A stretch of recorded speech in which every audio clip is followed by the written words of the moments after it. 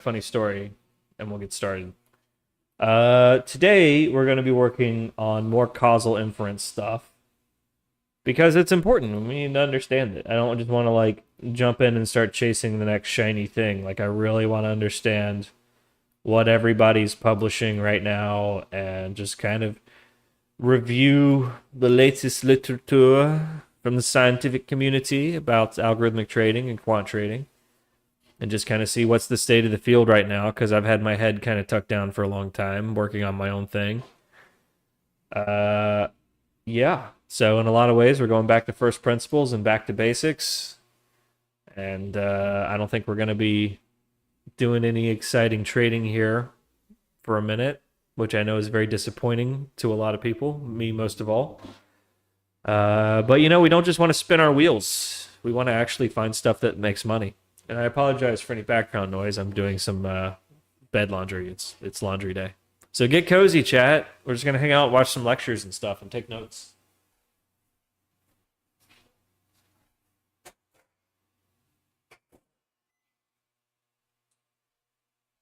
And make coffee. I went and got groceries, so I got lots of snackies. So how about this plane crash, huh? That sucks. That's not good. That's bad.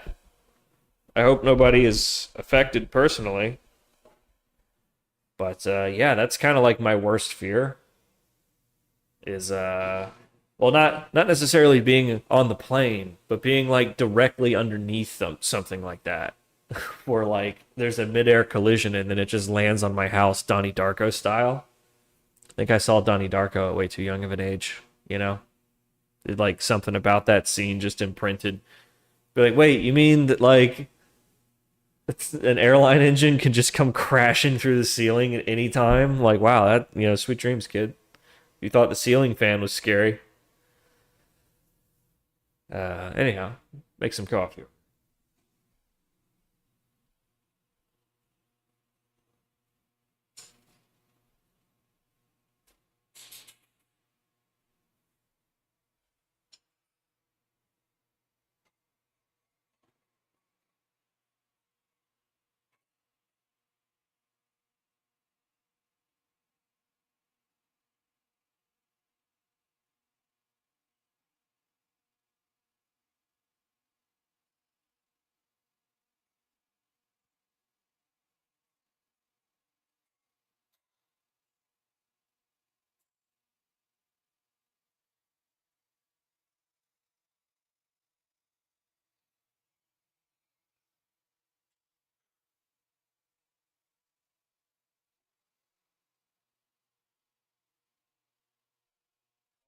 Causal Inference. So who was assassinated? Dude, nobody. Just a bunch of people from Kansas, man. Just an accident. And it's kind of easy to understand, like intuitively, how this kind of thing could happen, right? You're an air traffic controller. You're cleared for this vector. You're cleared for this vector. I see it all the time here over the skies of Las Vegas because it's big and flat. You can see most of the air traffic if you just look up. And yeah, you'll see helicopters crossing right in front of the path of like airplanes on final approach 100 times a day, right? So probably whoever was directing air traffic underestimated the speed of the Black Hawk or underestimated the descent, the rate of descent of the plane on final approach. Like probably clocked in their head that, oh, this plane is approaching at 29,000 feet. So help Black Hawk, you're cleared to pass at 16,000 feet, not thinking that it's descending, and A and B are going to touch because you weren't thinking in 3 dimensions, you were thinking in 2 dimensions. Anyhow, I'm sure that's what it was. It was just some fuck up where somebody underestimated or overestimated something because they're doing it all, they're winging it up there. They're doing it all by thumb. That's why they have all these insane safety protocols to make sure there's all this space. Yeah, the Black Hawk might have been a single pilot, like without anybody looking at his periphery. I heard an interview with a Black Hawk pilot this morning that was talking about like, yeah, when you're piloting, you need people doing your 360 for you and calling shit out because you're piloting. Like, it's a big, heavy, like, wonky fucking machine that you're struggling to control no matter how good you are at it. It's like, these things are military vehicles, not luxury cruise craft, you know? Especially when you're hauling weight. Anyhow, so if it was somebody on a training mission or just didn't have enough people doing the lookout, they could literally have not seen the plane descending from above, right? It's kind of like when the meteor approaches from the direction of the sun. We can't see it.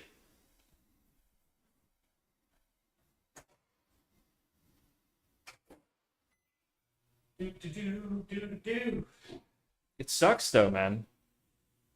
Like, domestic flights shouldn't ever crash, like, ever. It's fucked up. What's up, YouTube viewers? It's weird to see people watching on YouTube now, but hello. Hello, I see you. I acknowledge you. I love you.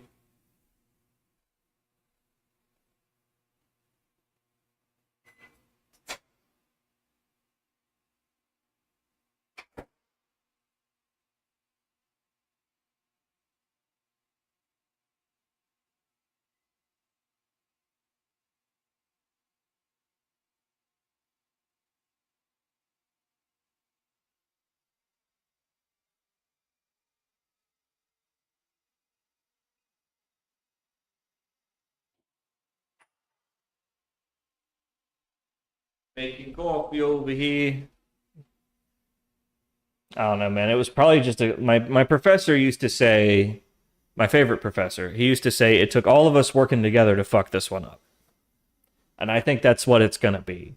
It's like rookie pilot, flight controller wasn't thinking like, 2 steps ahead, probably because they had been working a 30-hour shift or something, because they work pretty brutally.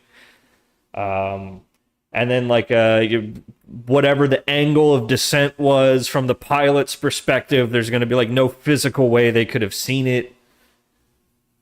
Like maybe some sensor was going off. We're going to find out that sensor was bunk, like it should have been replaced 6 months ago. It's going to be something like that. Just a cascade of fuck ups. It always is. Hey, cutie. We was talking about the airplane that crashed here in America. And I know I have to be more specific because wasn't there another crash in California like literally yesterday?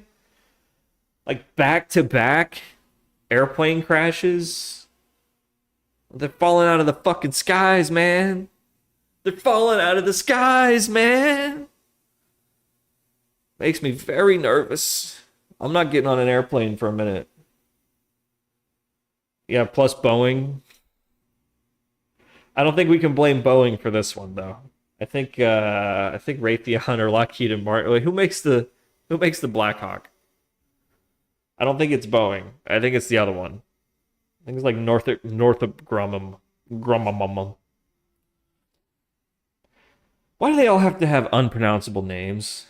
Like even Palmer Lucky's like, or Lucky Palmer, I always get his name mixed up. He's got he called his Ondrel. How do you pronounce it? I don't even know. It frightens me and confuses me. Maybe that's the point. Frighten and confuse our enemies. The Nixos military. I don't even know what that means. Anyhow, so yeah, I apologize for the background noise again. We are going to be doing some lecture watching. Nothing too thrilling today. I've got this one lined up that is an introduction to causal AI for institutional investment managers. I think it's mostly just hawking a piece of software. So if it looks like they're just hawking a piece of software, we're probably going to bail. I'm hoping that this is more of like... Oh, it says it's from NYU professor so-and-so. So yeah, hopefully it's not just selling a piece of software. We'll see. If it is, we'll bail and we'll watch this Ernest Chan interview from about a year ago. Well, hopefully he'll give us a little hint at what he's been working on. So, what we're trying to do here is just kind of taking a review of the latest literature and the latest lectures from the thought leaders in the field of algorithmic trading, and just kind of see what they're talking about, what's sort of happening today, what have we been missing out on, because we've largely hit a dead end. We've got a wonderful little piece of software that we've built, which is not as practical as we thought now that we're kind of getting into the trenches. At some point, we'll probably rewrite it as a Python library, but before I go chasing that shiny thing, I would certainly like to just kind of take a moment, take some deep breaths. Let's see what everyone else is talking about. What's all this causal inference that everyone's publishing about at all the same time? This seems to be somewhere along the lines of what Dr. Marcus Lopez de Prado was publishing in 2019 about building your strategies based on synthetic data. So that way you can sort of prepare it for things that have never happened before. And I thought that was pretty cool. So let's sort of make sure we fully understand what the state of that is, because that might be something we need to pay attention to. That might be more practical than just doing the data mining that we had sort of been planning to do. I realize that Moneypenny is a pretty cool little toy, but it's only as good as the predictive signals that we can put into it. And other than that, it's really just an automated research tool, which we could boil down into a Python script and probably even open source and make somewhat useful. And then still make use of all the infrastructure that we've built for doing live algorithmic trading. I feel like there's still some use for recycling that, but no sense crying over decaying code. Something to accept as a software engineer, no matter what you're working on, no matter how passionate you are about it, is that within 5 years, every line of code that you write is going to be thrown out. There's very little code that survives for very long. Even at the lowest level of like microchips and stuff, every 5 to 10 years, all that's getting tossed out and rewritten. So don't miss too many baseball games for the sake of that next module. You know what I mean? Let me get my coffee here. What's that? What's that, Bubba? What that is?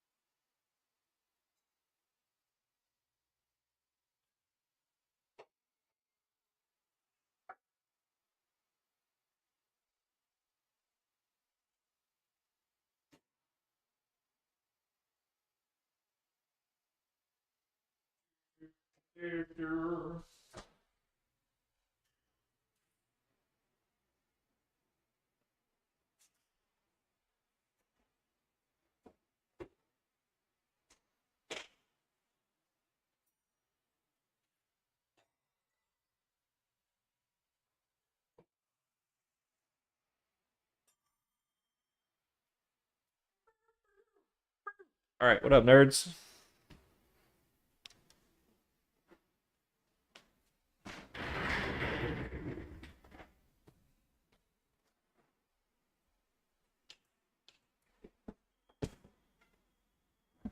I'll take the elevator.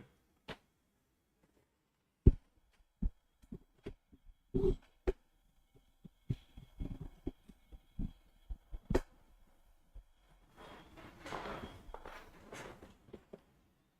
terrified that one day it's just gonna like rip my computer to shreds somehow. The plan for today is that we're going to watch this video on causal AI for institutional investment managers.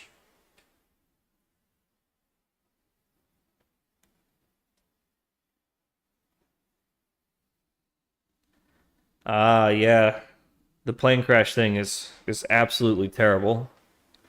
I've been thinking about that. I've been listening to all the kind of drama about that this morning. And yeah, it's still fog of war. My speculation is that it was just a cascade of errors. You know, maybe rookie pilot, not enough eyes in the Black Hawk.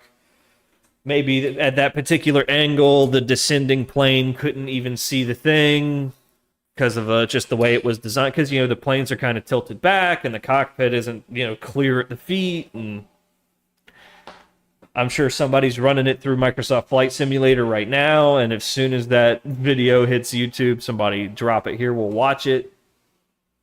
I mean, how hard would it be? Just slap it together. What were the pilots seeing? It's just one of those freak accidents, man. My professor used to say it took all of us working together to fuck this one up. All right. Yeah, it's way too soon to blame DEI. Let's not jump on that bandwagon. I would say a bunch of fucking people just died. Let's all take them. I was like, do we put the flag at half-mast or what are we doing? Because this is terrible. This is awful. What's going on with the plane crash in California? Wasn't there another plane crash like in the last couple of hours? I'm losing track, man. What's going on, man? Is this like 2012 when like the planes start falling out of the sky and like the EMPs are just cooking off the sun or something? Well, if it's my last hour on Earth, I want to spend it getting to know a little something about causal AI for institutional investment managers. Oh, hey, what do you know? And if it was my last hour on this Earth, I'd want a hot cup of coffee. All right. Is weed vape too much to ask for? Got you covered, dog. All right, let's get started.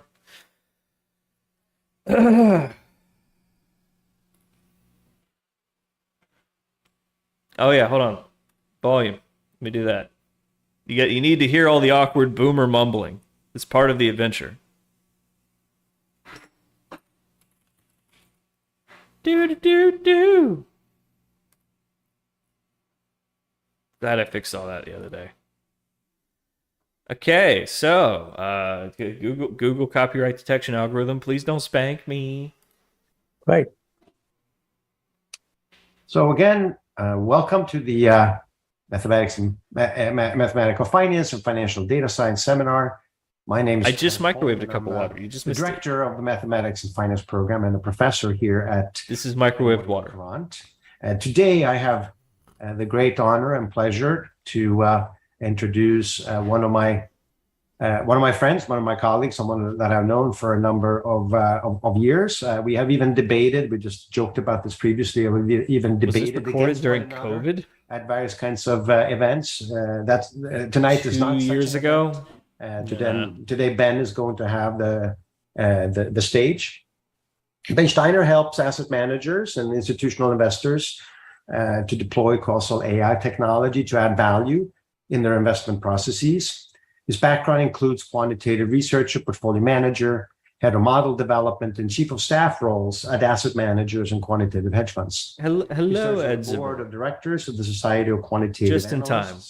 And teaches an applied modeling course at Columbia University. And today, Ben is going to give us an introduction to causal AI for institutional investment management. I can't call you Professor Ben. So thank you very much. Can we be tight like that? For joining us here tonight. Great to see you, and the floor is yours. Peter, thank you very much. As always, it's always an honor to speak at your events and your organization's institutions. Once upon a time, we used to do these in person. The very last in-person event I did pre-pandemic was actually at NYU. I think I need to put together a talk like this, and as Peter, and just like record it like here on Twitch, right? A few years, and then I'll look really smart. Either of us would like to admit, I get a really it's cushy always job. great to do these sorts of events. As Peter mentioned, I've been a portfolio manager, a quant researcher. I've led a model development team. Okay. I teach at Columbia, and I love simplifying complicated topics. My role at Causal Lens is to help our partners and our clients in the asset management space and the institutional investment space. He's here to sell some software. All right. Exciting area. It is getting more and more attention, as Peter mentioned. And my purpose today is to share more information about causal AI what it is, why it's exciting, how it's being used by asset managers. I'll start fairly simply with pictures and concepts, but hopefully get Oh wait, is causal AI like the well. tool? I thought you meant like generally speaking, causal AI. Oh no. So Oh in terms of no. what we'll cover, We might be in a sales I'll lecture. start with what is causal AI and sort of introduce to it very conceptually, then build a number of foundational topics, causal graphs, structural causal models, and so on. And what I really want to do is give a few real world examples. Where are people using this sort of technology towards the end? So what do we mean by causal AI? Well, very briefly, causal AI goes beyond just making predictions with machine learning. With causal AI, we can create models that can bring in human opinions and knowledge and sort of the human side of it. And those models are also inherently explainable. Those are two of the big advantages. But let me start with a model. Let me start by giving a toy example that we talk about a lot. So imagine we have data on shark attacks and how often they occur, and ice cream sales, how many ice creams we're going to sell. We have this data every month. We must ban ice cream immediately. Variables are going to be somewhat correlated. In the summertime, people buy more ice cream and more shark attacks happen because more people are swimming. We should ban it for 2 weeks just to flatten the curve. What I've called here correlation-based ML. We'll find this association, and it builds a model to predict one of those from the other one. Maybe ice cream sales are driven by shark attacks. Maybe shark attacks are driven by ice cream sales. Of course, that's ridiculous. The answer is neither. But they are correlated with each other, obviously. And that's not surprising because they happen at the same time. They happen in the summer when it's hotter, when people go to the beach. So there is a correlation between temperature, ice cream happening at the same time. But that correlation doesn't tell us anything about which one causes the other. And clearly, rising temperature caused both of them. And intuitively, there's no way that if I'm an ice cream salesman, I'm not going to sell more ice cream by attracting sharks to the beach. Or if I'm running the local beach as the mayor, I can't prevent shark attacks by banning my ice cream salespeople. Those two things don't make sense. So obviously, has it ever been tried? Or causes the other two. Isn't that the whole point of the causal inference? Sales. And what we want to do is understand the causes, and correlation will never tell us that. And as we know, as Petter has taught generations of students, and I mentioned at a decade, correlation is not causation. We've taught that for years. So causality is something that we can use in place of correlation. And the mathematics of causality gives us a language now to express a direction between variables or express causes between variables. And that's the first thing that when we come to talk about causal diagrams, the direction of the cause is something that correlation never gave us. Correlation is always symmetrical. If A is correlated with B, B is correlated with A, it's the same thing. It's a single number. Causal graphs allow us to show a direction. But secondly here, let me introduce a concept called a confounder. A confounder is something that drives two other things. So here, sun is driving ice cream and shark attacks. So in this case, sunlight is the confounder. And finally, let me say that a large part of causal AI involves identifying and distinguishing between confounders on one side and true causal drivers on the other side. Because if we know the true causal drivers, we can answer questions like, why has something happened? What is the true causal driver? I'm taking notes.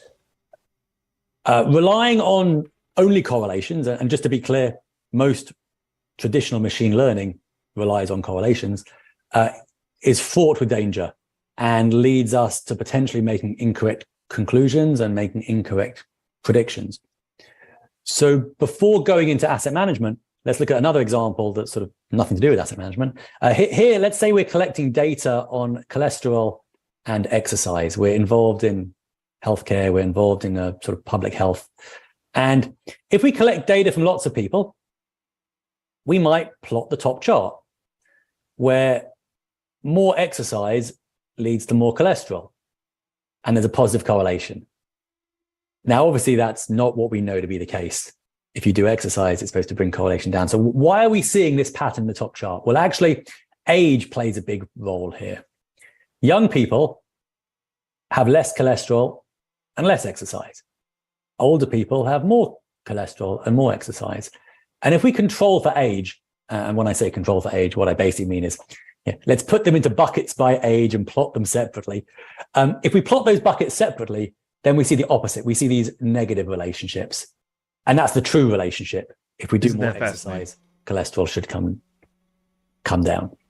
So age is a causal driver of both cholesterol and exercise. Age is the confounder in this case. So the correct relationship is negative, and our public health initiative should encourage people to do exercise to reduce their cholesterol, which is a good thing. But if we didn't know about age, if we were blindly doing auto-ML, if we were blindly learning from the data, we might think we're up here. And we might get the wrong conclusion, which is that's what we were doing. We were trying to blindly infer stuff from the data. Reduce your cholesterol, which is obviously the wrong thing. So this is an example when only using correlation, but not knowing the true causal relationships, leads to the wrong conclusion. So now let's talk a little bit about causal AI and hammer it home really visually. So I've said it, we've all heard it. Correlation is not causation. Causation is not correlation. But that's the problem, because sometimes it is. So causal AI is concerned with differentiating the real causes from just those things that happen at the same time. So of all the things that are correlated, only some of them are truly causal. So the causal ones are a subset. The bird didn't break the fence. The bird just happens to be sitting on the fence at the same time. And in the same place that it was broken, but the bird is not the cause. So the red set here are the factors used by traditional correlation-based ML. However, only a subset of them, only a smaller blue set are the true causal factors. And in addition, there might be some other causal drivers that we don't yet know about in our set. And that's basically what my company Causal Lens is on a mission to do. Our mission is to differentiate between the causal and the correlated, and then discover additional causal drivers. And so that's the key message, is not all correlations are causal. So how can that be? Well, there's 5 examples here of things that are correlated. X and Y are correlated in each of these 5 examples. And there's lots of ways that X and Y can be correlated. Now, we want to build a model for Y. We want to make decisions about Y, and we want to use X to be the thing that we're building our model from. Now, if X drives Y, that's great. That's a true causal driver. There'll be a correlation there. We'll find the same correlation if the opposite is reversed, if Y causes X. We'll also find a correlation between X and Y if there's one of these confounders driving both of them. That was the sunlight for the sharks and ice creams, or that was the age for the cholesterol and the exercise. We could find a correlation where no relationship exists. There's a limited amount of data. We looked for something. We haven't got enough data, so we found a spurious correlation. So there's no real relationship, but we found a correlation. And finally, this 5th example is what we call a mediator. X drives M, which drives Y. There's this 3rd thing in the middle. Now, X and Y will be correlated, but if I try and build a model for Y of X, there's sort of 2 sources of noise in my model. There's X to M, there's M to Y. There's 2 sort of areas of non-signal coming through. I could build a much better model here if I knew what M was. And if I knew what M was, I would build my model of Y on M. So if we have this last situation, the mediator, I want to know that mediator is there. And if I can get hold of it, I really want to use that. So 5 different scenarios. They all have the same correlation between X and Y, but it's only in the first one that there's a true causal relationship. And that's what I'm looking for. On another point, historically, there's been a belief that there's this trade-off between explainability and accuracy. You can have a good prediction, but you might not be able to explain it, or you can have a poor prediction, but you can explain it with a simple model. I think we're no longer sort of accepting this as the sort of the status quo, and causal AI gives us the opportunity and the tantalizing opportunity to have both. We can have both accurate models and explainable models in the same area. Quick What we were slide going to for just in our hammer work as home well. some of these differences of why people are getting so excited about causal AI, and the differences between traditional correlation-based ML and causal AI. So correlation-based ML basically looks for patterns in training data. But if we discover a pattern where none truly exists, obviously we're overfitting and we need to avoid that. We really want to only discover true causal drivers, and sort of anything that could be overfitted, we want to get washed away.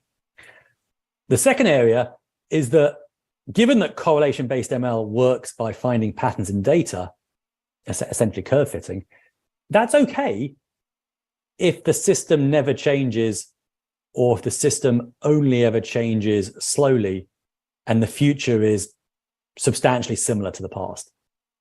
However, if the system might change a bit more rapidly than that, we do need better models, and we need models that are more dynamic and understand the real cause and effect relationship in play. And finally, in terms of explainability, that was the slide I showed earlier, that traditional correlation-based ML models that are the best. Yo, this is cozy as fuck, by the way. Also the worst when it comes to explaining themselves. Now we have sort of secondary models to explain those models. So we have sort of models to explain other models. And that's sort of one of the challenges, which is a model of a model probably isn't as good as a model that can explain itself. And with causal AI, that need not be the case. And then we've just had the Nobel Prize in Economic Science announced, I think yesterday. This time last year, it was for two professors who actually won the Nobel Prize in 2021 for their work in their contributions to causal relationships. So it's been bubbling away. Is that why every quant finance nerd that we follow and worship is publishing about causal investing? Because it won a fucking Nobel Prize. Usage that I'm going to come on to towards the end of where we're seeing things used in asset management already. Now I get it. Now I get it. Why everybody's publishing about it. Areas, things around client analytics to understand client behavior. It's around doing research to understand macroeconomics.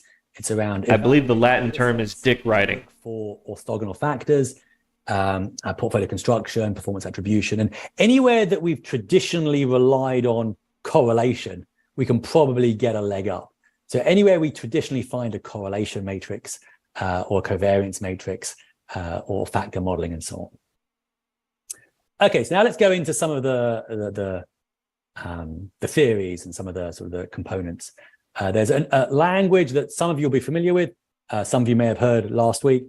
Some of you may be hearing this for the first time. So I'm going to start very simply with causal graphs, then build through structural causal models, conditional independence testing, causal discovery, and causal inference. So this is the language of causal AI. And this language, there's a number of components to it. But let's start at the beginning with causal graphs. And the key point is a causal graph looks familiar. Yeah. Two things, X and Y, or it could be hundreds of things. And from these little twos and threes, these tuplets and triplets, we can make very, very complex maps. These were all the ones that I showed earlier. I think the one that I didn't show earlier was this one here, which is where we're trying to model Y, and there's two things that are causing it. There's two causes. We call this structure a collider, and we're going to come back to that in a little bit later, because it's a very important structure because it has a distinctive signature that gets very useful when it comes to doing causal discovery. But the key point here is out of every double or triple, we can make pretty complex maps. But what is a causal graph? At its simplest, it's a graphical way to visualize a set of equations or a mathematical model. So as quants, we have our equations and have Greek letters often. Our discretionary colleagues see the equations and run away. A causal graph basically captures the Funny. essence of a causal captures the Our essence of those discretionary equations, and colleagues it makes see it the visual. equations and run away. Essentially, the nodes in a graph represent the variables in the model, the inputs and the outputs, or as statisticians used to call them, the independent and dependent variables, or simply the left-hand side and the right-hand side of the equation. The y in this case is our dependent variable, or the right-hand side of the equation. And the edges are directed, and they point from something that's causing something to something else. It's very visual, it's very intuitive. In this case, we plot red and green, positive and negative. We plot the thickness of lines to indicate a magnitude. We can literally see the essence of a model. And the second useful feature of a causal diagram is that the edges between the variables can use any functional form, unlike a single number like correlation where it's a constant. So these edges can be nonlinear, these edges could be constant, or they could be linear. So for example, in the top example here, we've got two input variables going to one output variable with constants. That's the equivalent of a correlation. They could be Okay, I linear get all functions, this like in theory, where x1 and x2 but how do we do this have like a for linear- real? For real? are caused to y, All right, hold on. and they could be Do some laundry a stuff. nonlinear function, in this case, a sigmoid or a convex function, but they could be any kind of linear function. So they can be generalized to be different shapes. And a causal graph can use a combination of all those edges. Those of you familiar with deep learning will obviously know the rectilinear function that gets used in deep learning. That's just another nonlinear function. So how do we actually make causal graphs in practice, and what do we use them for? Now, there's a number of different applications. It depends on the domain. In finance, the first is for optimal decision-making. And how do we make them? Well, we could use just algorithms and data, purely statistical. That's what we refer to as causal discovery. There's the data and the algorithms themselves are generating graphs. We could ask our domain experts to create the causal graph. In finance, that'll be portfolio managers who may not be deriving their intuition from data. They may be the hypothesis. They have a hypothesis here. The hypothesis could come out of someone's head. The humans could create the causal graphs. Or we could do what's referred to here as human in the loop. This is where we combine the first two. We combine the human with the data, and we have an iterative dialogue between the algorithms and the human. The human does a bit, passes it to the machine. The machine does a bit, passes it back to the human, and so on and so on. And they both learn from each other. And this last way is tremendously powerful for some applications. We'll look at an example of that a little bit later. And the last two that I want to mention are orthogonal factor discovery. That's where we have a model already, and we're looking for additional factors to pass into the model to make it the even better model by honing in on the information we don't already have, i.e. not just the uncorrelated, but the uncorrelated and causal. And finally, then there's model validation. This is where we already have a model, and we can use causal AI as a different technique, or as an independent technique to independently assess the model. Those of you that are in model development, I'll be very familiar with sort of three lines of defense: the model developer and the model validator. So causal AI is effectively an independent technique to evaluate or to create a challenger model for an existing model. Okay. I'll keep going unless there are questions popping up. So please Please. do interrupt me or ask questions in the chat as we go. Chat, any questions? So now going a little bit deeper from that very, very sort of high level visual. I haven't yet mentioned it, but the term for these graphs is a directed acyclic graph, a DAG. It's like we do in maths. A lot like DAGs? fancy name for the causal graph that we showed. You like DAGs, chat?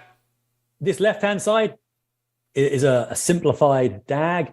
We've now got three variables. DAGs. You like DAGs? I like And DAGs. we've got three sets of exogenous inputs, and we can express our graph just like this. Now, to take it back to the mathematical expression, A structural causal model, or an SCM, just adds details. We fully describe the variables, both exogenous and endogenous, and it specifies the functions that are basically the edges. So here we've now got a function to define x, a function to define y, a function to define z. So our first function, x is u of x, is this edge here. Our second function, y, is a function of x, and uy is defining these two edges and how they relate to y. And finally, for z, it's defining these two edges here. So an SCM just fully describes the setup. So the key point is a DAG, a directed acyclic graph, or an SCM, a structural causal model. They're just different ways to represent a causal relationship. The SCM does it mathematically, the DAG does it visually. So now let's talk a little bit about the mathematical language behind that explains causal stuff. relationships and causality. And this, quite frankly, didn't exist 30 years ago. When I was going through university, at high school, there wasn't the language. We weren't taught about how to express causal relationships. We used to talk about conditional probabilities, and we still do. What is the probability of Y given that X has occurred, or given that we know Y? What is the probability of Y happening given that X has happened? Right. That's exactly what we've been doing. That's really different to asking, what is the probability of Y because X has occurred? Or can we identify the probability of Y because we have done something to X directly? So big difference between given that we've seen X versus given that we've done X or because X has occurred. And 30 years ago, there wasn't that language. This slide here is demonstrating that we can factorize the joint probability of X and Y in two different ways. And both of them are equally possible. So if X causes Y or Y causes X, we don't know. Whereas the more modern language that's come into play is known as do calculus from Judea Pearl. And here we've got two different worlds. If X causes Y, then the probability of Y, given that we've done X, times the probability that we've done X is one expression. But if Y causes X and we do something to X, it doesn't matter. So think back to those visuals I had right at the beginning. This is the first two examples where X causes Y or Y causes X. If Y causes X and we do something to X, the probability of Y is the probability of Y. It has no impact. But the syntax and the algebra to do this was what was key to unlocking a lot of the work. And the previous language, conditional probabilities, was based on seeing something, but couldn't differentiate between X causing Y or Y causing X. That's the key point. So there are three ways or three methods to do this, to do causal inference. We can do experiments. Petter mentioned A/B testing. A/B testing experiments. That's great. In some domains, A/B testing is really, really, the way to do it. A/B testing or yes, but we cannot always infect the child with Ebola. This is where we do the intervention. Unfortunately, sometimes that's either expensive, not allowed, unethical. We can't replay history in finance, or we can't do bad things to people to see what will happen. Right. So there's two other ways. Exactly right. The second way is where we're doing causal discovery and we're limited to observational data. We can only use the data that we've got. We can't actually experiment on it. But the good news is that the maths that sort of came out of this area from the interventions can now be applied in observational studies without needing to do the intervention. That's a big point to make. And that's where one of the exciting areas is now, which is using purely observational data. Okay, so when we can't do A/B testing. This is very interesting to me because for like years, we've been toying around with the idea and building software to do strategy discovery, where it was all basically just conditional probability based stuff. But we were trying to infer strategies, and we had a strategy discovery algorithm. And the whole time, unbeknownst to me, the cutting edge of the field has been all this causal inference and causal discovery. It's like, was I psychically picking up on something and I just like didn't quite have it quite And figured the third out? way is we let the humans. This is why you got to keep up to stuff with what everyone else is purely doing. data driven. And I think Because you that's never the know other when big you thing have I would 2/3 say of the is idea. that, we've been through a number of cycles where for a while the domain expert was considered premium, maybe 30 or 40 years ago. Then we went into like the big data world where everyone got excited about big data with a capital B and a capital D. And that was the big thing. Then we went into almost the algorithmic era where machine learning, data science, AI, that was where every event and conference and all the marketing dollars were being spent. And I think we've almost now come full circle where people say, well, yes, we need the algorithms. Yes, we need the data. But sometimes data on its own isn't enough. We need the human domain expert to sort of pop their head in and sort of help guide the machines or put up the guardrails or put the constraints in place. And so that's where this human in the loop, the human does a bit, the machine does a bit, the human that's does exactly a bit. what we I'll show were an thinking. example of that in a bit. That's super powerful, and that's where we're focusing some of our efforts. Okay, digging a bit deeper. And I apologize if this is a bit too lectury, but I think this is a really important part, which is a key part of causal discovery and some of the algorithms that do causal discovery is conditional independence. And so here's a primer or a refresher or a reminder for those of you about conditional independence. And I'm going to start actually with regular independence, because I think we can't explain conditional independence without explaining what independence is. So stats 101, two variables, we'll call them X and Z, are independent if the probability of X is the same as the probability of X given Z. Alternatively, if the joint probability of the two of them, or the intersection of the two, or the joint probability, is just the product of both of them. And the intuition behind this, if X and Z are completely different things, if X and Z are independent, then the probability of X is the same if I know Z, if I don't know Z. So knowing Z won't help me know X. So that's the one side of it. And if they're independent, then the joint probability or the intersection of them is just going to be the product of them individually. What's the probability of X happening times the probability of Z happening is the probability of them both happening together. So that's regular independence. Now, conditional independence is taking it a step further. So if X and Z are conditionally independent, there's always a third variable involved. There's this third thing, we're going to call it Y in this case.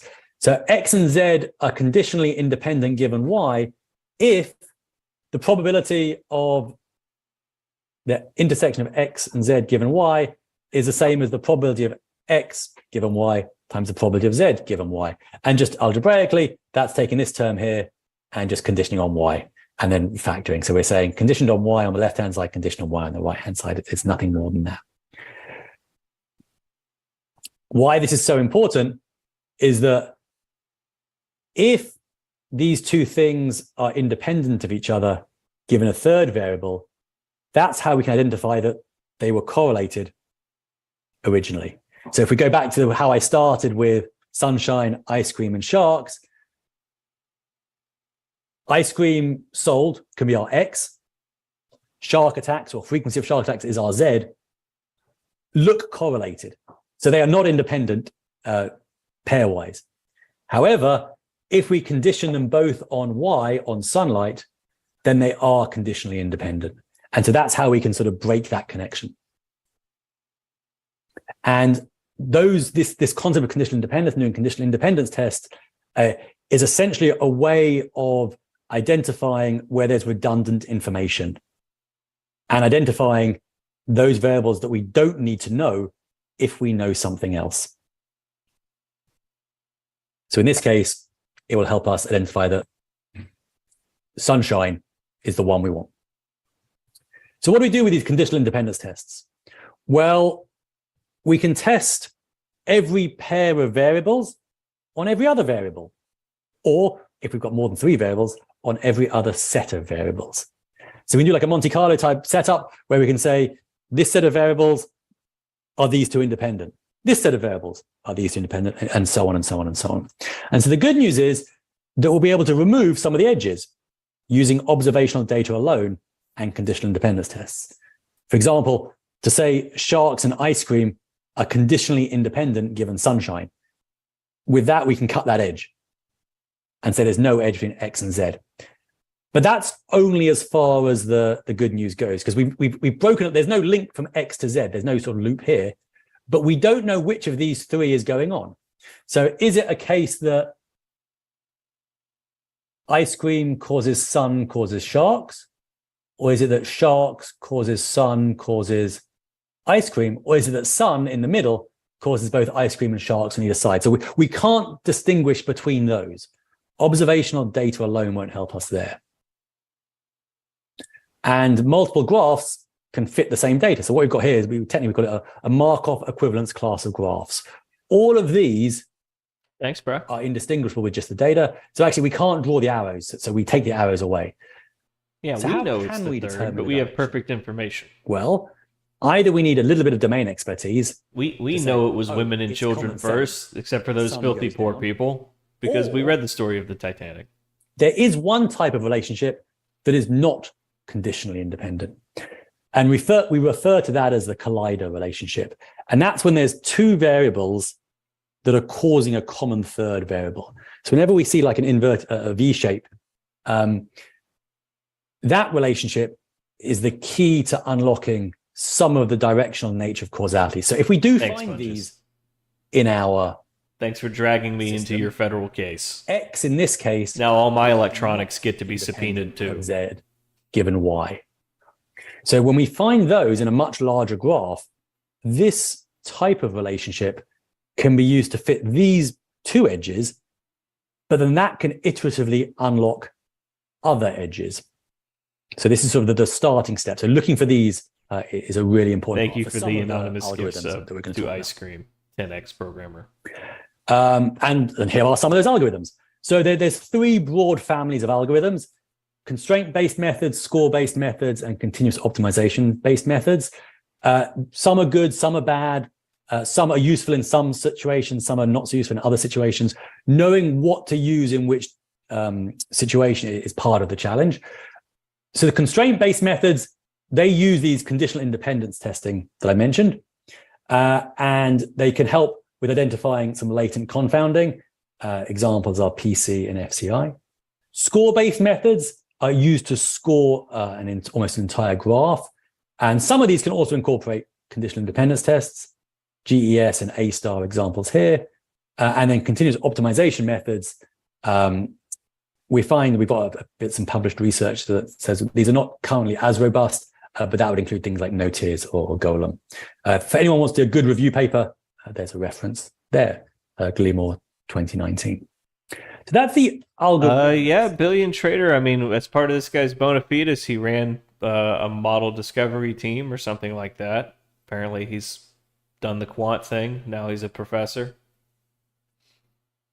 Whatever. Hey, I'm happy to learn even from academics, man. But as I mentioned, there's both the algorithmic side, and then there's the human domain expertise, and they're sort of bringing them together. So what I want to do now is talk a little bit about how we can incorporate domain expertise. Cool. Now, there's the Ben, just one quick question here.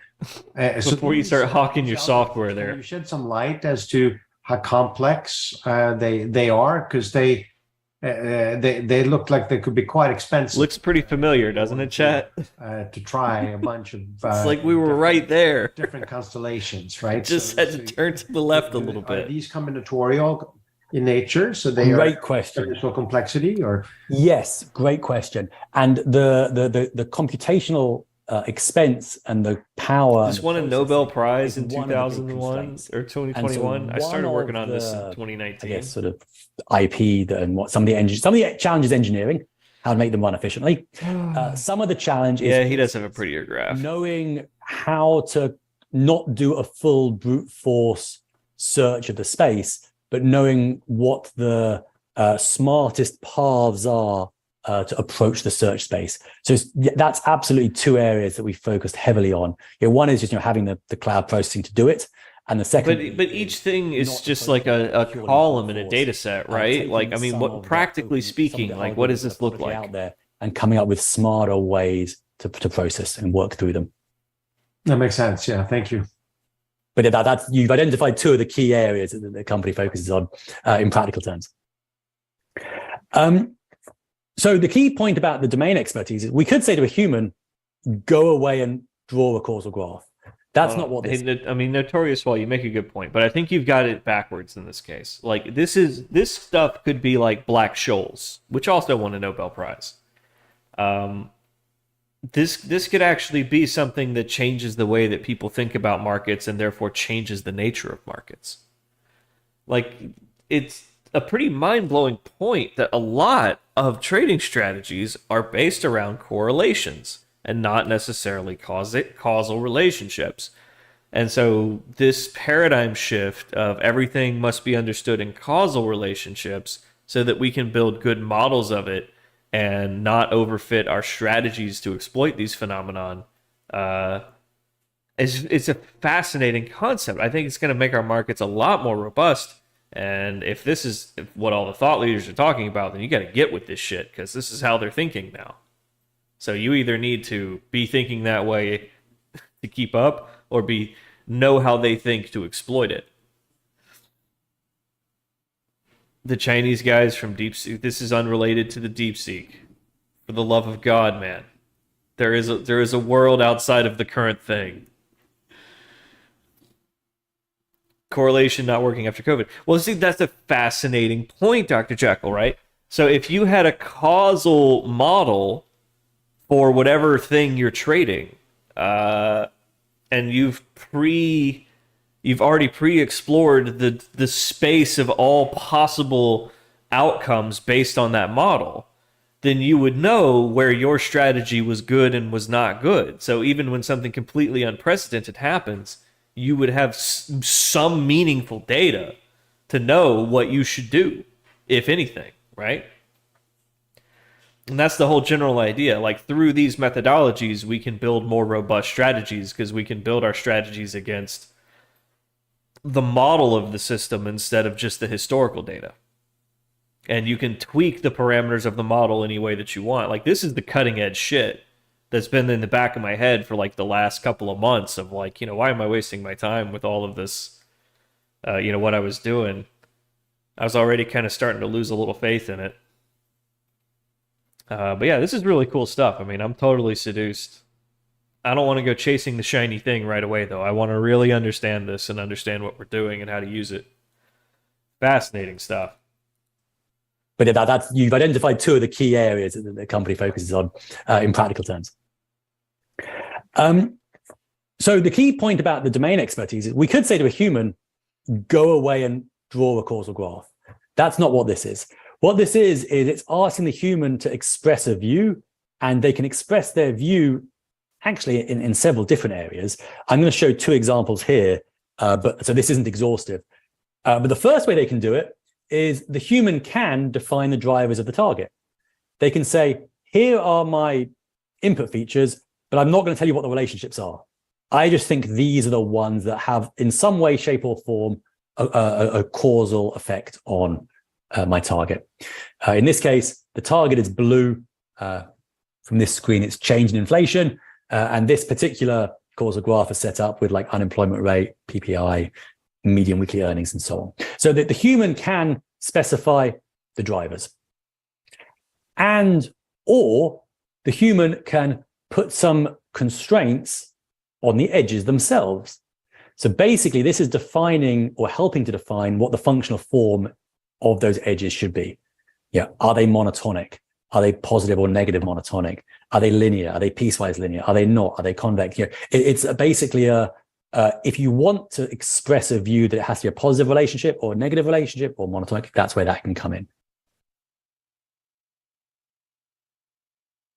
And then in the final step, we let the algorithm take those constraints, either the drivers that have been specified or the functional forms that have been defined, and the data to calibrate the edges. And just to sort of spell out the steps and the recipe, the first step is automated feature engineering, which takes our features and sort of creates a very large number of potential transformations from our raw data. Then there's a causal discovery step to narrow that down to the best causal drivers to weed out the large number. And then the algorithm uses the constraints that the human has optionally given us to define, in this case, sort of these nonlinear edges. So this one was probably said, has to be positive. This one was probably said has to be linear negative. This one, and so on and so on.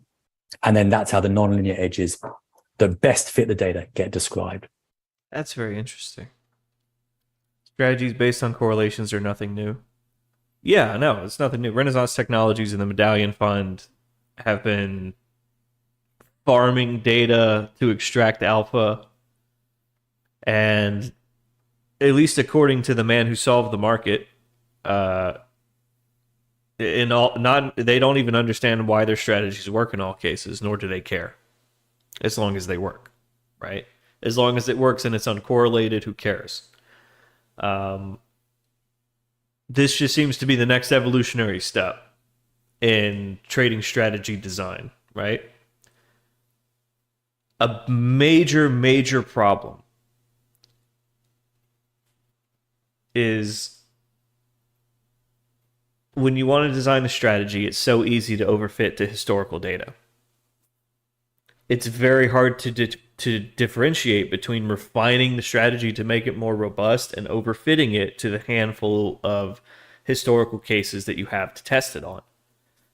So this is the quantum leap that lets you take your handful of historical cases, translate that into a causal model, use that causal model to create an infinite amount of synthetic market data to train your strategy on every possible permutation of the thing, of the model, which should, in theory, make you extremely robust to even black swan events.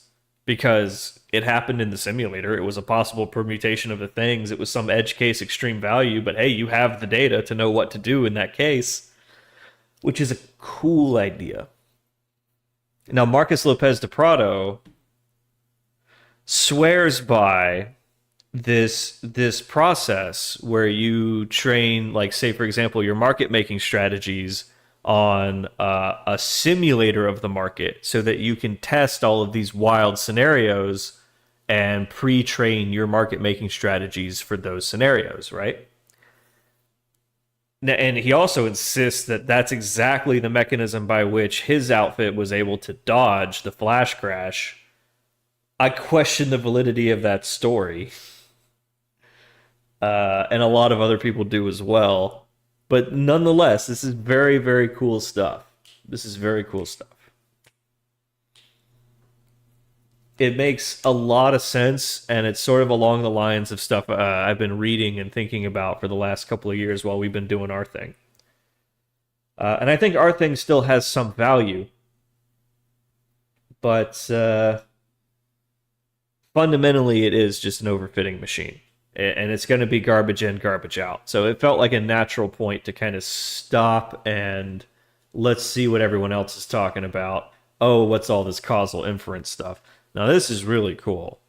How they're inferring the causal relationships, treating everything as these mathematical functions. That's the part that I'm still not quite grasping.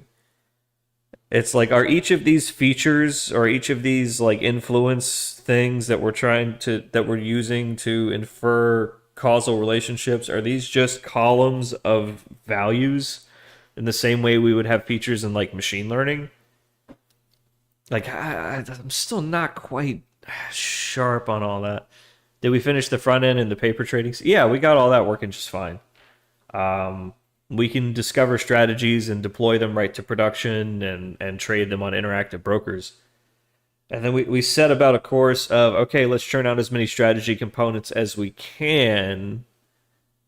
And I kind of hit this mental wall where I was like, wait a minute, like we still fundamentally need like some predictive signal. I talked with a friend in a quant outfit over in the UK. And he was like, yeah, like, I've seen people build similar systems. Like, they're only as good as what you can feed into it. So if you're starting from zero, like, this isn't going to help you a whole lot. Might help you market your hedge fund when that time comes. Everybody seems to have some fancy toy to help them market their hedge fund. But anyhow, So it's a real big back to the drawing board moment for me. Like, yeah, we could turn on the thing and sit there and let it spin on a paper trading account, but we've sort of gone as far as we can go until we actually have some good input material for it to squeeze extra alpha out of. And that really seems to be what it's built for, ultimately. The strategy discovery engine that we built. It discovers strategies given a signal worth trading, right? Like, it'll find all kinds of creative ways to interpret it, all kinds of creative ways to exploit it. And so it could be thought of as an automated research tool. And in that regard, we should really just convert it to a Python library that can take advantage of the Java code that we write for trading tactics and regime labeling models, right? So that way we can still have this knowledge base. We can still use it. We can use it in a notebook. And then we can flip it over to our live trading engine when we actually find something. Like, that would be kind of cool.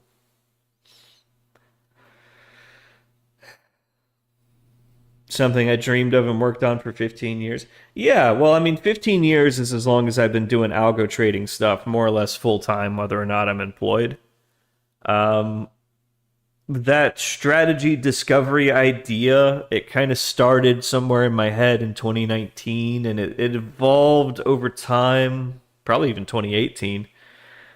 It evolved.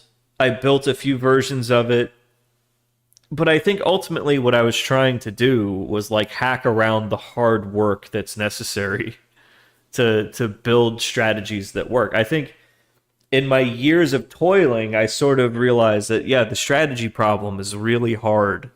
Can we hack around the strategy problem? In that Lawnmower Man 2 sense of the word, can we hack around Egypt, you know? Don't worry if you don't get the reference.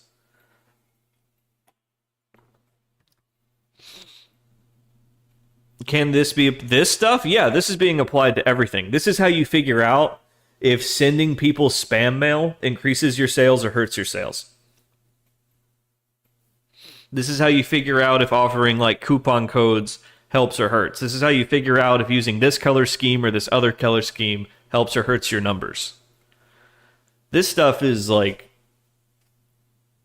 I don't want to say cutting edge statistics, but this is the important stuff.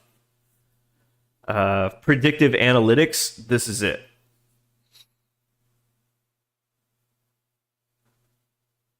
Anyhow, it's a big humbling moment. But you got to embrace the humility. You got to embrace that this is an art and a science, and you gotta try the ideas that you can't stop thinking about, and you got to be ready for them to not work out. That's science. Anyhow. Or the human can put some constraints on the edges themselves. So basically, this is defining or helping to define what the functional form of those edges should be. How can you compete against machines? I don't know. Are they build a machine? Monotonic? Are they linear? Are they piecewise linear? Go read the text. Pull out your copy of Dune, children. The original holy text. Your orange Catholic Bible. Flip to the page on the Butlerian Jihad. It didn't say that we were the slaves of the machines. It said that we were the slaves of other men with machines. So the only way to survive is to have your own machines, goddammit. You want to compete against the machines, you better have some machines of your own. Are they not? Are they convex? It's basically if you want to express a view that it has to be a positive relationship or a negative relationship. And if we figure out that we can't compete, then fuck, we'll become a gaming stream, dude. And then in the I'll just start cowboy trading like Stock Jock, and we'll go from there. If there's literally no way to beat it, then no edge that we could possibly attain to generate positive expected value, then literally there's no reason not to just day trade. To just trust your gut and day trade. And maybe you outperform, maybe you don't. Keep half your money in the S&P 500, the other half is your mad money. Have fun. And if that's literally the only thing to do in the markets anymore, if it's so efficient that there's no way to beat the S&P 500 or even to beat a treasury bond, like, fuck it. How does Stock Jock do it manually? He trusts his gut, and he has a couple of rules to keep him from making stupid decisions. That's what his cocks and cucks are all about. It's just these rules filter my gut so that I'm not chasing every squirrel. I need at least this before I'm willing to go in, and that's something that he's developed over years of discipline. And he doesn't always listen to it. Sometimes he just because you got to be a cowboy. You got to be a cowboy. You got to know when to ride into town and when the fuck to ride out of town. You gotta know how much ammo you have going into a gunfight. You gotta know all the optics and shit. It's a tricky way to live, and occasionally you get winged. He's had his $5,000 losing days. Worse than that. That's when it's just like, bam, oh, fuck, oh, and you got to ride out of town before you get gunned down. You know, that's all it is. Put his rules into a money penny component. I've played around with that. I mean, a cock and a cuck, you plug it in there, you're going to find 10 billion of them everywhere. What makes it predictive? Nothing, really. It's more of when Stock Jock wants to take the trade, when he feels it in his bones that this is it. He's like, no, we're going to wait until we have a candle over candle confirmation, and then you can take the trade. Because if it's good for that, it's good to keep going or something. He's got some internal rain dance logic to it, but it's how he stops himself from chasing squirrels, which is important. Because if you've ever really gotten in there with the ability to make as many trades as you want in a day, it's really easy to overtrade. It's really, really, really easy to forget yourself, to forget your rules, for that little gambling addict to come crawling out of the little hole that you didn't even know was there. And it's like, no, I can make it back. Come on, I can make it back. I can make it back. It'll come back.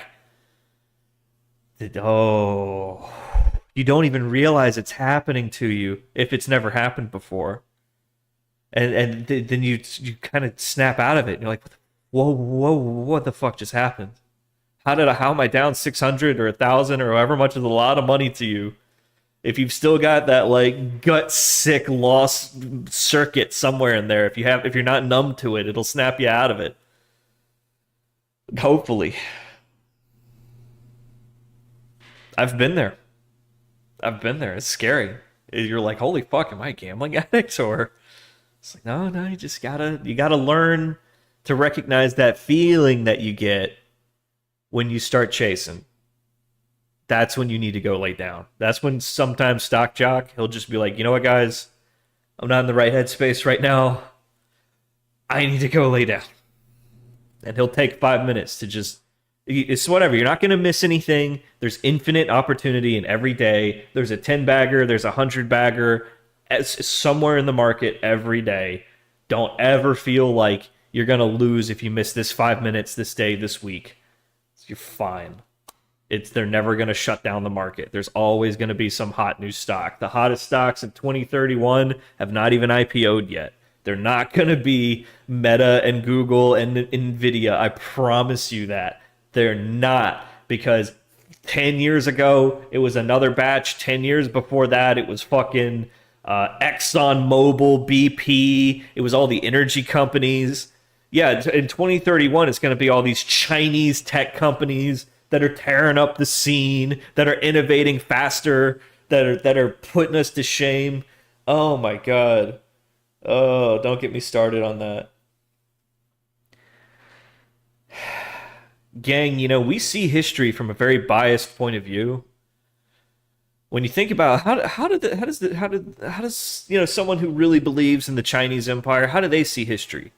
They see this as a tiny little blip on a multi-thousand-year timeline where, we slipped, we failed, we fucked up, and the West took over for like 50, 100 years, and then, not a problem. That thought experiment scares the shit out of me. I start looking at the numbers like, fuck, we need to make some babies. I'm sorry. I'm getting distracted. Off topic. That's for the stream later, where I put on the balaclava and scream into the microphone with the voice changer. Y'all don't know about that stream. Where were we? Oh yeah, the causal inference of the downfall of the West. Or negative monotonic. Let's okay, so we're talking about how if you have a subject matter expert, it's been a minute, let's rewind. Talking about how if you have a subject matter expert, you can get in and plug in some of your own rules, and that can sort of fast track the confirmation or invalidation process. Y'all don't need to know about that channel. You'll find it if you're in the right discords. If you're in the Asmongold Discord to process and work through them. You'll find it. Yeah, thank you. But that's you've identified two of the key areas that the company focuses on in practical terms. All right, so yes, in practical terms, yes. Hold on, let's go another second. Showing off his toy here. How does this thing actually work? So, causal discovery from data, example algorithms. Okay. So based on the conditional independence and testing with p-value, blah, blah, blah. All right, so how do we actually, if we have subject matter expertise or we don't have subject matter expertise, but we have a lot of data, which we do, how can I infer causal relationships Ben, between variables, and then how can I just plug away at, well, we'll try every permutation of relationship. Surely there's a tool for that. I'm sure there's a Python library for that. But okay, once I have that, let's say I have that, and I know these things are related in this way. How do I translate that into a parametric model that is a data-generating process of synthetic market data that matches the real world? Like, that's the quantum leap I'm struggling to make here.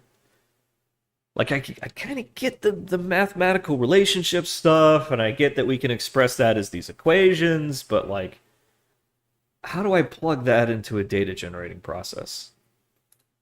So these algorithms, can you shed some light as to how complex they are? Because they look like they could be quite expensive if you're going to try a bunch of different constellations, right? So are these combinatorial in nature? So they great question. Additional complexity, or yes, great question. And the computational expense and the power and the processing is one of the big constraints. And so one of the, I guess, sort of IP and what some of the challenges engineering, how to make them run efficiently. Some of the challenge is heuristics, knowing how to not do a full brute force search of the space, but knowing what the smartest paths are to approach the search space. So that's absolutely two areas that we focused heavily on. One is just having the cloud processing to do it, and the secondly is not approaching it purely brute force, taking some of the algorithms that are publicly out there and coming up with smarter ways to process and work through them. That makes sense. Yeah, thank you. But that's you've identified two of the key areas that the company focuses on in practical terms. So the key point about the domain expertise is we could say to a human, go away and draw a causal graph. That's not what this is. What this is it's asking the human to express a view, and they can express their view actually in several different areas. I'm going to show two examples here, so this isn't exhaustive. But the first way they can do it is the human can define the drivers of the target. They can say, here are my input features, but I'm not going to tell you what the relationships are. I just think these are the ones that have, in some way, shape, or form, a causal effect on my target. In this case, the target is blue. From this screen, it's change in inflation. And this particular causal graph is set up with like unemployment rate, PPI, median weekly earnings, and so on. So that the human can specify the drivers. Now that would be very interesting, right? So if we had like a human subject matter expert and we're looking at all of these tech stocks, we could have someone come in and say, oh, the big thing driving the stocks right now is daily active users, or monthly recurring per user revenue is what everybody gives a shit about right now. You could plug that in, boom, boom, boom, and find out pretty quick. That's pretty interesting. You could isolate the effect, then you could model it. You could say, okay, Well, let's say next month it's going to be this. How's that going to impact the stock price? You could pre-model every number that might be released. You can hypothesize what the impact would be based on your causal model, simulate them all, and then when the actual number is released, you already have your new fair market price for whatever. And if it's not there yet, hop in and start arbitraging, baby. That would explain a lot of the market behaviors that we see out there, right? Very interesting.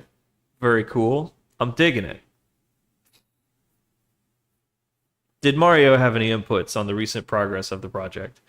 Yeah, we all miss Mario, but he's doing his own thing. He basically predicted that this is where it would go. But he was very encouraging that we should finish it, see it through. And yeah, basically as soon as we got to that point, it was like you'll probably remember I was talking a few weeks ago about my greatest fear now is that we're going to start spinning our wheels infinitely and not making any progress because we basically just built an overfitting machine. That seems to be like we were right there at the starting point of that toxic cycle, and I was just kind of like, you know what? I got a better idea. Let's see what everyone else is talking about, and they're all talking about this. The human can put some constraints on the edges themselves. So basically, this is defining or helping to define what the functional form of those edges should be. Yeah, are they monotonic? Are they positive or negative monotonic? Are they linear? Are they piecewise linear? Are they not? Are they convex? It's basically if you want to express a view that it has to be a positive relationship or a negative relationship or monotonic, that's where that can come in. And then this is cool. Step, we let the algorithm take those constraints, either the drivers that have been specified or the functional forms that have been defined, and the data to calibrate the edges. And just to sort of spell out the steps and the recipe, the first step is automated feature engineering, which takes our features and sort of creates a very large number of potential transformations from our raw data. Then there's a causal discovery step to narrow that down to the best causal drivers to weed out the large number. And then the algorithm uses the constraints that the human has optionally given us to define, in this case, sort of these nonlinear edges. So this one was probably said, has to be positive. This one was probably said has to be linear negative. This one, and so on and so on. And then that's how the nonlinear edges that best fit the data get described. Yes, they look like Asmongold networks. Yes. What I was going to do now, maybe for 5 or 10 minutes, was sort of show a few use cases, show where some exciting work's happening in asset management and capital markets. Yes, please. So here's a few. This was a few that I promised to show earlier. Let me dig into a little bit more detail into each of them. It's a causal graph for ants. So is going to be actually not about modeling assets. It's about modeling people or clients. What? So what does an asset manager want? It wants clients. Fee extraction. Yeah. To lose their clients. No kidding. So this was about the challenge. Professor Maffei over here. Wanting to improve client retention. The longer we have a client, the more fees they pay. See, this is funny because somebody asked, like, is this useful for is this useful for anything besides investments? And I was like, oh yeah, no, it's useful for all types of like marketing purposes and horse shit like that. But we're here to talk about higher aspirations, how we can use this to model and create more robust trading strategies, to do our part to make a more efficient, more robust market that won't crash all willy-nilly like these fucking boomer markets do. No, he's just here to fucking help you get more assets under management so that you can charge more fees, you Clients that fucker. leave every year. You fucker. Basically diminish the lifetime value for that particular client. Clients that we And it makes sense because if you want to sell a product to a multi-billion-dollar hedge fund, you can either add alpha or add assets under management because they can't market. So if you can help them squeeze whoever they got to figure out how do we sell these people on the fund, get these people into the fund. Do we need to send them mailers? Do we need to be talking to their secretaries, wealth management agencies? Like, what are the key factors that actually get capital into the funds so that we can charge our fees? God damn it. And it makes sense. And it's probably going to sell like gangbusters. Key outcome, 2% reduction in annual client attrition. At the bottom line, you retain more assets under management if you use these techniques to psychologically manipulate your clients, the people that trust you with their money. That's so heartbreaking. It's like, here's some practical application. The whole talk, I'm like, yeah, but like, how do I actually do this? Like, practically speaking, how do we apply this? And now to some practical applications. How to retain clients. Oh, fucker. Professor Ben, how could you do this to me, man? Dude. I'm not upset, I'm just disappointed. You know, I thought you were gonna be like, and this is how we modeled this Poisson process of buyers and sellers arriving to the market in response to heterogeneous information asymmetry events. Here you can dial the rate of information dissemination amongst market participants. And through this, we have modeled the COVID crash. No. How to retain clients. Don't lose basically mean every year they continue paying us fees. So they continue paying us fees. Yes, we get it. The longer we have a client, the more fees they pay. So clients that leave every year, basically diminish the lifetime value for that particular client. Clients that we keep every year or don't lose basically mean every year they continue. You should be ashamed of yourself. The challenge was to identify the reasons why clients leave systematically. The in-house data analytics team. Because your returns are shit. It's not because you didn't send them enough marketing emails. Sorry. Yeah, he's being very straightforward about it. Production was taking a long time. As models, as we know, sometimes the validation steps are challenging if the explainability isn't obvious. And there's a lot of... okay, fuck it. We're just going to start a wealth management firm. We're going to use big data to brain hack rich people. We're going to charge them 1% management fees every year to put them into hedge funds that charge 2% management fees. And we're going to use all the fancy math to, get your marginal benefits of diversification, dial your volatility to taste, woo, and just charge fees. Because fuck it. Alpha is overrated. Just charge fees. You got to be careful when you say these things, Algo, because people will quote you. Now, for the rest of time, people can quote you. Remember that time Algo Bro said alpha is overrated, just charge fees? That was profound. What a crass bastard he was. Here's the list of other things that he said out of context. Yeah, this would be great for insurance companies. This is probably exactly what insurance companies use, so that they know if you have gene XYZ that you're going to get breast cancer at 44, so we can provide you good coverage with low premiums until age 38. And then for some weird reason, my premiums keep going up and up and up and up, and then they dropped me. I don't know what was fucking going on. Oh, fuck, I have cancer. Of course the insurance companies use this. This is probably where most of this research was done initially. We can't keep relying on correlations. We need to know who to drop before they even know they're sick. It's the only way we can make this work. The solution was to design a causal graph that identified the key propensity indicators, but not just identified the propensity indicators, but also identified what the next best action would be for each client. Those clients are the highest propensity to leave, and then of those with the highest propensity to leave, what we could actually do. This isn't just predicting, this is now helping propose actions to influence the outcome to solve the problem. The benefits of this is basically to send relationship managers, charge them a 2% unloading fee.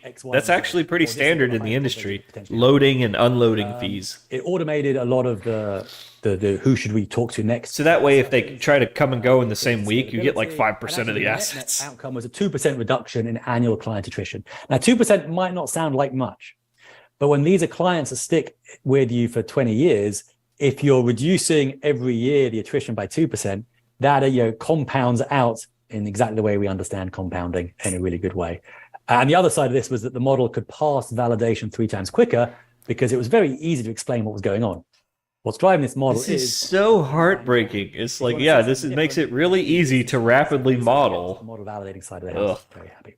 So that's on the sort of modeling people side. Yeah, give me a market side. Markets are people. Then there's a piece on performance attribution, which is super exciting because that's a what does sexy performance chart. attribution do? Well, performance attribution tells us when our portfolio did well. It doesn't tell us why, it just tells us when. Doesn't really matter if we're looking at sort of factor attribution or Brinson attribution or security attribution. It's telling us either what security was doing well or what asset class did well or what factor did well, but it's not telling us why. So for example, if I did a factor attribution and I threw in cheese production in Switzerland or kidnappings in Colombia or rainfall in England, I might find a correlation because that factor might be useful. So there's always this concern about using only sensible factors. Now, what's possible if we can pour more factors in is that we can do more with this framework. So we can supplement traditional performance attribution and we can actually demonstrate that a manager is doing well because of why they're saying they're doing well. So we can pour in a fact that's basically their yes, blessed are the lemon farmers manager, or we can categorically say that this manager is either behaving randomly and erratically, or this manager has idiosyncratic alpha because their performance cannot be explained by any other systematic approach. Now, in the traditional approach, okay, so this technique tells you how to retain clients and who to fire. Ill-specified and so on. And so a causal approach can trade off a very, very large number of factors for a much, much, much smaller number of factors. Who you can replace with an S&P 500 index fund or a treasury bond. It's so exciting on the performance attribution side. A quick word on...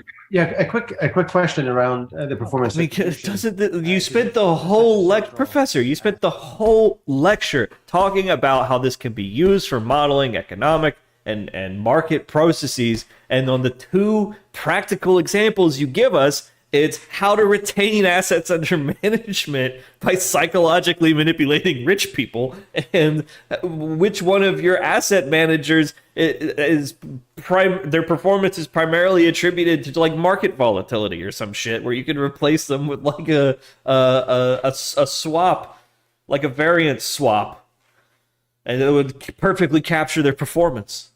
Central question, right? And we've all dealt with this. Most of us, numerous. And AI would be overkill. You could So literally replace them with the a graph financial you have product. on the left-hand side here seems to show that in this particular example, or suggests, right, that this is, I'm assuming this is the FF stands for Pharma French. I'm guessing that much. And then there's a size factor, right? Mm-hmm. So presumably, I'm guessing the way I want to see an example of this being used to create a data generating process. Drivers behind the performance. Like, I get that we can infer these weighted relationships of causality. Okay. Take a look at which ones. How do I translate that into a model? Are conditionally independent with the P&L. Is that what you do? So high level, absolutely. So what you'll notice here is sort of the relationship thicknesses are like hairline. Yes. So I wouldn't draw too much second order effect from this, just in case that's where if that's where your leading question is taking me. I wouldn't draw too much of a inference from these to this. But what would happen is the direct drivers are the ones that would explain the P&L. Yeah, see on the graph how the edges between the nodes have different thicknesses. And the relationships are far, far weaker. But so what this would help me do is, rather than try and use all these factors to explain my performance, I would focus on just the 1, 2, 3, 4, 5. Exactly. No, I was just thinking about the narrowing down process, right? That one essentially lists all of these different factors and then it eliminates eliminate some of them. Presumably, some of them were completely eliminated. Yeah, I guess that means that the influences Others are secondary, stronger. right? Not really key driving. Negative by and positive causal influence. Going through the different versions, enumerating all the different possibilities, right, and eliminating the ones that don't make sense. Yep, that's exactly it. So the middle one there is Fama French size, and that seems to be the function here. Redundant if you know the more important ones. Yeah. The second benefit is we threw in things like rainfall in England or numbers. So they determined that what the total P&L was mostly a function of the Fama French factor for size or something. They might be correlated with performance, but they disappear when it comes to a causal driver. So it's the why performance occurs, not just when. Okay. So that's an exciting area. A third area I'll touch on quickly is around portfolio construction. Obviously, mean variance has a covariance hiding behind it. Obviously, a covariance matrix has a correlation matrix hiding behind it. And I've just spent the past hour saying there's spurious correlations and there's sort of things we don't know about correlation. So you might not want to use a full correlation matrix. Hey, this is all the stuff we've been doing, right? Hierarchical risk clustering or hierarchical correlation clustering. That's something that we were looking into. Yeah. Okay. This is kind of cool. It's nice to know that we have somewhere to go. Hierarchical risk parity, guess what? That has a correlation matrix hiding behind it too when it comes to distance measures. So we can use both of those methods with a causal structure rather than a full correlation matrix. The benefit there is very similar, Peter, to what you mentioned, which is we can eliminate the ones we don't need to know. Rather than having a fully specified correlation matrix with pairwise or a factor correlation matrix with factor loadings to everything, we can basically eliminate it, a full matrix down to just a smaller causal structure where there's an element of... I want to see proof of this. So we can also sort of look for relationships between the asset classes or the securities. And net, what we find is that similar performance out of sample, but a much lower turnover. And we're getting lower turnover because we're not trying to estimate every coefficient in the setup. And what does lower turnover mean? Well, it means we're saving trading costs. And why do we want to save trading costs? Well, $1 that we don't spend in transaction costs is $1 that goes to our performance. So the story... It's $1 that goes to our performance fees, you mean? Portfolio construction method with lower turnover to save trading costs. You get to collect 2 cents of every dollar you save. The idea that we can help our discretionary colleagues. So I've sat in lots of investment committee meetings where there's a debate and there's lots of people talking, but no one's proving anything.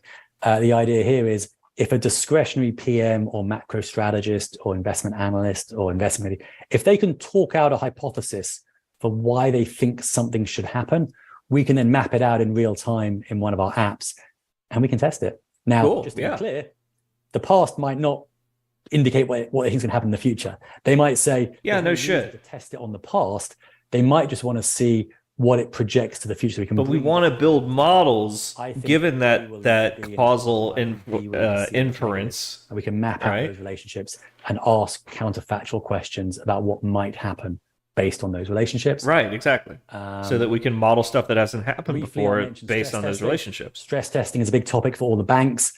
We can use causal approaches for stress testing to ask what would happen if, and the models themselves can be data-driven combined with human intuition. So I'm coming to the end, so I'll wrap up and hopefully leave a few moments for questions at the end. Just in terms of language, just in terms of you're getting people familiar with the language, a causal graph is just a tool to encode relationships and let us see them. Causal discovery is the step where we're looking for the relationships between the nodes, the parents and the children, the first degree and the second degree. We can do it via algorithms and now, specifically observational data. The A/B testing, typically we have intervention data.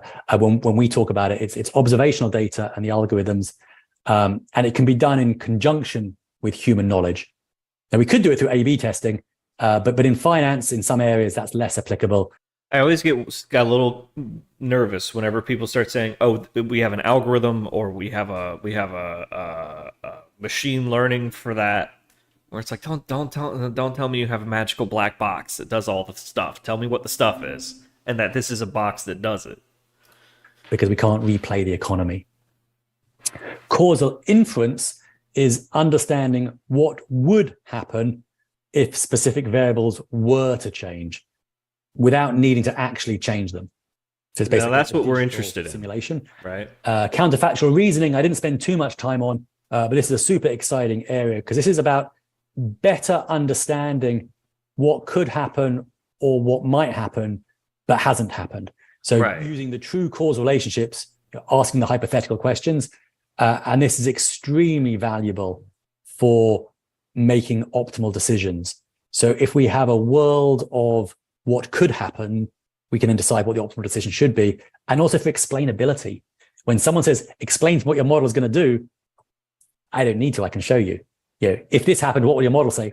So that would be very interesting to us. Like whatever it is that we want to trade, we can build a model of it, understand the causal relationships of all the factors involved, simulate every possible permutation, train our strategies for that.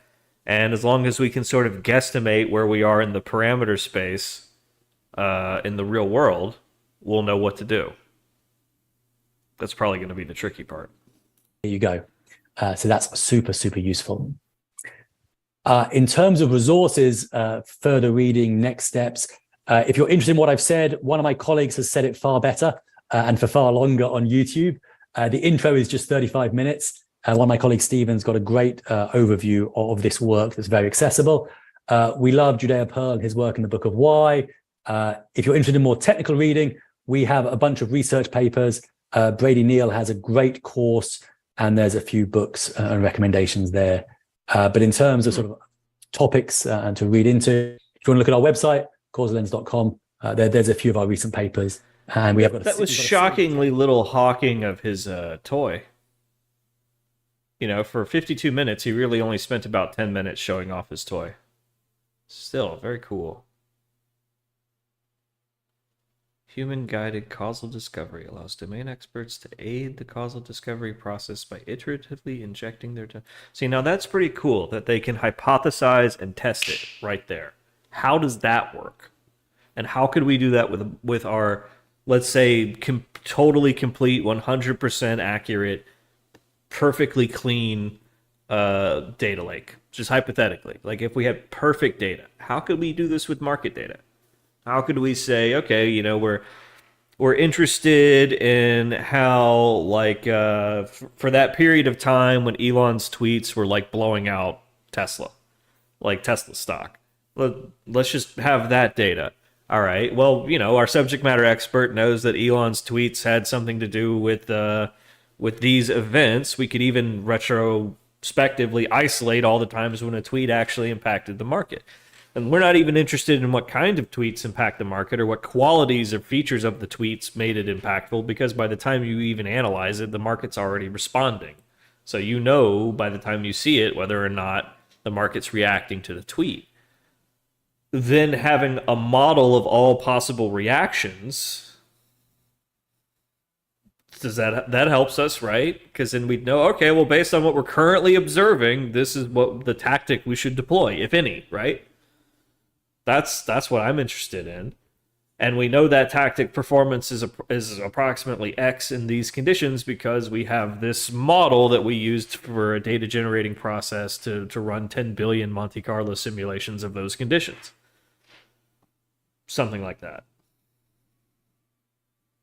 That's kind of where my brain's at right now. What do you think, chat? What's your takeaway from all this? Who cares? Just charge fees. What was the quote? Alpha's overrated, just charge fees. I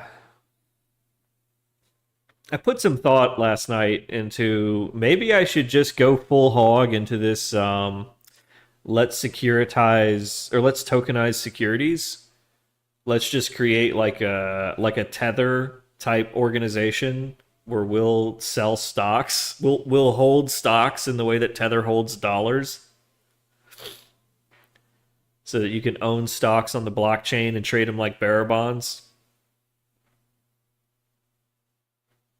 But then I realized, like, no matter what, there's going to be some institution that has to have that actually has to be holding the stock, And as long as that's the case, like, you're going to be subject to American securities laws. And KYC is going to get you. So you can just have weak KYC, but me saying that out loud kind of ruins the scam. You have all possibilities directly after the tweet. Yes, I agree. I agree. The second the tweet happens, the market starts reacting. Just because it's been thus so far doesn't predict the future. The best you could do is know the current conditions and know the best thing to do if those current conditions hold. But if it's something that's really, really dynamic, it's like 4D chess. It's like you have to be changing strategies with every step of the Ito calculus. Like with every instant is almost like a quantum function. Every instant you measure, you're going to be somewhere else in your parameter space of all possible outcomes. So you need to be able to robustly handle janky transitions between state A and state B, and you're all in the real world. You're going to have a remaining position. You're going to have some positions or be in the middle of some trade more often than you're not in those kinds of time sensitive situations. No one can predict the future, but you can manipulate it. Yeah, I mean, if you want to go full Bond villain, then you can sabotage some critical piece of infrastructure for some commodity. They made a movie about that. It's called Black Hat, where dude was like manipulating soy markets and blowing up nuclear power plants and flooding tin mines with cyber attacks to manipulate the commodities market. Just so he could make money day trading. It was just like the lamest thing, but cybercrime always is. It's just about the money.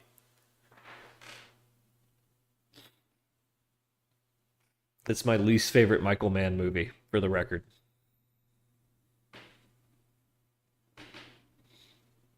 That would be cyber terrorism. Yeah, I mean, that was the whole thing, is that, like, oh, there's this cyber terrorist, and we have to let Hathaway, this insane MIT super hacker, out of prison to track down the cyber criminals. Yeah, it's a very bullshit plot, but I kind of liked that when they finally catch the guy, it's just about the money. He's like, I'm not doing this for any fucking philosophy. I don't fucking give a shit. I'm just doing this to make money, man. I've made like $50 million doing this. I was like, really? That's it? That's all it's about? It's almost disappointing, but it's real. It's realistic. I kind of like that ending. Anyhow.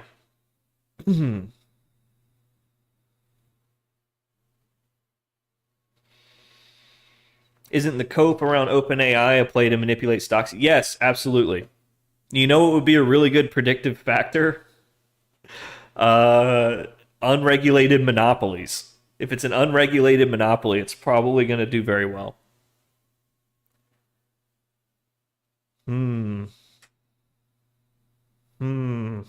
You ruin thousands of lives for money? Just open a casino, man.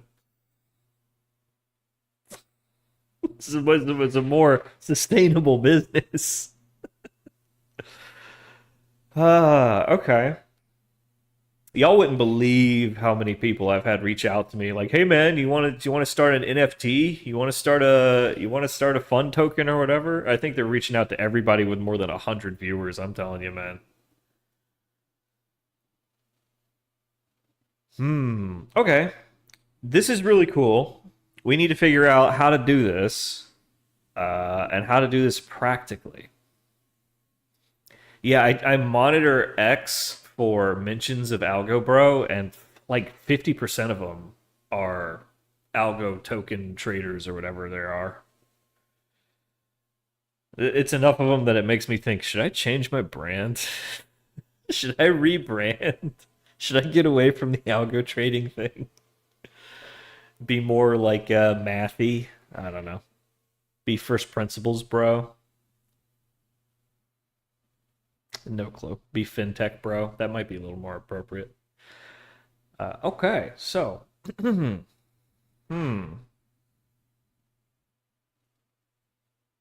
This was a nice general overview. I'm still very interested in the nitty gritty. like the mechanics of how this stuff actually works. Like, I get the relationships, I get the causal influence factors, okay. But again, like how do I like once I've inferred this, how do I translate it into a data generating process? How do I work it backwards? That's the part that's not quite intuitive for me yet. Do I have to go hand tailor the data generating process for these inputs? That's impractical. Do I have to generate that DGP function with an adversarial neural network or something? When I was reviewing the Marcus Lopez de Prado papers that kind of sent us down this chain of thought here, what's it called? Tactical Strategy Factory or whatever. He talks a bunch of theoretical stuff about how to create these data generating processes for pre-optimizing your trading strategies. But in the actual paper, the one that they have is hand tailored. It's like, oh, well, we modeled the incoming informed order flow as like a series of Poisson processes, and otherwise the market moves with this like Brownian Gaussian motion, whatever. And it's like, okay, all right, so you're a market maker. You're specifically trying to optimize your market making strategies, so it makes sense that you would use a hand tailored simulation of these are normal market conditions, and we want to figure out what our sensitivities to these particular factors are so that we know when to turn off our algorithms. Okay, that makes perfect sense to me. How do I work that backwards? How? Because we're not market makers. We're specifically trying to target the stuff that market makers are trying to avoid.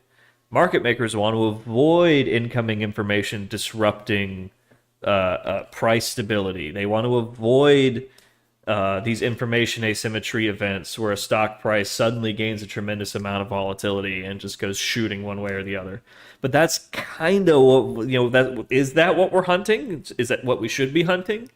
That feels like what we should be hunting because we need volatility to make money. We're not getting rebates providing liquidity to the market. We have to actually capture a movement, right? We have to have some sort of delta on the price or the gamma or the theta or on some factor that we can exploit, something that we can monetize, right? So how do I work that process backwards? If they're hand tailoring data generating processes to train their market making algorithms so that they know the tolerances to turn them off, then should we be hand tailoring market simulations so that we know when to turn our scalping strategies on? Again, it would be kind of betting on volatility clustering, right? The whole point of the simulation would be, oh, well, at a certain threshold, volatility begins to cluster or something, and that doesn't feel very realistic. It makes perfect sense from the market maker's point of view because you want to model calmness and the random walk of the market. That seems way easier than modeling how the market reacts to new information as an infotropic organism might.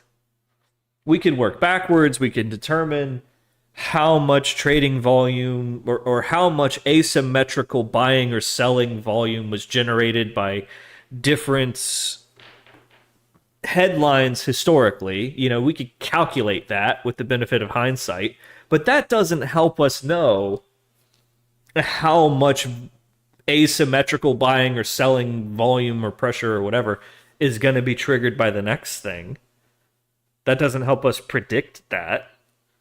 It might help us infer in real time what the rates are and match that to a historical event or match that to a possible model of how these things tend to go. Okay, we're getting somewhere.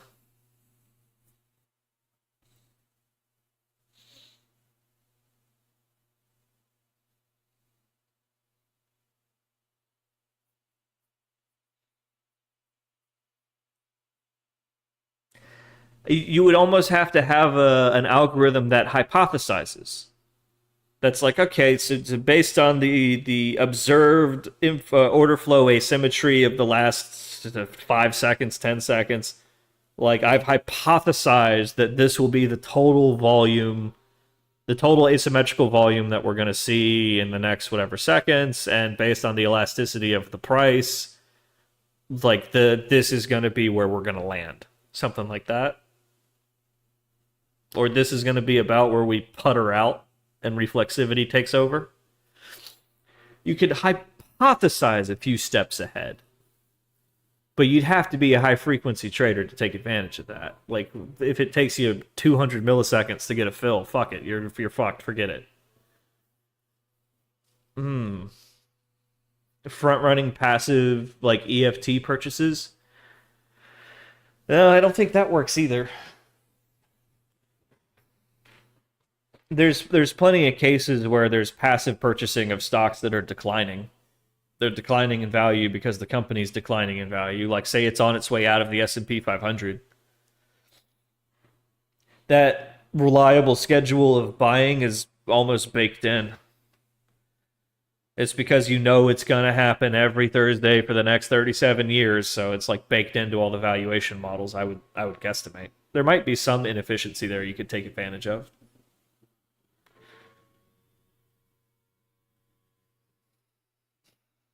There's some easy predictions, like a Republican president increases egg prices. There's some counterfactuals to that, my man. Interesting.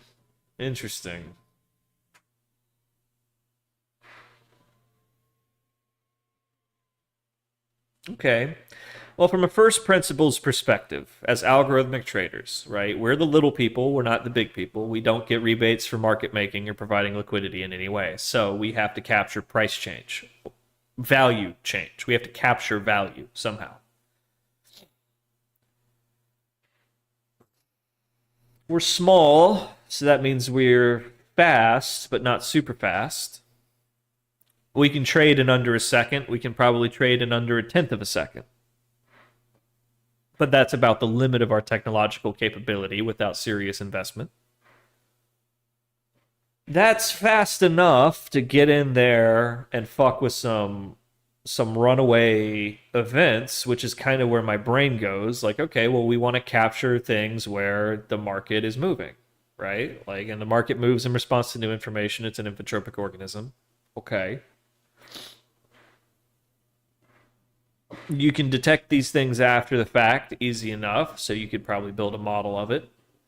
And if you can build a model of it, you can train a strategy and how to exploit that thing.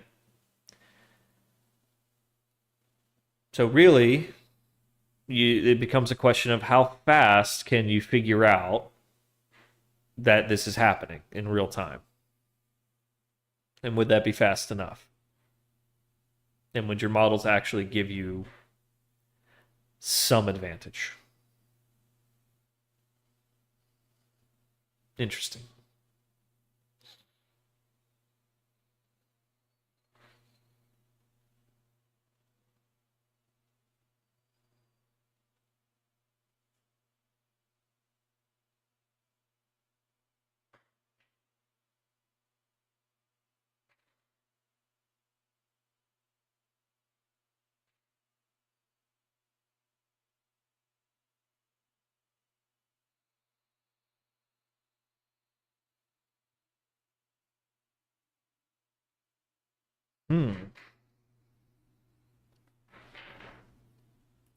So how does this software work?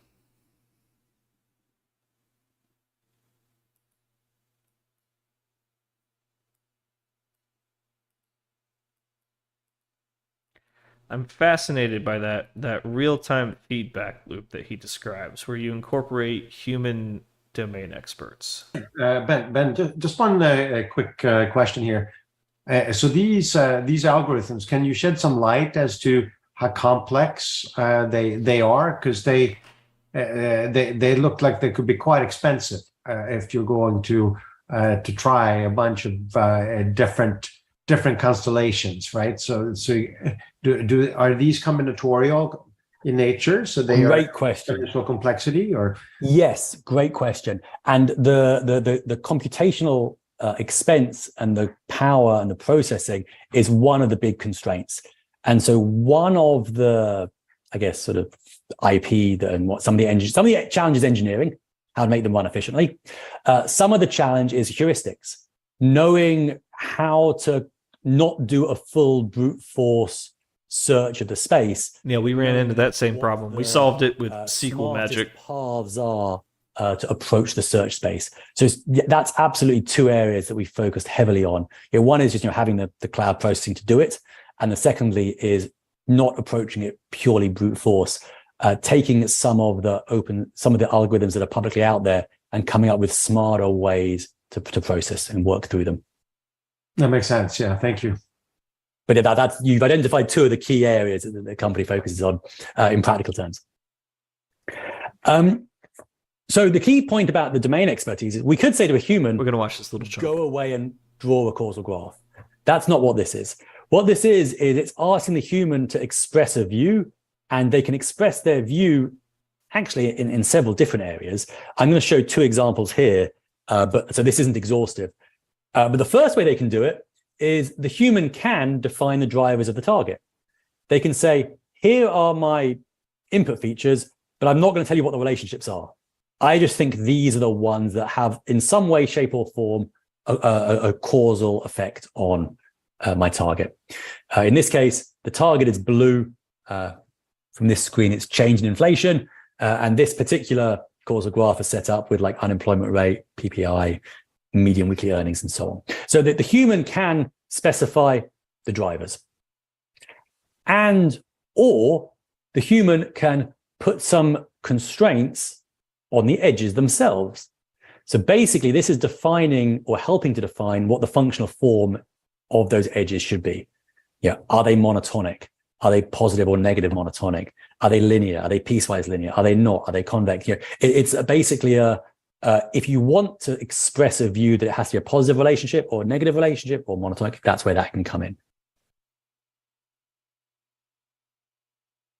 And then in the final step, we let the algorithm take those constraints, either the drivers that have been specified or the functional forms that have been defined, and the data to calibrate the edges. And just to sort of spell out the steps and the recipe, the first step is automated feature engineering, which takes our features and sort of creates a very large number of potential transformations from our raw data. Then there's a causal discovery step to narrow that down to the best causal drivers to weed out the large number. And then the algorithm uses the constraints that the human has optionally given us to define, in this case, sort of these nonlinear edges. So this one was probably said, has to be positive. This one was probably said has to be linear negative. This one, and so on and so on. And then that's how the nonlinear edges that best fit the data get described. What I was going to do now, maybe for 5 or 10 minutes, was sort of show a few uses. Show a few use cases. Okay. Interesting.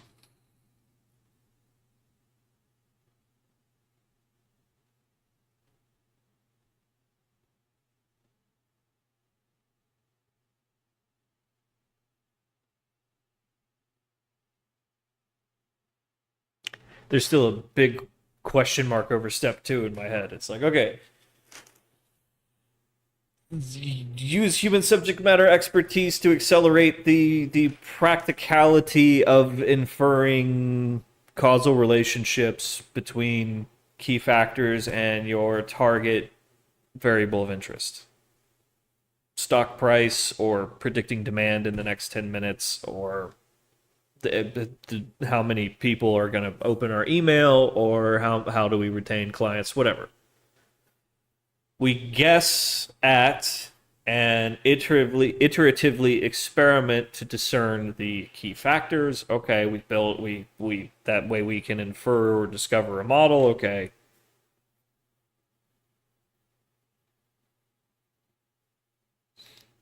Once we have the model, how do we use the model to make predictions? That's the math I don't fully understand.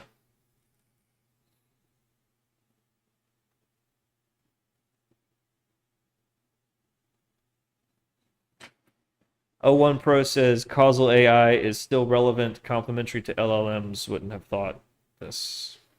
Is that all it says? I mean, of course it's still relevant. It won a Nobel Prize like within the last 5 years, right? That means it's very relevant. I would hope. Unless you're telling me the Nobel Prize is a bunch of politically motivated bullshit. No. No, they would never give out a Nobel Prize to somebody that didn't truly earn it. You see how when they do things like that, it sullies it forever? Just a small point. Just I'm never going to let that go. Why'd they give him a Nobel Prize? He didn't do anything. He got elected. That's it. He didn't issue world peace. He didn't cure AIDS. He just became president. They should give Trump one. For God's sakes. Sorry. Millennial beef. So wait, are LLMs basically that? Are they just vectorizing all these relationships between words to infer causal? No, that breaks my head. That breaks my head.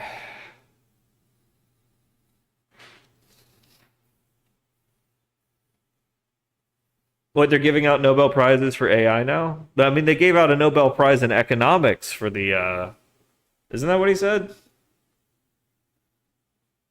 He said something about that in this talk, didn't he? Yeah, they gave out the Nobel Prize for analysis of causal relationships in 2021 for their methodological contributions to the analysis of causal relationships. Fascinating. Like, I get it. I get the utility. I get the purpose. I'm starting to grasp the methods of inference.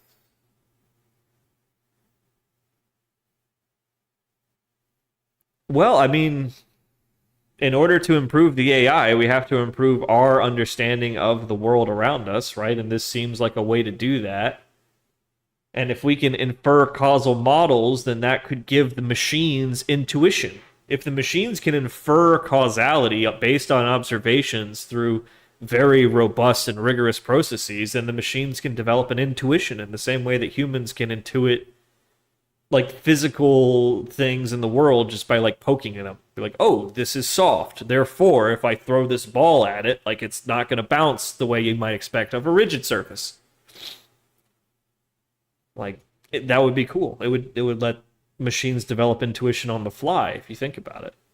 Test their hypotheses, refine their causal understanding of the world around them. In the same way that we do without thinking about it. That's pretty cool. That seems Nobel Prize worthy.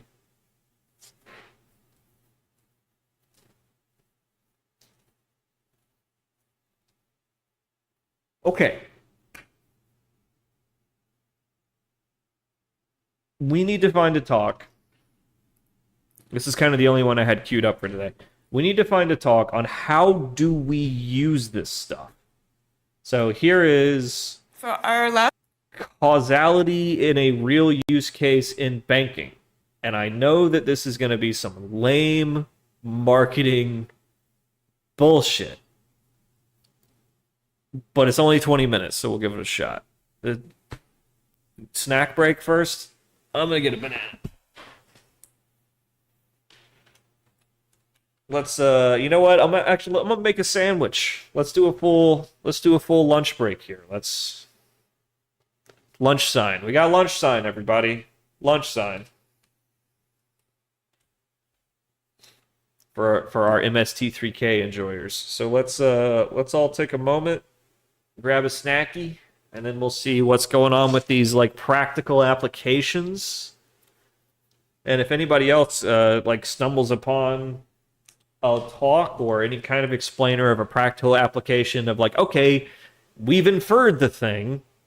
How do we use the thing to make predictions, to anticipate possible outcomes? Like, That I'm still rusty on. Every time I talk to an LLM about it, it just starts shitting out a bunch of Python code where like A plus B equals C, and it's like I don't think you can just smash numbers together like that. Like I think the relationships between these factors might be more nuanced, and there's going to have to be a data generating function somewhere. These are all just inputs for it, or like what? Huh?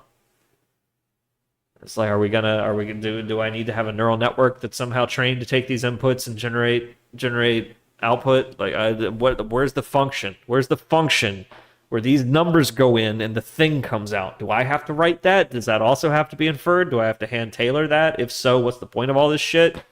Is it kind of masturbatory if I have to hand tailor the data generating process and then I'm measuring all of these variables to put into the data generating process to make sure that the variables can measure the I'm confused. I'm confused. So I'm going to make a sandwich.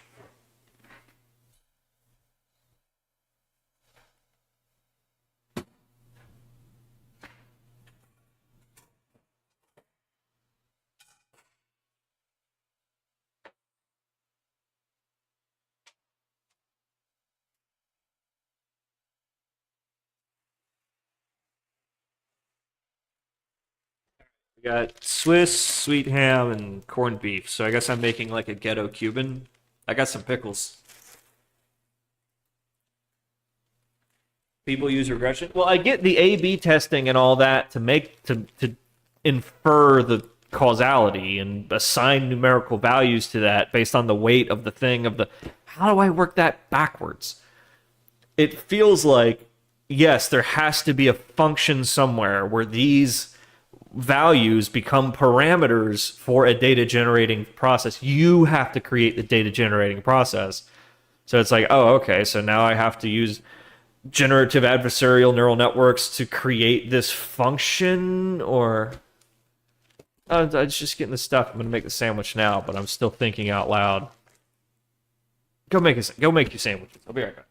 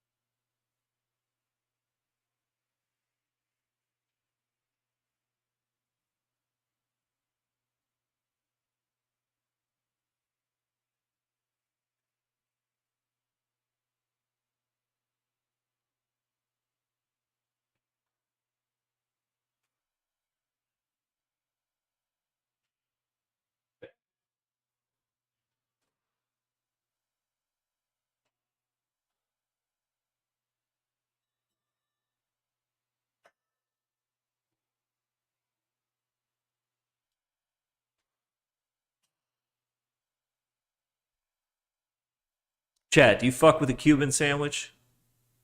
I love a Cuban sandwich, but I can never find the roast pork, man. Where can I get boar's head roast pork? What like brand name deli has that? Like Target, Sprouts, Fresh Market. I live in Vegas. We got it all. Where can I get some fucking Cuban roast pork? Fuck. Fuck.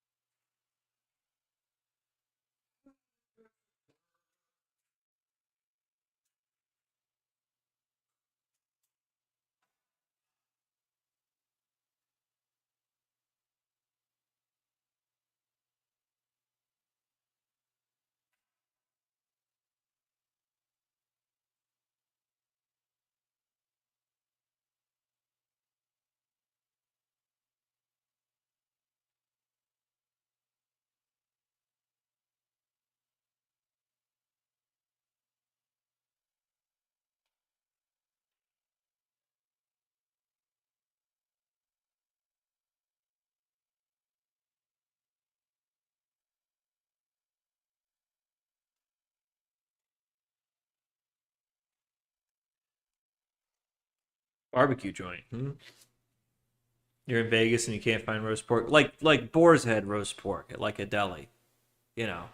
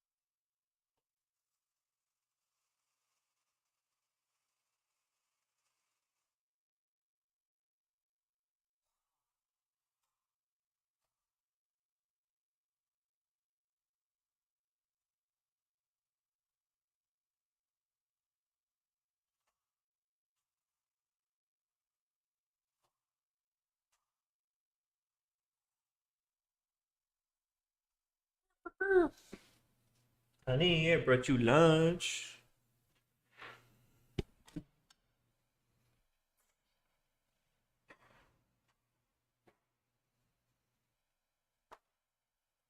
Nice Cuban sandwich and some sweet potato barbecue chips. Yeah, boy.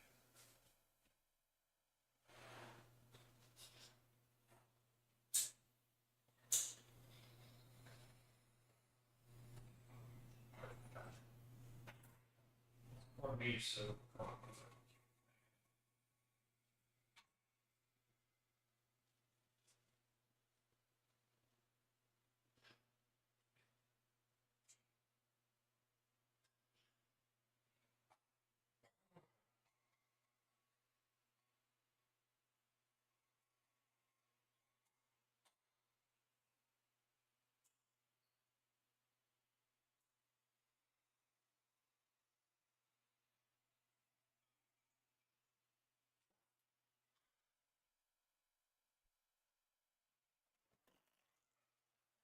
All right.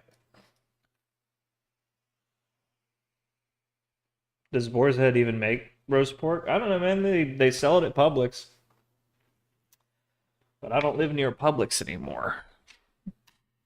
That's the downside of like being nomadic and living all over the country is that you miss some of the things, you know? Like I miss Waffle House. The nearest Waffle House is in Arizona. You know?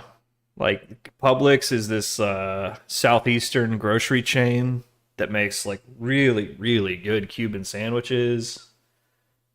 And I kind of grew up on that shit and I miss it. Like, you know, if I went back to Georgia, I wouldn't really give a shit about my old friends or family. You know, it's like, hey, nice to see you. We're going to Waffle House. We're going to Cracker Barrel. We're going to, you know, whatever. I'm a foodie, man. That's why I kind of settled in Vegas, because there's so much food here.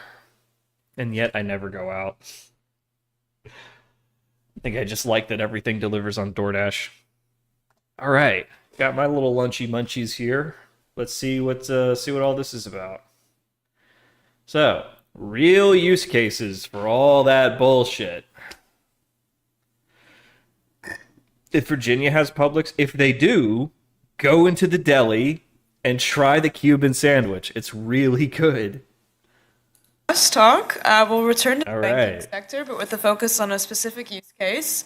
I'm pleased to welcome Clara Higuera Cabañas, lead data scientist, and this. It's good. Javier Moral Hernandez, senior data scientist, both from BBVA. Please welcome them, and yeah, thank you. Hello, thank you so much for having us. We are very happy to be here. I'm Clara Higuera, and my colleague who will be presenting with me, Javier Moral. We are data scientists at BBVA, AI Factory. BBVA is the second largest bank in Spain, and we have a lot of presence in South America and also in Turkey. And the AI Factory, where we work, it's an area where data scientists, engineers, and product experts work together to solve business needs through building data products. From business. He's got a very needs, Spanish Daria thing like, going on. I love it. Recommender of products or What kind of fraud watch is detection, that? or the area or the field that we're going to cover today, which is debt collections. So I'm going to give a bit of an overview of what we're going to talk today, which is actually our own journey from approaching a problem from a predictive machine learning perspective to move to a causal ML approach, and why and how we did it. So we're going to explain the problem. We're going to explain how we approached it from the predictive ML approach.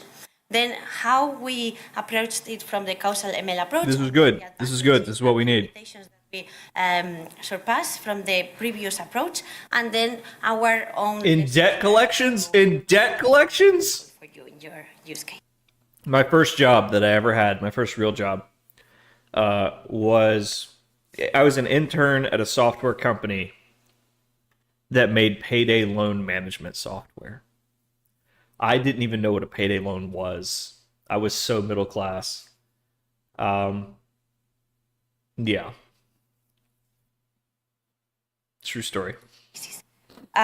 So the problem that we solve is a quite classical Debt collection. Problem in debt collections. So we do analytics on people that have already Hey! some debt with Hey! like loans, mortgages. I'm gonna fucking sue somebody! And unfortunately, sometimes customers face. Hey! Not cool! Get my lawyer on the phone. Get my lawyer on the phone. I want her children. I want her firstborn child for this. difficult. People that have already contracted some debt with the bank, like loans, mortgages, or credit cards.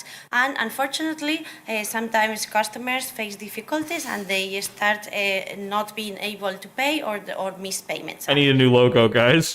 So usually financial advisors, what they do is they do analysis on how to come up with solutions to minimize loss and also help clients. And there are a variety of solutions, financial solutions. And one of them is when the bank is willing to take on part of the debt of the customer if the customer commits to repaying the remaining debt in a single payment. So in this process can have an outcome of Oh, no. success or Oh no.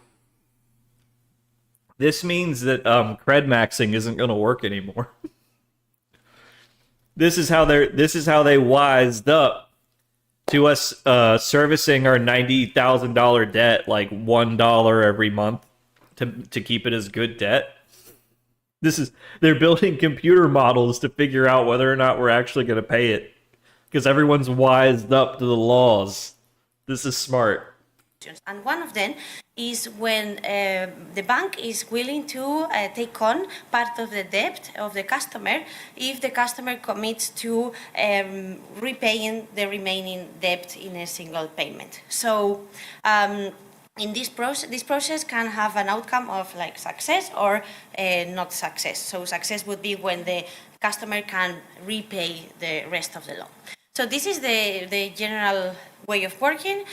When the problem came to... This also helps them decide whether or not to sell the debt to a collector for pennies on the dollar, or if they'd be willing to settle with the client directly for pennies on the dollar.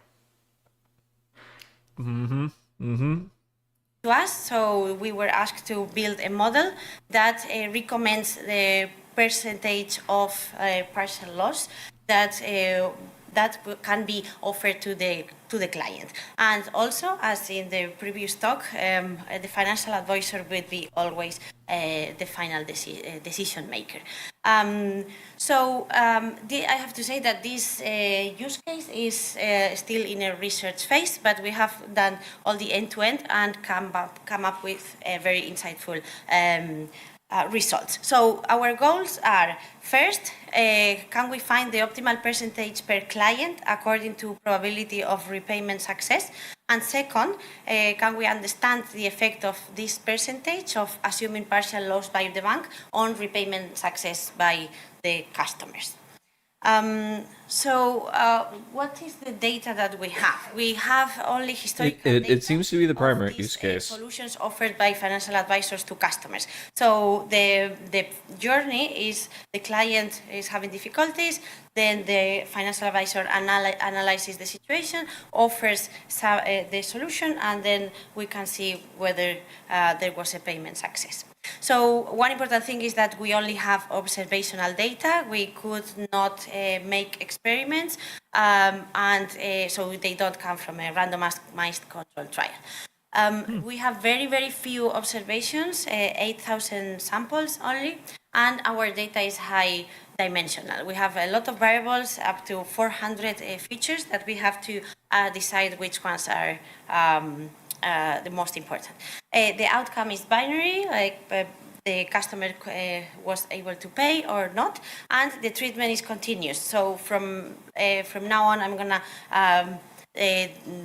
describe the treatment as a percentage of discount within a specific range, and it's continuous. And there is no non-random allocation. So the majority of similar customers assigned similar treatment. So we think that we are facing a kind of cognitive bias by financial advisors for this fact. So on the plot, you can see the empirical data. So the buckets of percentage of discount on the x-axis, and on the y-axis the observed success rate. And one thing that we can see is that we can observe there is not much difference between like low percentage and high percentage. And we'll talk about that a bit more later. We started this problem from a predictive ML approach and see where we got, where it got us. So in-depth collections, we have a ML pipeline that we have optimized to usually for classification problems that we reuse. And in this case, so the first step is feature selection. We have a lot of variables, so we want to find the most relevant ones that have the most predictive power. And for this, we do an iterative process using methods like recursive feature elimination or permutation feature importance to reduce that set. So once we have these variables, we fit an ML model to learn the outcome using these selected features and also the treatment or the percentage. Hi, Ice Cream. Thank you for joining us. It's very interesting to see your partner. We didn't realize you were a real person. I think somebody gifted a sub to you as a joke because we were watching a machine learning lecture where the guy was repeatedly joking that ice cream sales predict shark attacks or something to that effect. And then somebody was like, oh, I like my ice cream in the winter and I like my ice cream in the summer. And it's like, maybe we should shut down ice cream sales for 2 weeks to flatten the curve on shark attacks. And somebody gifted a sub to ice cream. So there you go. Thank you for joining us. Rate us sometime. I'm like an inch away from partner. I've already unlocked the button, applied once, and been rejected. So that was disheartening. But rate us sometime. Appreciate it, buddy. In order to calculate the... Oh, yeah. What are we doing? We are diving into causal AI and causal inference and causal discovery and causal graphs and blah, blah, blah. This is sort of the cutting edge of modeling and understanding and modeling very complex dynamic systems, like, say, for example, the stock market, which is something that we're very interested in. We fancy ourselves to be algorithmic traders, though, for the moment, just wannabes. We've spent the last couple of years sort of toiling around in ignorance, playing around with some different ideas, but no real results to speak of. So we're sort of going back to the drawing board after we finished our latest fancy new toy and then realized it's not going to, like, crack the market for us. And we're just sort of going back to first principles on quantitative analysis and, the current state of the art when it comes to discovering actionable trading ideas in the quantitative space. And this seems to be it. This causal stuff is making all the rounds in the research papers. Not only did it apparently win a Nobel Prize in 2021, but all the people that we admire, if you do our exclamation point books, you'll see a long list of very nerdy dudes. They all seem to be publishing about it recently. I've only kind of just stuck my head up to see, hey, what's everybody talking about? My latest idea didn't work out too well. What are y'all working on? Let's say, hey, oh, cool. Let me just copy your homework right quick. Anyhow, this is the first presentation that we found on how to actually use causal modeling effectively. We saw a couple lectures on sort of how to do it in theory and a couple of people selling their toys for making it easier. There's plenty of Python libraries out there to do it. We just want to understand it a little better. And this very sharp person over here is walking us through how they used it to figure out if people were going to pay their debts or not. I'm already thinking of this as the Sam Hyde detector. If you're familiar with Sam Hyde, he was a big proponent of cred maxing, where you just take out as much debt as you can with as many financial institutions as you can and just kind of give them $1 a month forever. It keeps the debt good, but you never pay it back. It sounds like they're using some cutting-edge new machine learning models to detect the Sam Hydes out there. So they know that they can go ahead and either settle or sell off that debt for like a penny on the dollar. Anyhow, we're very interested to see. So thanks for coming. We may or may not have undisclosed partnership with sharks. That's between you and your brand people, you know. We don't want to sell a meme coin, unfortunately. Life would be so simple. Would that it were so simple. Anyhow, let's see. So this is the predictive machine learning approach. This is the traditional approach. She's walking us through sort of how they did feature selection. They trained a model like we would normally if we were doing like a naive approach to any machine learning problem. And blah, blah, blah. In order to calculate we calculate the outcomes for all customers for different treatments, or we do several different inferences with the model for all clients and different levels of treatment. And with this, we calculate the curves in the validation set. So because we have a continuous treatment, we can calculate those curves that those values can then be included in a cost function to optimize that percentage. So the results that we found we got was first that treatment was not one of the variables that our selection method found as most important, but we still included it. We trained three different methods: logistic regression, XGBoost, and a neural network. And here on the left, you can see the percentage of discount and the probability of success, and we can see similar results as the empirical data. And also, if we calculate the marginal effect curve, that makes the difference between one. Yeah, I was very lucky to get Algo, bro. It seems like every name you can think of is already taken. 5%.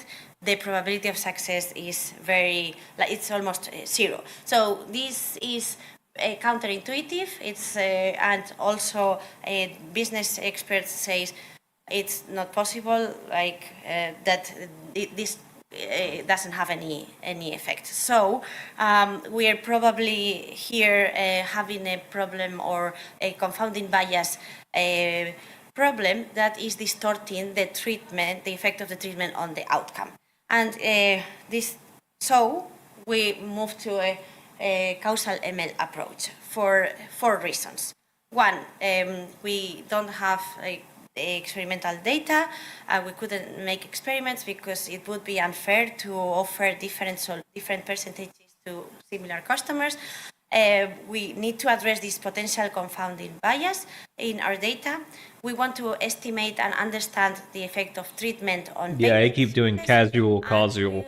Ultimately also Casual, want to generate causal. unbiased counterfactuals with different treatment percentage, so we can get to that personalized percentage. And so we want to make decisions, and we're not so much interested in very accurate predictions.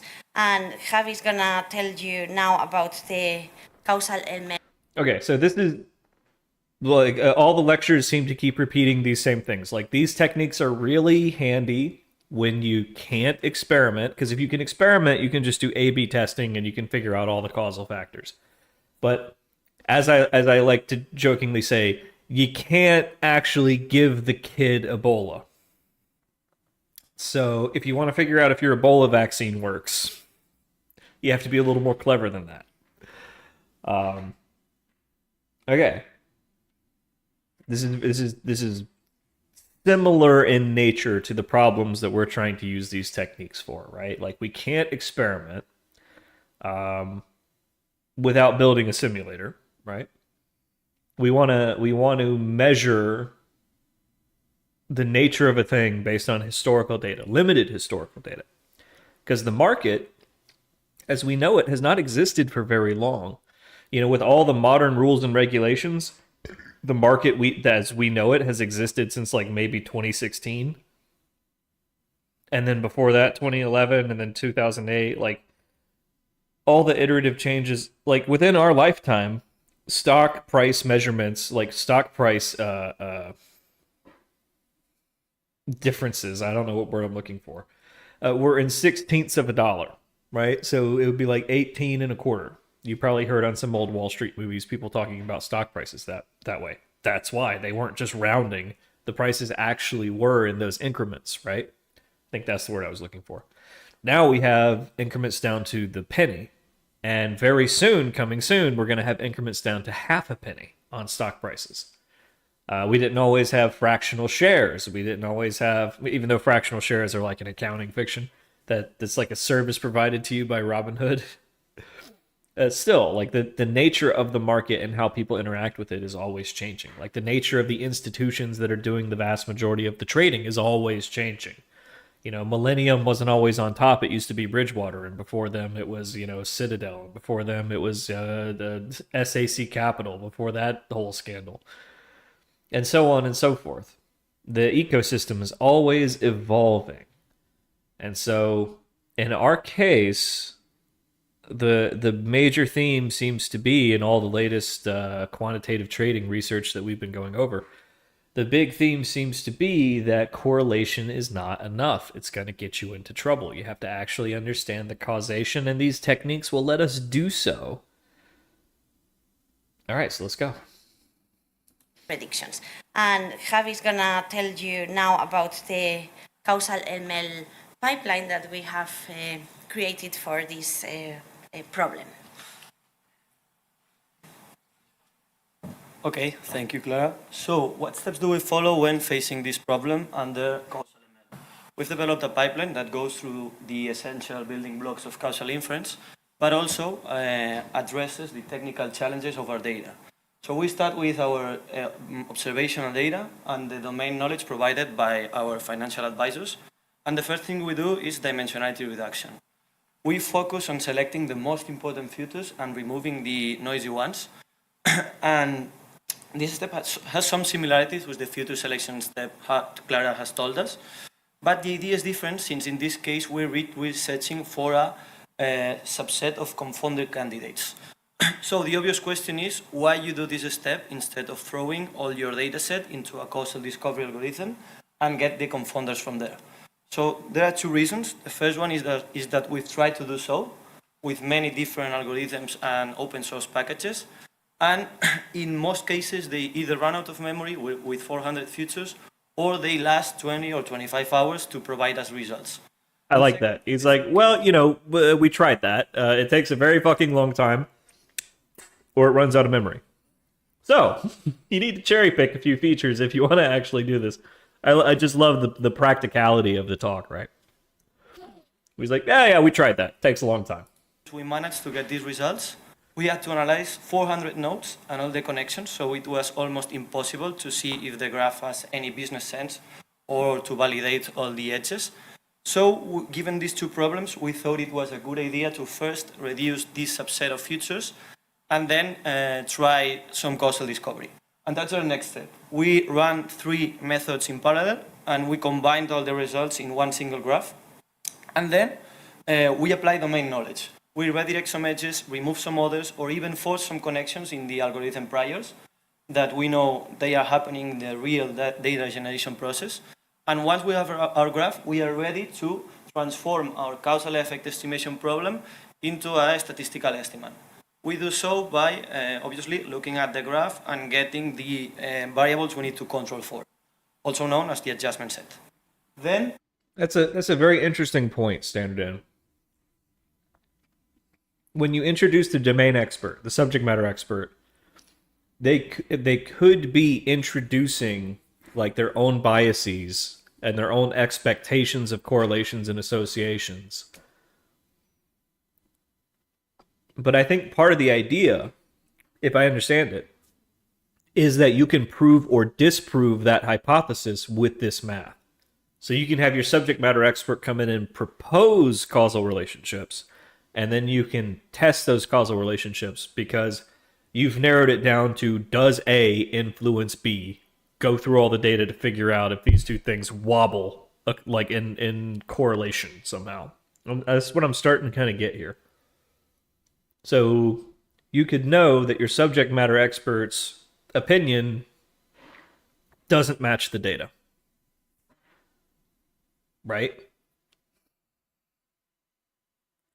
It doesn't seem to be that they're fixing the weights. It seems to be that they're proposing, they're hypothesizing these causal relationships just to narrow the search space for them to run these big fancy inference algorithms. So if you just run it naively with a giant data set with 400 features, which is like a table with 400 columns that all have values that represent whatever, the age of the client, the number of days since their last payment, who cares?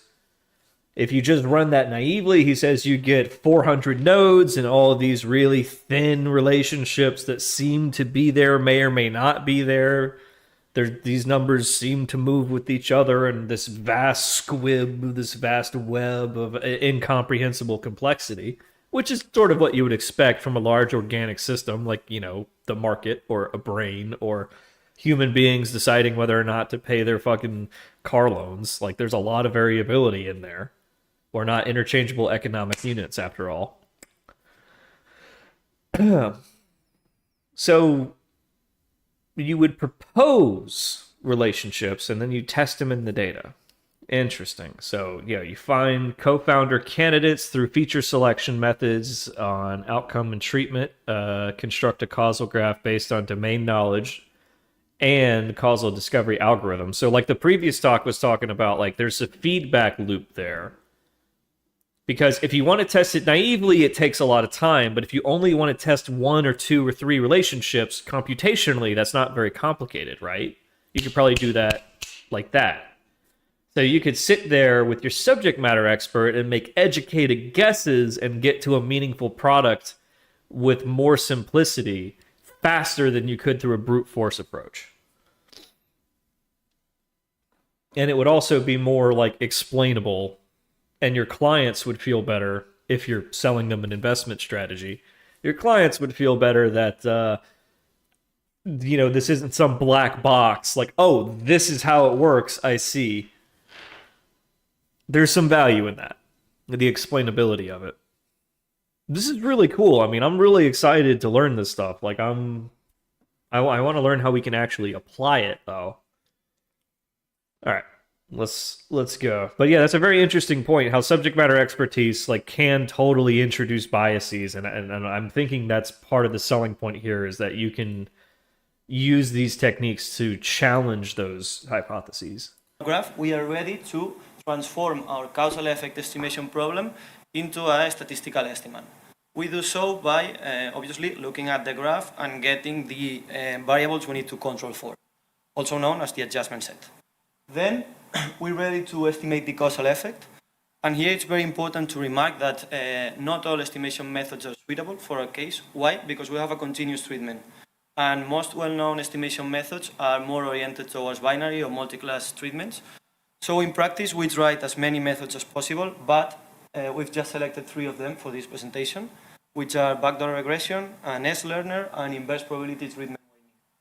Then we apply as many refutation techniques as possible, but to check the robustness of our estimations and see the sensibility.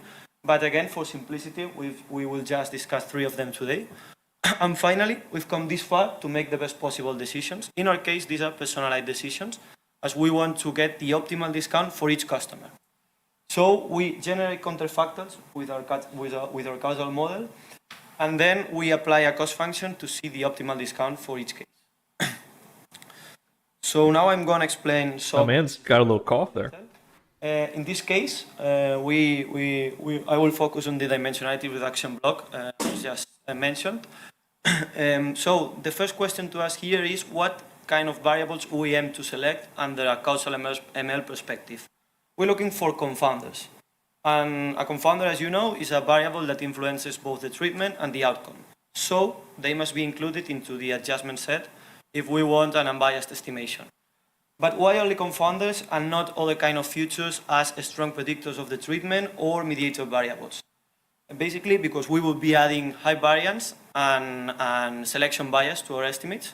Mateus, who has given a talk on Stream 1, has a lot of work on this field, with many examples demonstrating that only strong predictors of the outcome and confounders should be added to the adjustment set.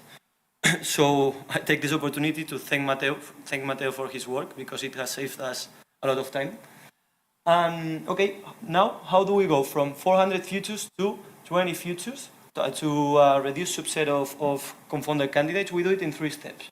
First, we define a model where we regress the outcome against the treatment and the covariates, just as in the predictive ML approach. We apply the same technique for future selection with 2 differences. The first one is that we force the treatment not to be removed at any future selection iteration. And why so? Because we know that the treatment is a strong predictor, is a weak predictor of the outcome in this case. So it would be removed, as we've seen. And second, because we know there are some variables that gain predictive power when interacting with the treatment. So if the treatment is removed, these variables will also be removed. Second step, we do the same, trying on regressing the treatment against the covariate, and we got another subset. And the third step is just to join both subsets in a final candidates selection. And with these three steps, we go from 400 futures to 20 futures. This means that the majority of our data set was noisy, and so it made sense to us. And then we ran 3 causal discovery algorithms, Peter Clark's, fast causal inference, and Lingam. And as I said, we combine the results and we apply some domain knowledge. And then we apply backdoor criterion to get the variables we need to control for. And that's how we get to this graph. This is a summarized version, as there are some futures that only influence the treatment or only influence the outcome that we are not displaying here. There are just 5 confounders. And here one of the most surprising results is that just 2 of these out-confounders were selected and then under the ML approach. So we were not controlling for the right variables under the ML approach, predictive ML approach, sorry. Then before looking at the estimation results, we want to look at the confounders distribution. What we've done is to split our confounders in different stratas and look at the treatment and outcome distribution for each strata. In this case, we have the stratas on the x-axis and the treatment distribution on the y-axis. And we can see, for example, this variable, loss percentage estimation, it represents a pre-calculated percentage What of happened to UPS? the unpaid debt amount over the total debt amount of past customers. So, for example, a value of 80% means that similar customers to the current customer lost the 80% of the debt when they were in default. Oh, the cough is the tell. In this case, values between 90% of loss percentage estimation and 100, which is a lot of unpaid amount, we can see that Yeah, the violin charts are values illegal in higher some countries. than if we look at the values below 90%. This is intuitive, as our advisors are looking at this variable to give the discount. The same happens with the number of years in default. The higher the number of years in default, the higher the discount given. So this is a confirmation of the non-random allocation of the treatment, as we can clearly check that our financial advisors are driven by these features. But to confirm if they are also a source of confounding bias, we must look at the outcome distribution. So that's what we do here. We control for some treatment levels, and if we look again at the loss percentage estimation, we can see that the higher the loss percentage estimation, the lower the success rate. So this is also intuitive, and the higher the number of years in default, also the lower the success rate. So now that we have our adjustment set, we are ready to estimate the causal effect. We apply the 3 methods I've mentioned before: backdoor regression, S-learner, and inverse probability treatment weighting. And we have the dose-response curve, which is the same as the effect curve Clara showed you, and the marginal dose-response curve, which would mean the effect under a continuous treatment. So, the most important result here is that under the 3 methods, we see a positive effect of increasing the levels of discount on the probability of success. This is intuitive and aligned with the domain expertise on the ground, and it contrasts with the flat effect we saw under the predictive ML approach. Then, once we've got our 3 estimates, we want to evaluate them. What we do is to apply some refutation methods to check, to validate these estimates and check for the robustness and see which one of these 3 is more reliable.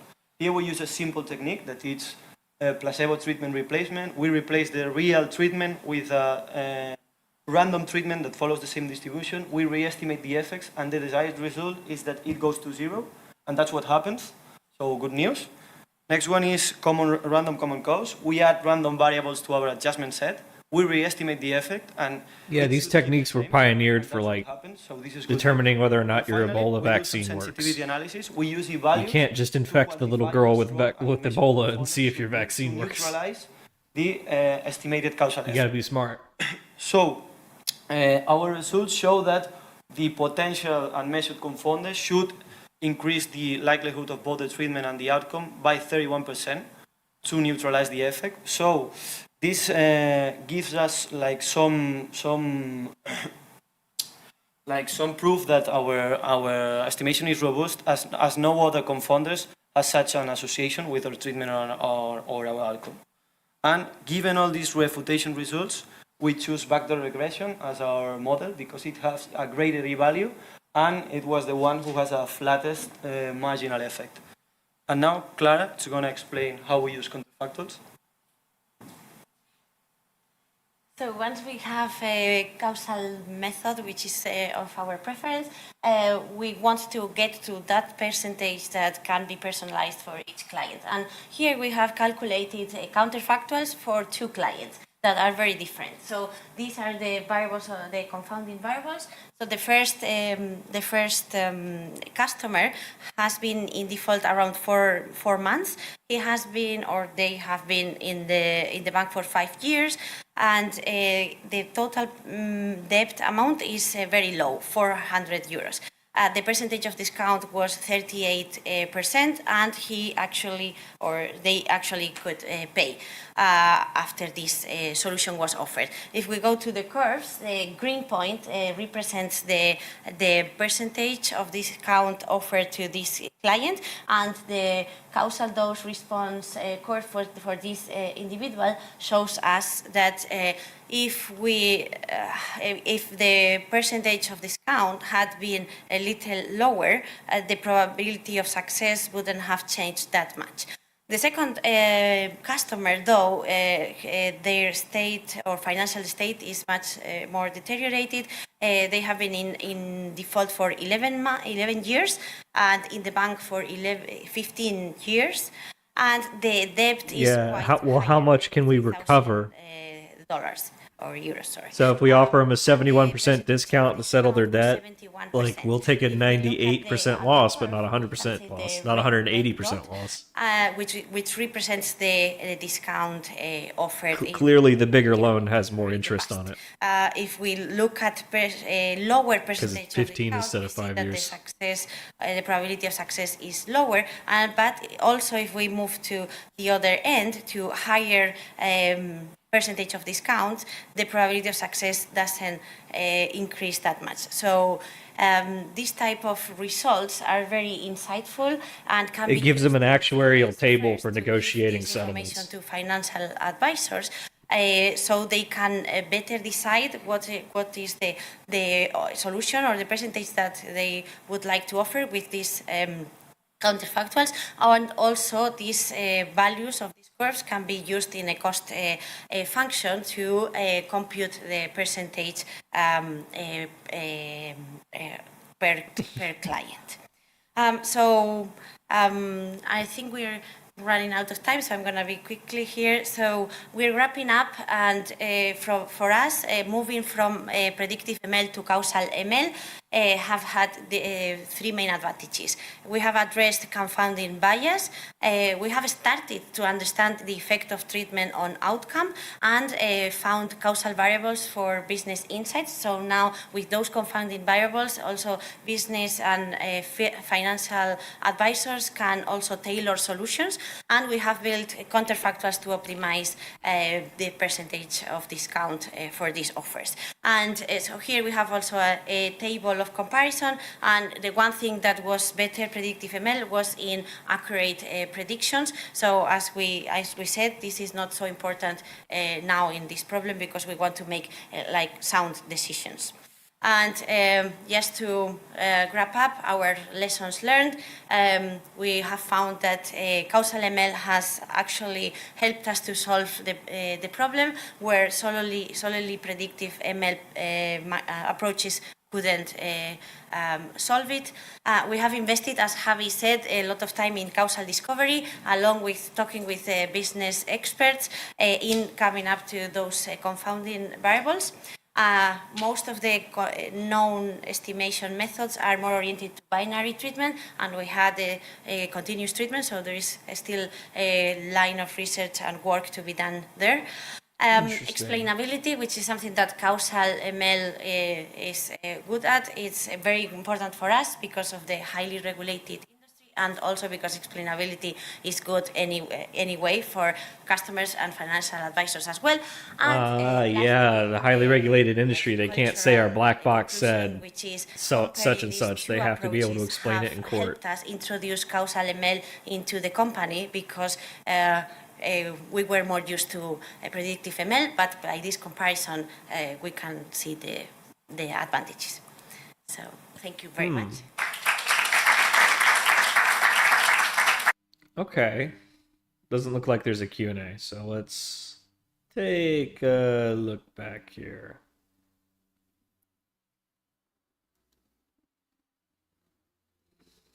Oh, I love the little apple clap.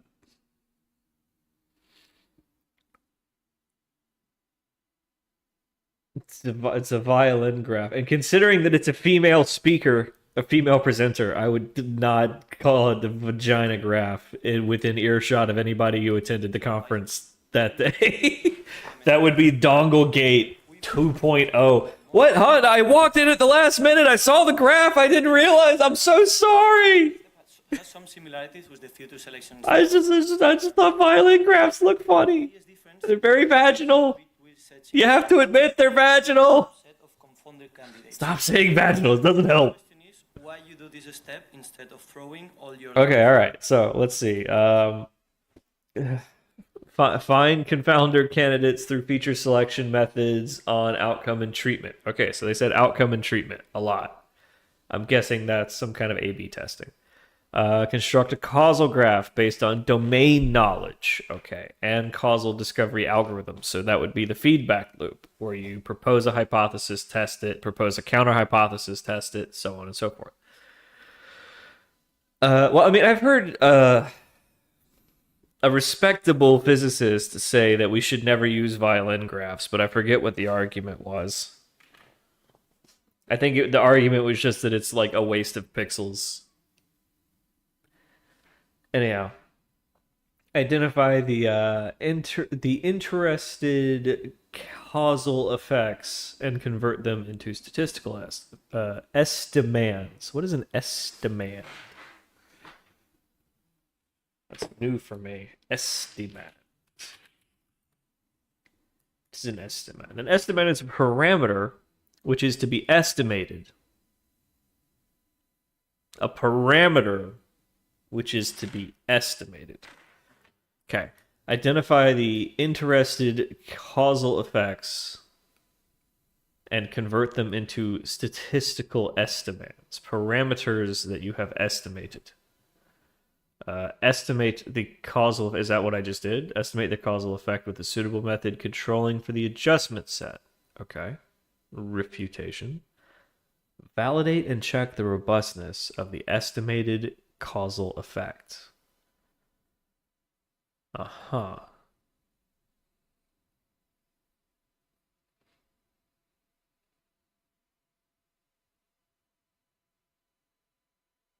Totally lost me.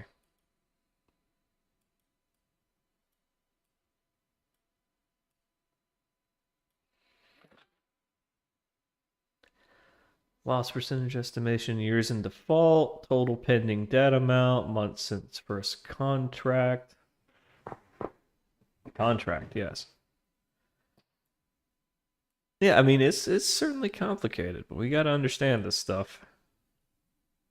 This is what all the brainiacs are talking about. Everything reminds me of her. Don't do that. Don't do that.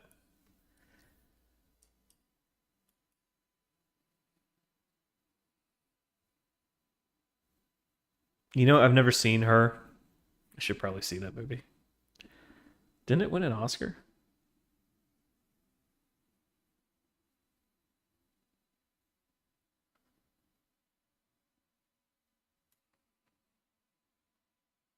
So wait, if you offer them 100% discount, there's still only the 79% chance that they're gonna settle. You offer me 100% discount. There's a 100% chance I'm going to settle right now. I question the validity of your findings. Maybe I'm not reading the chart correctly.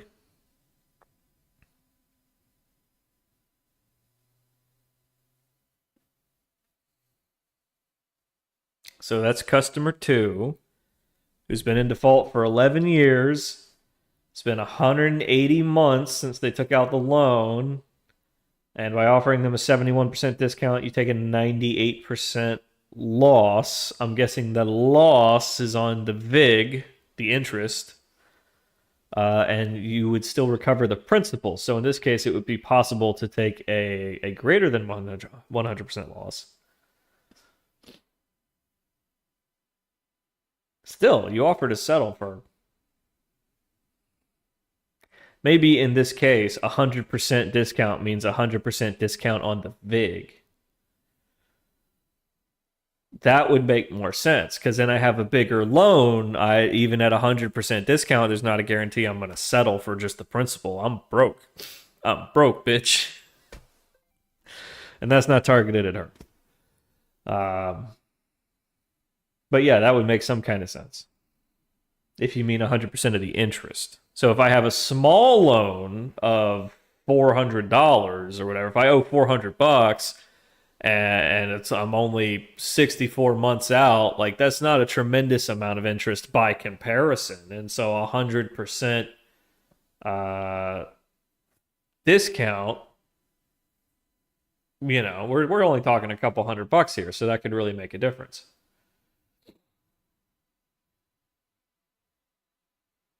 Interesting. Values of individual treatment effect can be used in cost loss function to find optimal percentage. Oh, so these are the optimal percentages. I see.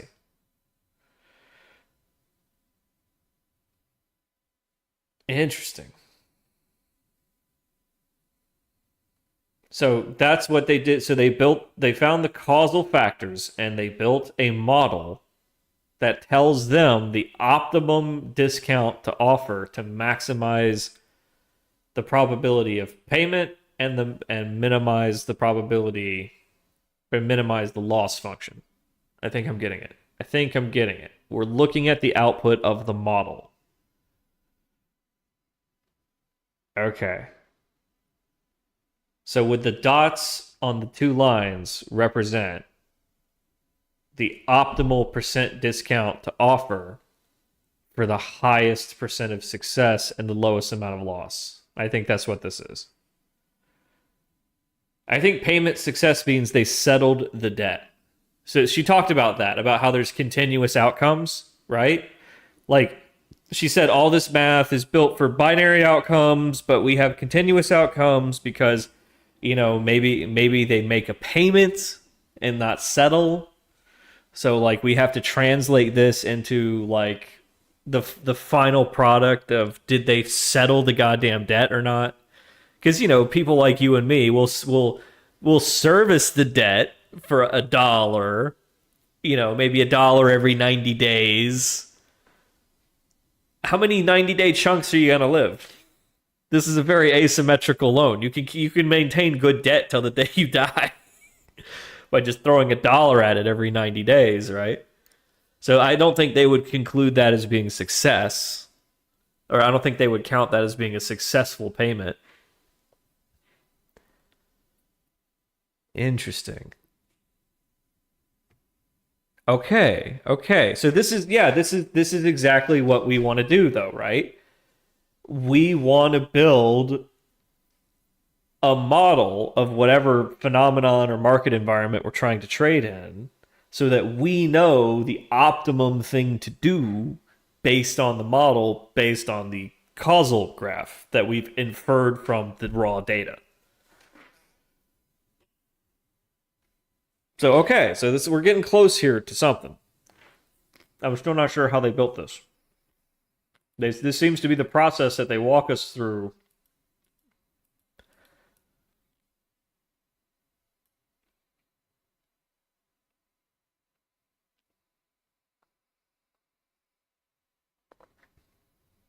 Okay.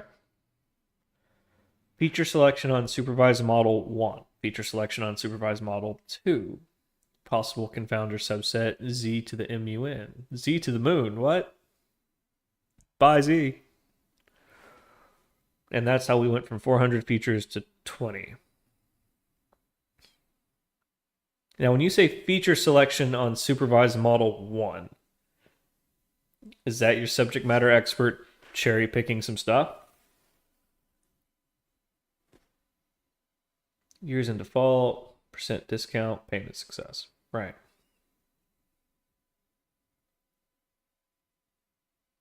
Uh-huh.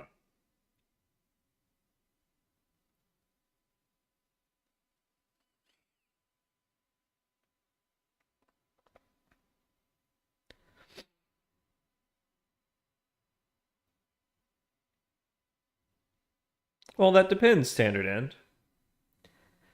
That depends.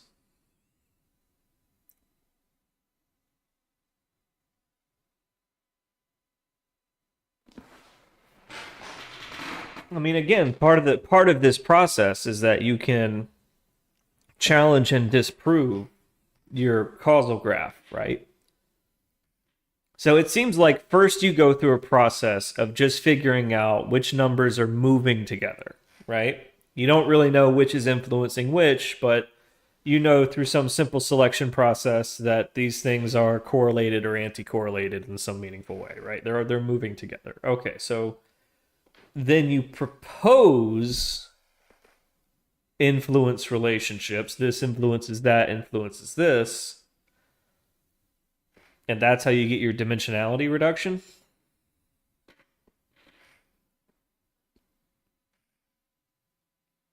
Then you can test different theories until you sort of arrive at a local maximum somewhere.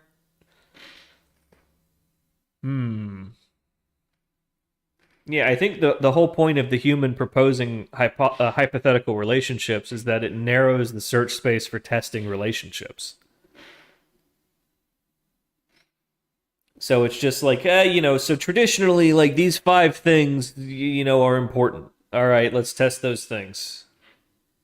You might even be able to do it exhaustively, like one thing at a time, if you know the final thing you're trying to predict, right?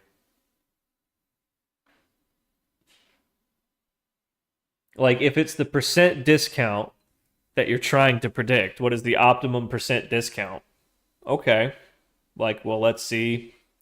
We know there's a relationship between percent discount and payment success, so it's clearly one that influences the other there. So what influences the percent discount that we have to offer for them to fucking pay?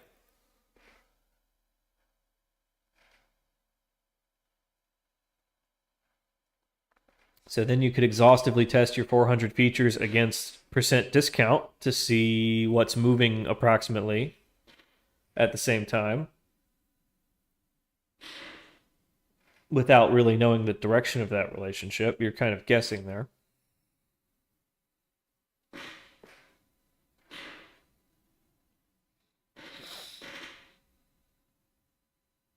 Either your expert's correct or not.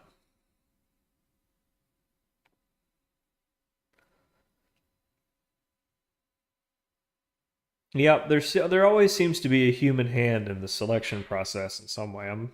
I would love to see a more detailed walkthrough of like almost like Khan Academy. Like here's how we are solving this problem in real time, one step at a time with these techniques.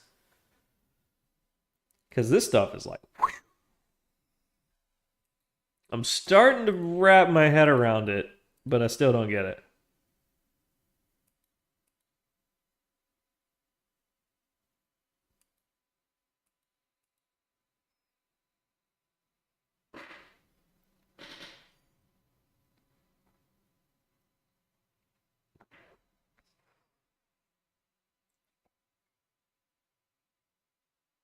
Huh. Well, this is supposed to be better than conditional probability. Like conditional probability is supposed to be the predecessor to this. Like this is supposed to be the next step, right? Because what we've been doing is conditional probability. And they're saying that that's still just relying on correlations. Like you don't really understand the relationships between these conditions, if there even is one. It could be that one of your conditions is like influenced in the same way as your target variable, and it's just like a coincidence, and they're not always going to align in that same way. But if you actually understood the causal relationship, you would be able to know ahead of time all the ways that they might possibly interact.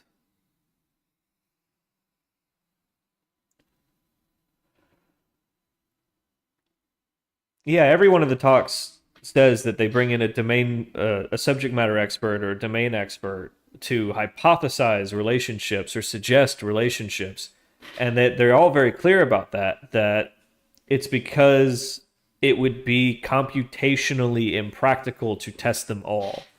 Either it would take 25, 50, 100 hours, or you would have to just somehow narrow it.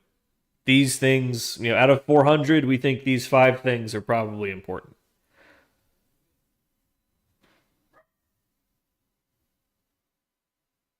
I think a big part of it that we're missing is that the algorithms involved in these inference processes would give you a score. Like they would say, okay, like we analyzed the historical data, we did all the inferred A/B testing that we can, and this influences that much weaker than that influences this. And that allows you to refine. Like you'd be able to test your hypothesis, and it would say, no, actually, there doesn't seem to be any relationship between these two things.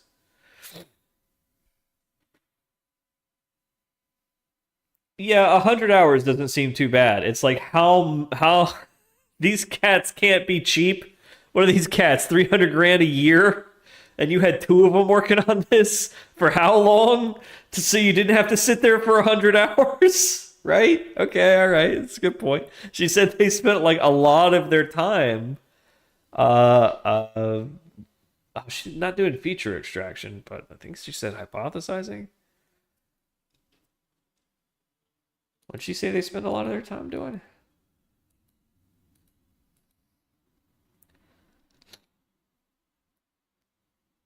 Understanding the effective treatment outcomes or something. Let me hear that last part again. A function to compute the percentage per client. I think we're running out of time, so I'm going to be quickly here. So we're wrapping up, and for us, moving from predictive ML to causal ML have had the 3 main advantages. We have addressed confounding bias.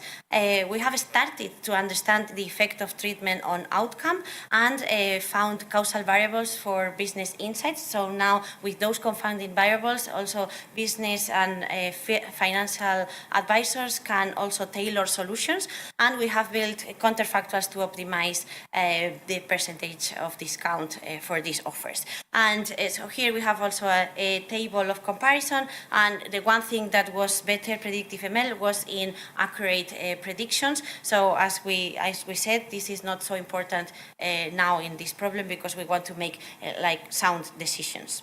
And just to wrap up our lessons learned, we have found that causal ML has actually helped us to solve the problem, where solely predictive ML approaches couldn't solve it.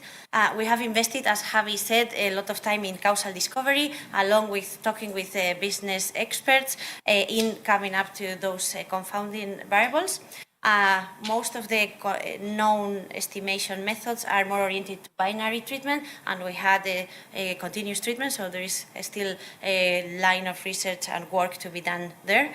Explainability, which is something that causal ML is good at. It's very important for us because of the highly regulated industry, and also because explainability is good anyway for customers and financial advisors as well.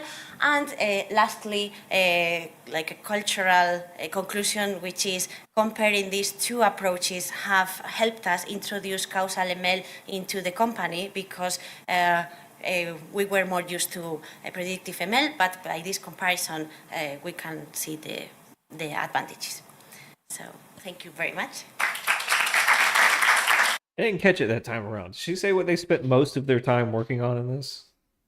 I think they said it at some point. Like, oh, we spent most of our time doing. Blah. I forgot what it was though. Okay. Interesting.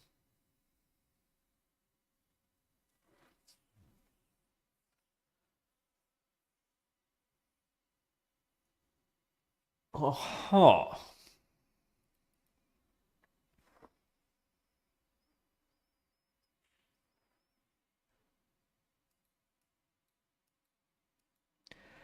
Okay. I know the coughing is unbearable, but And Javi's got a pipeline that we have created for this problem. their pipeline. This is the important part here. Okay, thank you, Clara. So, what steps do we follow when facing this problem under Causal Inference? We've developed a pipeline that goes through the I'm sorry if this feels repetitive. This is just how I also, watch these things. addresses the First, you just go technical through it, challenges soak it in, then you're So we like, start with okay, our which parts did I development not really pipeline that goes understand? through the essential building blocks of causal inference, but also addresses the technical challenges of our data. So we start with our observational data and the domain knowledge provided by our financial advisors. And the first thing we do is dimensionality reduction. We focus on selecting the most important futures and removing the noisy ones. And this step has some similarities with the future selection step Clara has told us. But the idea is different since in this case we're searching for a subset of confounder candidates. So the obvious question is why you do this step instead of throwing all your data set into a causal discovery algorithm 'Cause it takes and too get the long. confounders from there. So there are two reasons. The first one is that we've tried to do so with many different algorithms and open source packages. And in most cases, they either run out of memory with 400 futures or they last 20 or 25 hours to provide us results.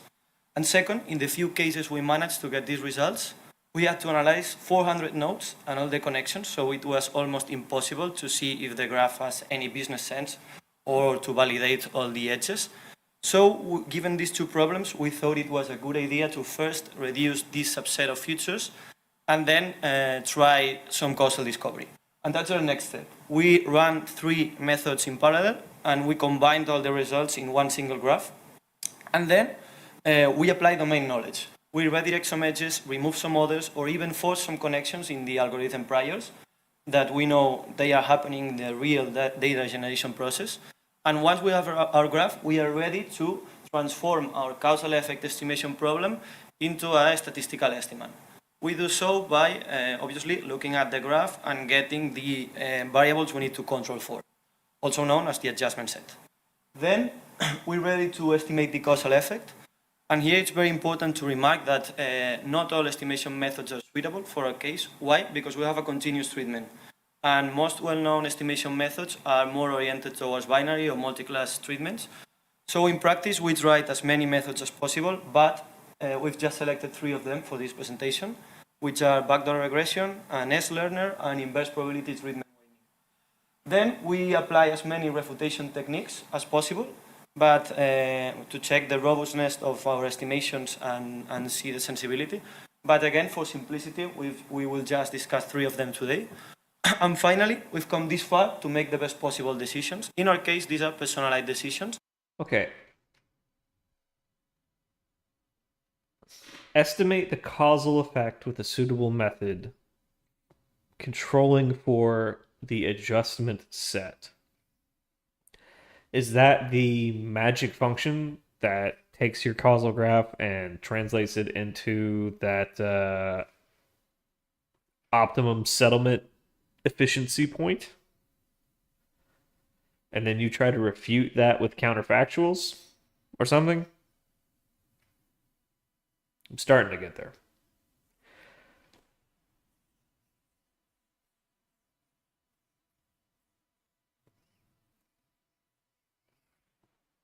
All right, I get the dimensionality reduction. You got 400 features. There's plenty of techniques to figure out which ones have relationships with each other. And some educated guessing gets you there pretty quickly. All right. You can construct a causal graph. validate it, assess it, whatever. Compare two of them, see which one has the better score. Then you convert the nodes into your inputs, into your statistical estimands. Those inputs go into your suitable method to estimate the causal effect. Am I getting this right? I don't think I'm getting this right. I don't think I understand this yet.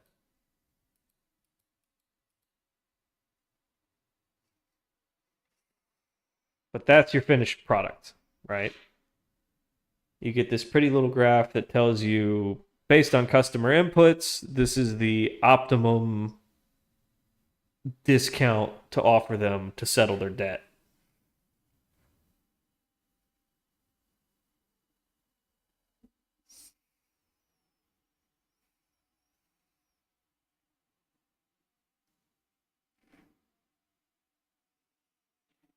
Okay, so that means somewhere you've got a function. You've got a function that takes those inputs and creates that curve.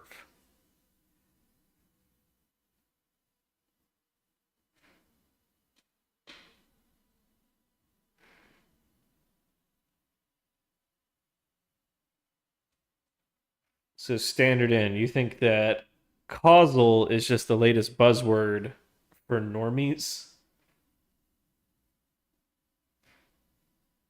Well, I mean, it seems to be using your data set to infer relationships and then using that to build models.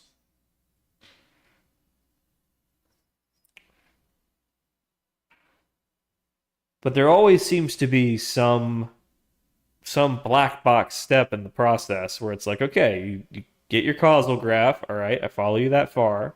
You can test it against the data to see if it explains all the observations. Okay, all right, I think I'm with you. Question mark. And then you can use it to produce these pretty graphs, right? Like, okay, well, what was the question mark?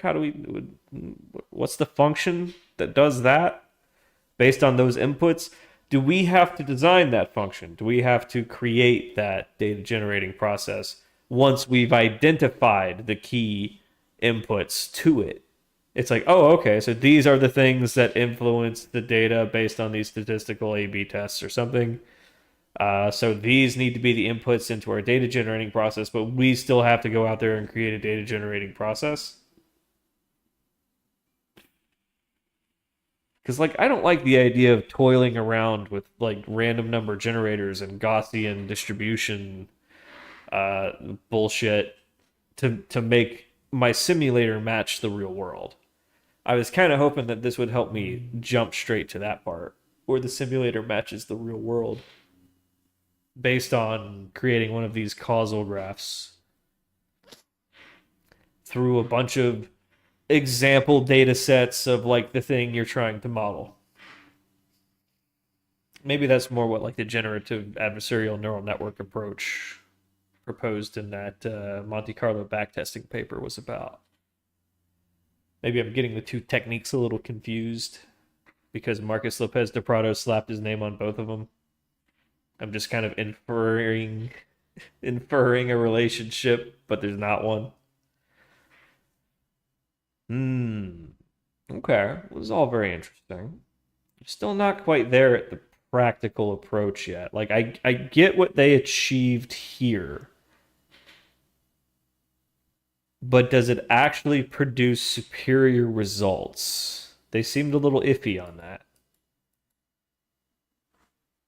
So accurate predictions 62% versus the previous technique, which was 71%. So are they saying that causal ML is not as good as their predictive ML? Yeah, it's more explainable. It uses domain knowledge. We can do all these refutations. We can address confounding biases and unbiased effect estimations. But are you saying that ultimately the accuracy of the predictions is less than the good old-fashioned correlation bullshit? That I'm very interested in if I could ask a question, it would be like, what does that particular field mean right there? When the accurate predictions, what does that mean? Are you saying that your findings are that the causal ML was not as good as the good old-fashioned overfitting machine?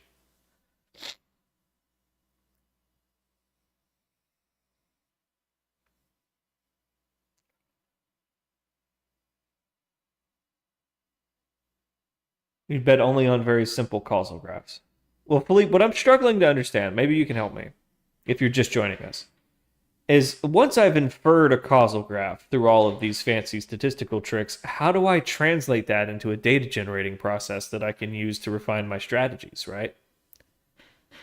Like, yeah, and I don't want to have a super complicated one either. I would like mine to be very simple, like, the rate at which buying capital is arriving and the rate at which selling capital is arriving, and very little else.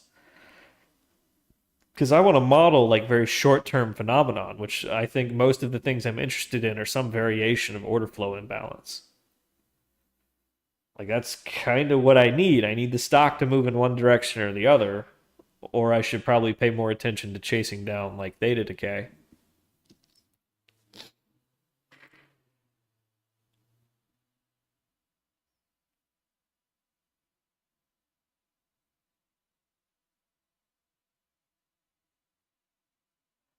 Okay, so I still have to build a realistic data generating process. That's kind of what I was starting to figure out, because all of these presentations have like, and then you put it into a function, and then you put it into a model, and then you put it into a model suitable for your parameters, for your estimands.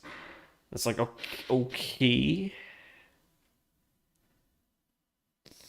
You need a DGP that mimics the interest rates process. Okay, so I still have to make the DGPs. Like, this is not voodoo magic that helps me create realistic data generating processes. This just helps me understand what the inputs to those data generating processes should be, bottom line. This is not how you build the model. This is how you figure out what is important for the model. Then you still have to go build the model. Fuck. Well, no one said this was going to be easy. Okay, I mean, that's still useful. That still lets us figure out the parameter ranges for our models, right?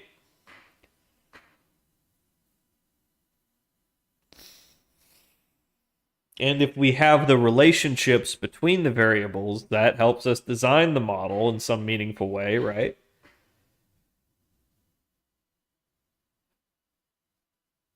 Right, exactly. We don't need to predict interest rates, but we want to be able to model what happens when they change. Because we're the only motherfuckers on the planet trying to scalp Rho, RHO, which if you don't get the joke, Brian Programmer, friend of the stream, mentor to us all, used to say all the time that the Greeks matter in the order that they were handed down by Black and Scholes, right? Delta, theta, gamma, vega, rho. And rho is the sensitivity to interest rate change. And because for most of our careers, up until like fucking last Thursday, interest rates never changed. They were zero or practically zero for our lifetimes, with the exception of the last couple of years. So basically, since Janet Yellen arrived on the scene and decided that her job was to get interest rates off of zero. God bless her.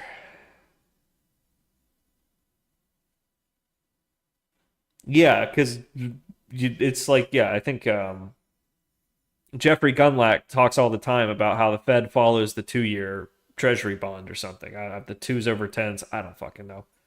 He's the bond king. I'm a schmo. I'm a schmuck. I'm a schwarze. I'm just the help, you know?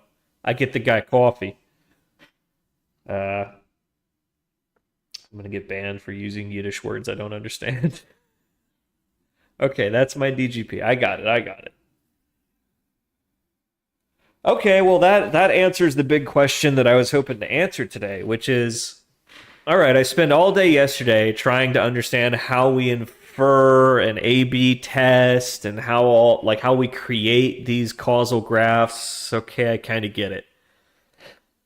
And then once I know all of my important inputs, It's not that hard to derive all of their historical ranges. Now I know the parameters of my inputs, and I just have to create a data generating process where our approximations based on historical examples will match the output of the data generating process. We'll say, okay, we have this historical data example, real historical data. We approximate that the values of these inputs were X, and so we need a data generating process where those approximated values produce an indistinguishable output from our historical example. That explains why Marcus Lopez de Prado hand-tailored the data generating process in the paper that he put out, which I think I have right here. I keep these things handy for just these situations. I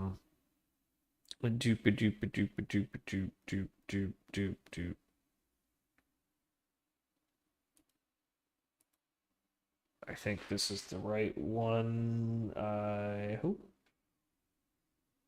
Hold on.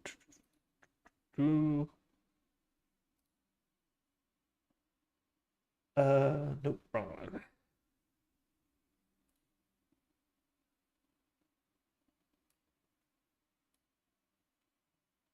Okay.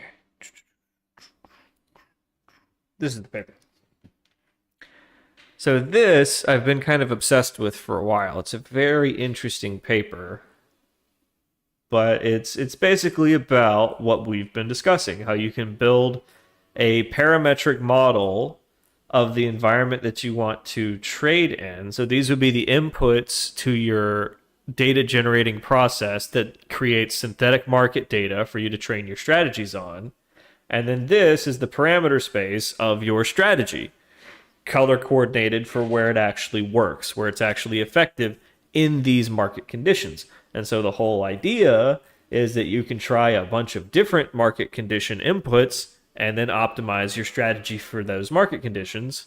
See here. So you already know, based on your estimation of those characteristics of the market in the real world, what should we be setting our strategy to?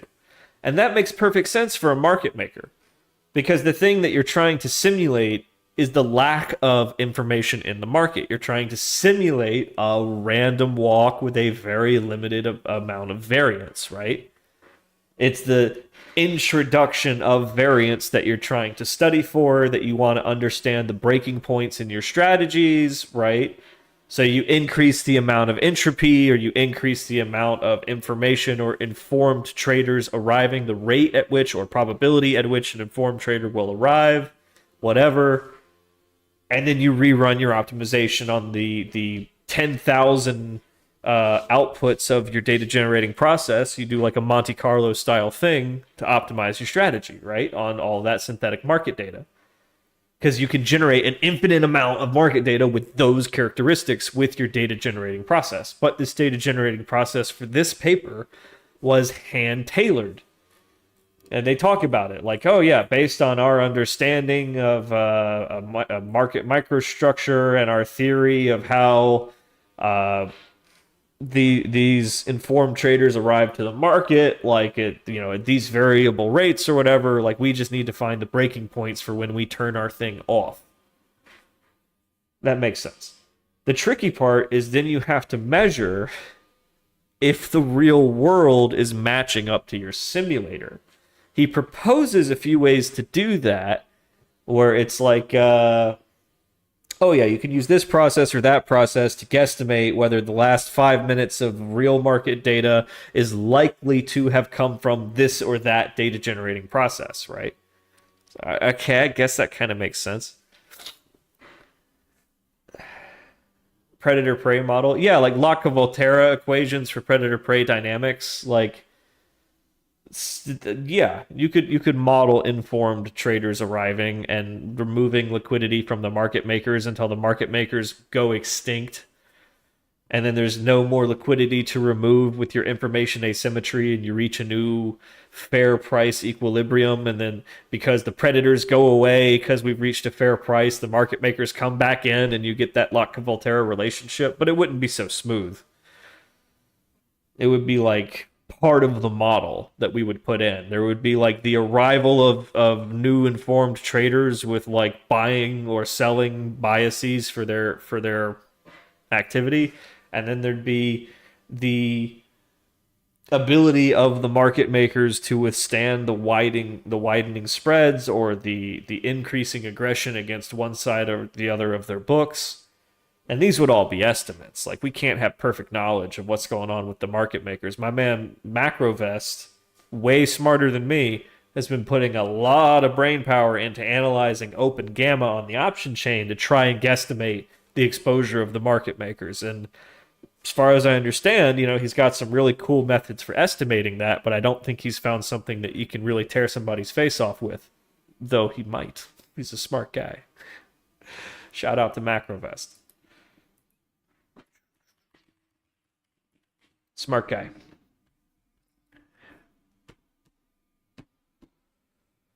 Mentor to us all, really. Happy 40th birthday. Now you're an old fuck. Oh, man. A good friend of mine reached out to me for like the first time in 2 or 3 years today to be like, so I'm getting divorced. It's like, hey, brother, come on down to Las Vegas. We got whores here. Good ones, too. Not that I would know. I'm a germaphobe. But, in theory, prostitution is legal here. I was thinking, is anybody familiar with the game 5 Hearts Under One Roof? It's where it's the dating simulator with the 5 big titty Asian girls. Well, I think there's like one for each taste. There's like the little lolly, there's like the businesswoman with the big titties, and there's like goth punk rock girl. Anyhow, I was thinking, hey, prostitution's legal here. How much would it really be to rent a few actors for a weekend, get an Airbnb or two, and make my own sort of Las Vegas knockoff version of 5 Hearts Under One Roof? If you could film it in like a weekend, you just got to script it all out and run for it. You can hire your actors and get them to sign releases because it's all filming, right? Dude, that game sold really well, and the formula seems pretty straightforward. I don't know. How expensive would it be to produce one? That's kind of the question I was asking myself. I could rent like name brand porn stars out here for like $10,000 a day. That's not too much for a video game production. You think about it. It's like, no one's asking you to fuck anybody. Can we get a discount? Your clothes stay on, like, can we, but Elsa Jean is in this or something. I don't know. Can we work with that? I think there's an arbitrage opportunity here. I think the market demand is greater than the production expense, especially through a distribution platform like Steam. All we need is to get it is an Asmongold React. That's the predictive signal for good sales. We've done countless causal inference analysis to determine that a moist critical and Asmongold React cross occurrence maximizes the probability of good sales on big titty dating simulators. Though we had a limited data set here, we had to fudge some counterfactuals. Dude, I'd make more money if I just made porn. I've been thinking about that more than I'm comfortable admitting. I'm like, just make porn. We live in a place where it's legal to make porn. Gotta make hay while the sun shines, man. You know what I mean? Let's get a production studio up. Yeah, but it's a saturated market, but not dating simulators. And then we could even tailor them for 3D by filming in those bioptic cameras that are so cool. We could have all kinds of fun with this. We just need to network with some German money launderers and tell them, this is how you can get money into the country.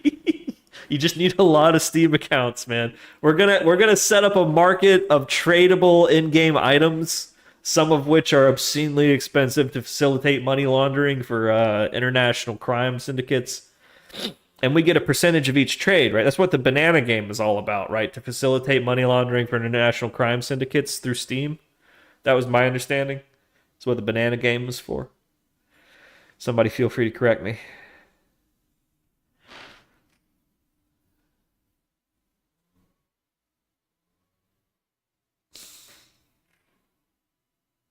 Yeah, we used a causal inference AI to determine that this is a smart marketing play. Our expected value for each day after publication is, plus 3,000 unit sales. I don't know, fuck it. Yet Steam is a money laundering platform. Like, make no mistake, boys, and they know it, and they're taking a cut. Like, they don't care about the gambling and the money laundering. They just don't care. They're taking their transaction cut. And God bless them, I'd do the same thing right up until Uncle Sam comes knocking. And then it's, oh, I'm shocked and saddened to learn that this unauthorized activity was against our end user license agreement that every single one of them agreed to. Shocked and saddened. We're fully cooperating with the federal investigation. Works every time. We talked about that Tuesday, right? About how, sometimes when you have an idea for something really innovative and it breaks the regs or it bends the rules just a little bit, maybe the smart play is literally just to go for it. Just go for it. And if it works out and it's a successful business, they won't shut you down. Uber, Cash App, okay, I'm running dry here. OpenAI, etc., etc. Even the OnlyFans violates certain laws about where you can and cannot produce adult content. There's like child protective laws that have been violated there, but we don't talk about that. Snapchat was originally a cheese pizza distribution platform. A lot of people don't know that, but that was the original intended use case, was for certain people who want to take pictures of themselves and send them to other certain people, where that sort of thing might be illegal on both sides of the coin. That's what Snapchat was invented for. That was the use case. We don't talk about it, but that's what it was for. That's why all the young people loved it. Because suddenly you could send naked pictures to each other without as much paranoia that it's going to be copied and pasted around. Anyhow, hell of a pivot. Now they're like a $400 billion publicly traded camera company, as the CEO loves to say. We're a camera company. Yeah, and I'll bet the spectacles will be really popular with a certain demographic of people as well. And by that, I mean OnlyFans content creators. Okay, all right. TikTok, but for corn, they have that. It's called Red Clips, something like that. It exists, and it's awesome. Anyhow, yeah, no, if you get an idea for something that's innovative or that you feel is sincerely going to add value immediately and like start making money immediately because it adds value like that, where as soon as someone has a credit card number, they're like, oh, wow, this is adding value to my life. Let me pay you again. Yeah, just run for it. Just go for it. And if Uncle Sam comes knocking and you haven't made enough money yet, I was shocked and saddened to learn that this was actually totally illegal. We are fully cooperating with the federal investigation. We're handing over all data, all encryption keys. We're throwing ourselves at the mercy of Uncle Sam. Worked for Arthur Hayes. He got 2 years house arrest. Dude made billions of dollars. Just a thought. Anyhow, back to the practicality. So this is the white paper. Do we still say white paper? This is the research paper that it sort of inspired this whole chain of thinking. That you use a data generating process to simulate market conditions that you're interested in trading or exploiting. You can pre-optimize your strategy for every permutation, and then all you have to do is find some sort of intelligent way of determining what the current conditions are of the market, so you know how to optimize your strategy or how to configure your strategy. This makes perfect sense for market makers. because market makers want to trade as often as possible. They are on defense. They want to trade when the markets are calm, when there's no new information coming into play, where they can just play both sides of the book, where they can buy and sell all day, or let people buy and sell against their inventory all day, every day, with very little volatility risk, because the stock is boring, it's liquid, and it's just going sideways, right? They're herbivores. Now, they provide a very useful function, except when you need it most. So when they detect incoming information or incoming informed traders, they don't want to be handing out the winning lottery ticket. They don't want to be the dumbass at the poker table that doesn't realize that they're getting took, right? So they shut it all down, or they flatten out their books in some cases, right? Because in order to be a market maker, you have to have very deep pockets, right? Because you have to hold a lot of inventory at any given time, that you've let somebody sell you something and you have to wait for somebody to come buy it, or vice versa. You're the one holding the bag when the shit hits the fan. So either you can hang on for dear life, you can aggressively hedge your way out of it, or you can dump all the shit faster than everybody else. They are on defense. So they build a simulator of calm waters. They introduce slowly but surely noise to see what the breaking point, or well, not noise, but signal. They slowly introduce signal into the noise to see what the breaking point of their market making strategies are.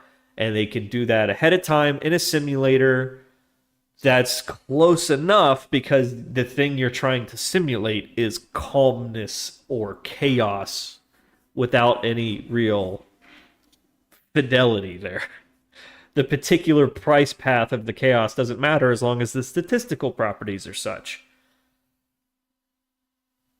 And that lets you know that in these market conditions, this is the optimum, and in these market conditions, this is the optimum. Or maybe don't trade at all.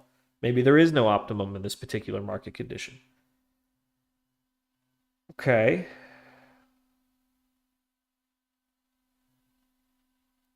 Well, I don't think an Ornstein-Uhlenbeck process is going to capture the nuances of offensive strategy, right?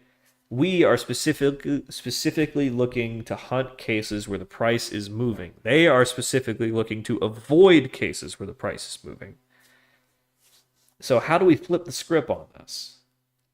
It's easy enough for us to build a causal model of information affects buyers and sellers asymmetrically, and that affects the rate at which buying demand and selling demand arrives at the market, and that affects the price on a tick-by-tick basis, right? We can do an agent-based simulation where we can dial in all the parameters and hit go, and it'll generate trading activity in an actual matching engine. Yeah, I mean, it wouldn't be too hard to build a parametric simulator of the market tearing ass in one direction or the other as a result of an order flow imbalance. Is that what we need to do? So we build an agent-based simulation to capture the dynamics of order flow imbalance, where you have market maker agents, buying agents, selling agents. And I don't mean like sophisticated agents. I mean like dice rolling functions, Not like open AI agents. But like a role-playing game, like the way you would simulate like Dungeons and Dragons, like characters, agents, right? So we have buyers, we have sellers, we have market makers. We can adjust the tolerances of the market makers. We can adjust the arrival rate of buying and selling demand. All of this happens around a matching engine, an order matching engine. They're submitting orders to an order matching engine that generates price history, price path outputs with trading volume and all that. We have some randomizer behind the scenes. I don't know. It just feels like once you set it, it's going to, very little else. if you don't think of it as a dynamic system. Right? So like, yeah, sure, we could calculate like what's the optimum stop loss given this amount of buying versus selling imbalance that we can estimate by whatever means, because we've done these agent-based simulations and they say thus. But it's not static, it's constantly changing. So every time, it's like a quantum function. Every time we go to measure it, you're gonna get different parameters of your market environment, right? Like a weather gauge. The wind is always blowing, it's always changing direction. Except in this case, you're looking at a very small cell of a very large weather system.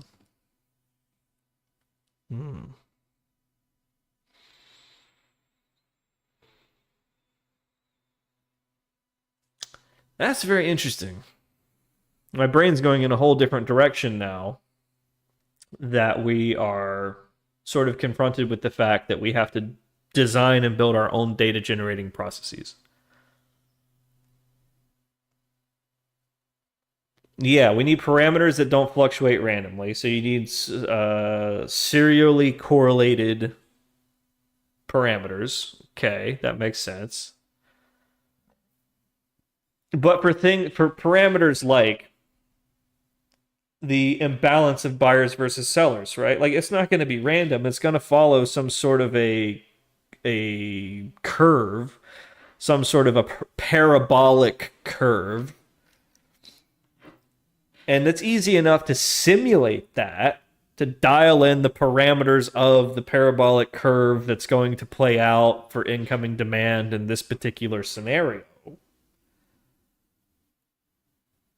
But with let's say, how could you match that up to the real world? Like, that's the tricky part. You're still sort of predicting that it's going to follow this curve. Okay, if you could measure every curve that ever happened, then you would have sort of the parameter space of all possible demand or imbalance curves of the imbalanced order flow over time curve.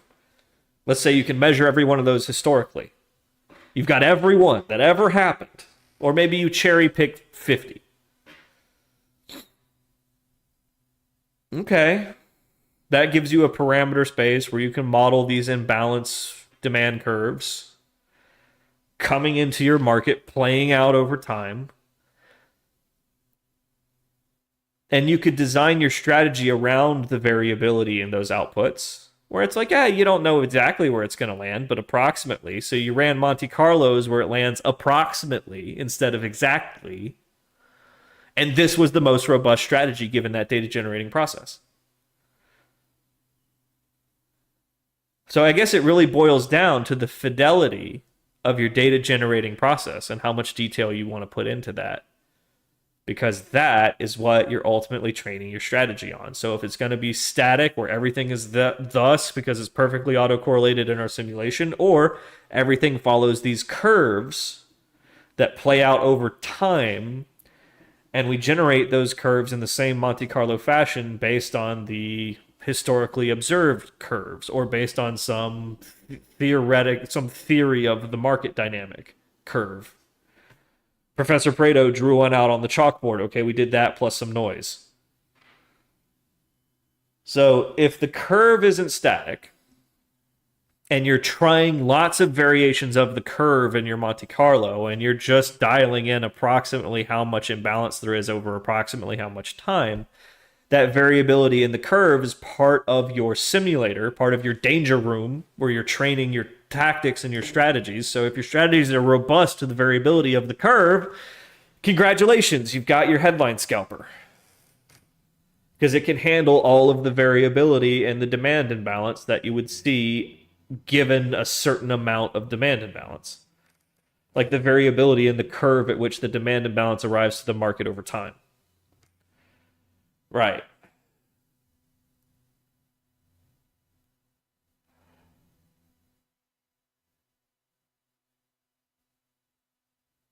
I'm gonna have to watch that back, everything I just said, and write it down, because that sounded good. Right.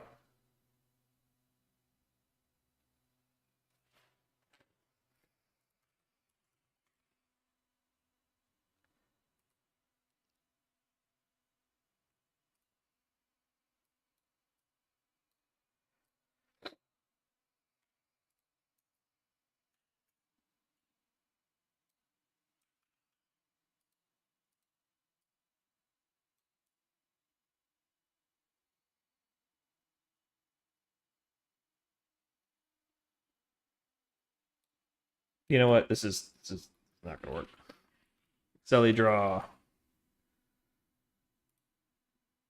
God, I saw another one the other day that I was like, oh, that's so good.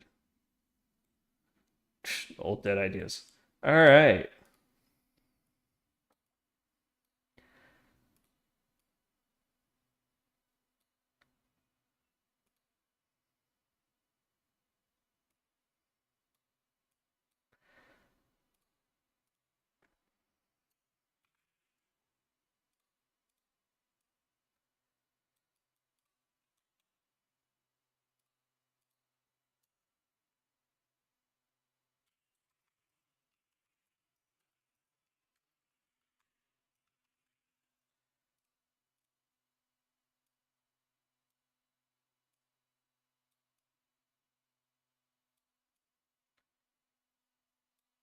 All right, so buying demand versus selling demand over time. When I say like curve, I mean something like this. Okay, you get the headline, the buying demand spikes, and then it kind of balances back out over time until it reaches an equilibrium, right? So you would measure all the variability and that curvature over all of your historical examples that would give you your variability range given an amount of capital, right? Like, every time we've ever seen this kind of order flow imbalance in relation to a headline that moved markets, that imbalance followed these curves, right? It followed 95% of the time the curve was in this range, right? The same way we think about variance. This is the variance of the curve, right? So then you can use that to power your data generating process to simulate that kind of thing.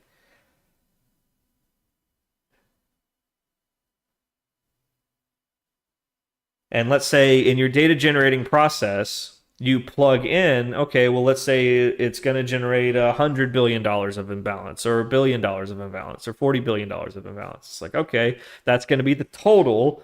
So we'll work backwards to generate the variance of curves that end in that total and run the Monte Carlo on all of that variance, right? So if your strategy for exploiting the thing is robust to all of that variance, then it's robust.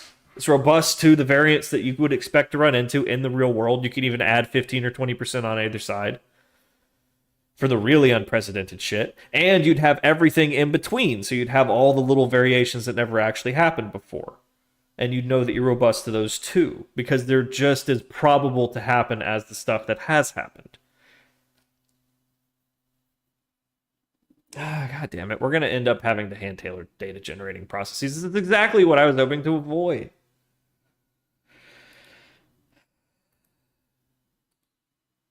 Timothy Masters' books on algo trading. I'll check that out.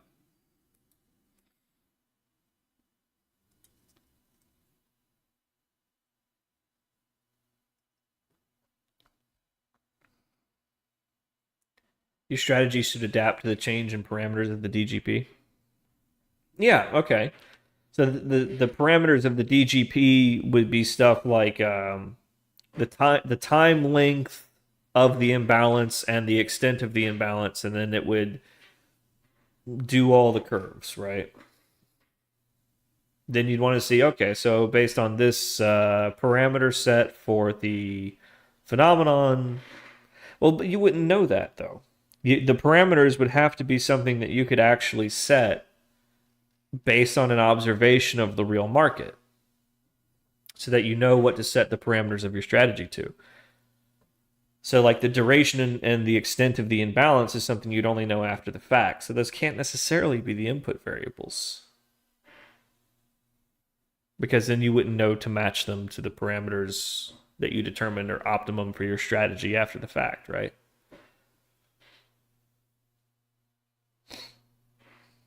So you'd want to do something like measure the imbalance in real time and then match that to some cluster of your historical scenarios.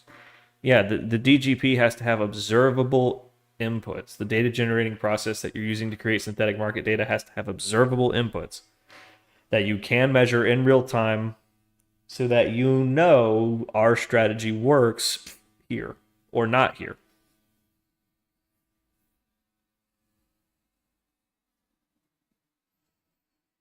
Yeah, I'm starting to appreciate why that's not something that they've automated away yet. That's a fucking art. That's okay. Okay, so it's the causal analysis that helps you determine what those observable inputs are.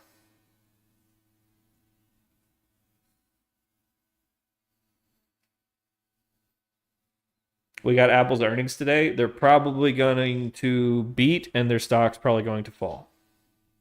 Or vice versa.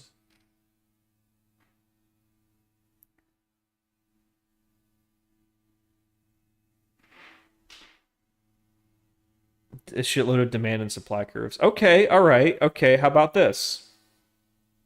How about this? We can estimate the supply and demand imbalance ratios sample by sample by sample. So we are getting the beginnings of a curve as our detector is going off. We could match that curve to one of the historical scenarios that we've pre-computed. This is the closest match, right? Go. Yeah, I don't think that would be practical.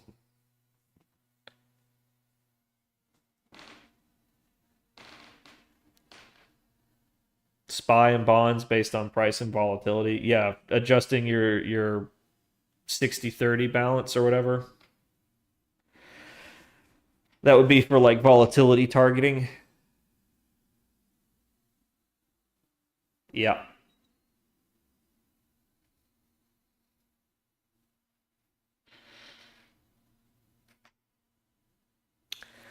Interesting.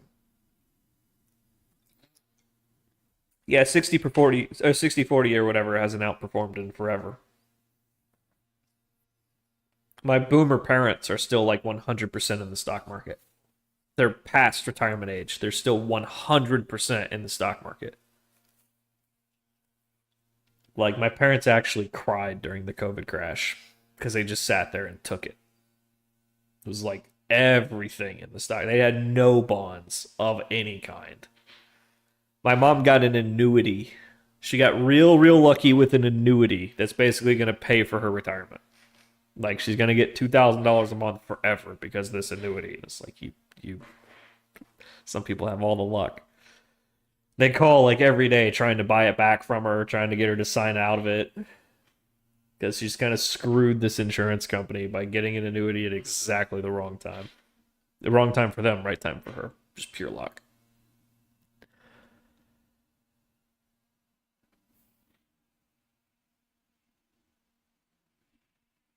Yeah, she's smart. She knows what she got. She knows if all else fails, that annuity will pay for her fucking little retirement home and her ramen noodles and her, cat food or whatever. She's taken care of. I just wish I could inherit it. God damn it. Then I'd be fucking set. Unfortunately, when she dies, it's gone. Yeah, it's her insurance. Yeah, she's doing all right. She used to jokingly tell me all the time, she's like, yeah, I'm not worried if, my new husband divorces me or whatever. I got that annuity. I'll be all right. She can always get some 55 and older community where the rent is cheap or the leasing rates are cheap because they know you're going to be dead soon. They know there's going to be a predictable amount of turnover in these units. Anyhow. Okay, all right. So we have to design the data generating processes. Causal discovery will help us determine what the important factors are, what the important inputs are. But these have to be observable so that we can actually use them. So we can actually use them in real time to determine what's happening in the market, which scenario it matches. Do I have a day job? No, not for a long time. Not for a long time. But I'm about to have to get one.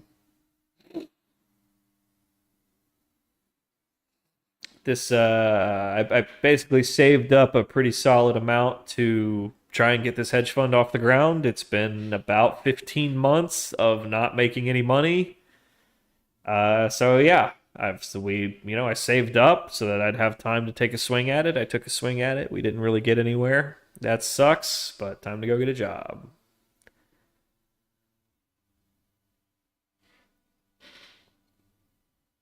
Yeah, no. So will we go back to the strategy discovery thing? No, probably not. I mean, I'm probably going to rewrite that as a Python library. I kind of had a God machine in my head, and when I had to pair that back to something that we could actually build, it sort of became an automated research tool, and a web app is not the appropriate form for that. So it would be smarter, if we want to keep it and keep using it, to just rewrite it in Python, so that we can use it for our real data science to find good strategies. I had this sort of like assembly line in my head, but I didn't really appreciate what was going to go into signal R&D. I didn't fully appreciate that that's like 99.999% of what we're doing, and sort of automating away feature importance analysis and tactical analysis is not the universal key to strategy discovery that I thought it was going to be. I feel like all of the assumptions are still valid for, the grand unified theory of trading strategy design. I just drastically underestimated how much importance there is in the signal. So as soon as I sat down to start thinking of signals, I realized that the toolkit that we built is not going to help at all. Not really. And that people smarter than me and more experienced than me had tried to tell me this, and I didn't listen. But it is what it is. Yeah, I mean, having a job is not the end of the world. It's certainly not, especially when you're a very highly paid tech worker and there's a good chance that you can work from home. So, what signal? Trading signals. A signal that indicates that now might be a good time to take a trade. If you have that signal, the Moneypenny system that we built can tell you what tactic would be the best tactic to use, and if any of these regimes, can squeeze additional alpha out of that. But really what we built is called like a factor zoo. That's the industry term. We're not the only people to think about it, apparently. Doing some research, I discovered that, yeah, a lot of outfits do this. It's called a factor zoo. It's a big knowledge base of every regime or factor that a firm has ever done research on. And they build that up over time, and they all usually have some sort of Python library or something for rapidly assessing if any of these factors add predictability to a correlation test. And it looks like now we're getting into causation tests. Time invested starting your own thing. Well, time wasted. Come on, guys. I didn't make any money here. I've bled out like $70,000 doing this. Like it's ridiculous. Okay, maybe not that much. Maybe closer to 50,000, but still, I came into this with about $130,000 in savings, and instead of focusing on growing and taking care of that money as I should have, I just let it sit there in cash, earning 4%, which, paid the rent initially, but over time chipped away, and now I'm down to about 70 or something, and that's not like the end of the world. It's not like I'm going to be starving anytime soon. There's still like 1.5 or 2, maybe 3 years in the bank. But it's time to get a job. Time to focus more of my energy on actually growing my capital, because I'm fucking 35 looking at 36 years old, and I would certainly like to have more money in the bank before I start getting 40 and 45 years old. You know what I mean? No, I don't want to go to Thailand. Dude, I struggle with feeling completely and totally isolated. The last thing I want to do is go to a country where I don't speak the fucking language, and I'm 2 feet taller than everybody else, and everyone's chasing me to see my penis. Are you like a baseball? You ever been to Japan? If you know, you know.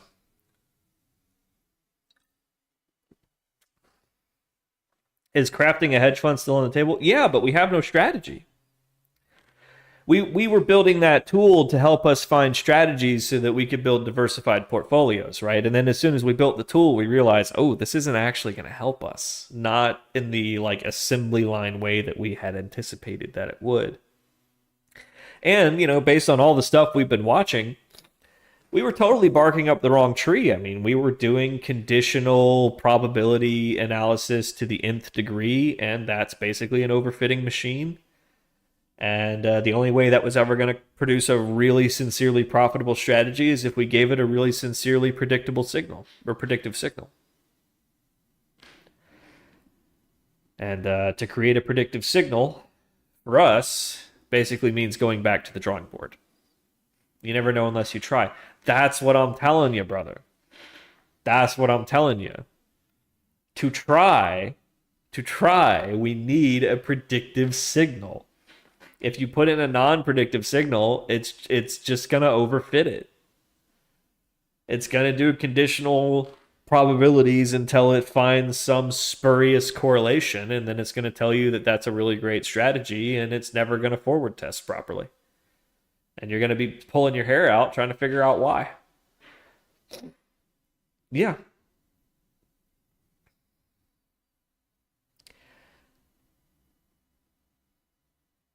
The important thing, I think, is that I had an idea for a thing that I couldn't stop thinking about, and so I built it.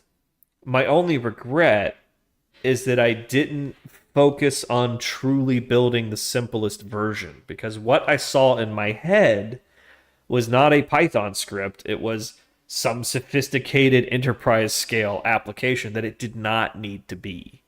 And then I saw in my head some web app that it did not need to be.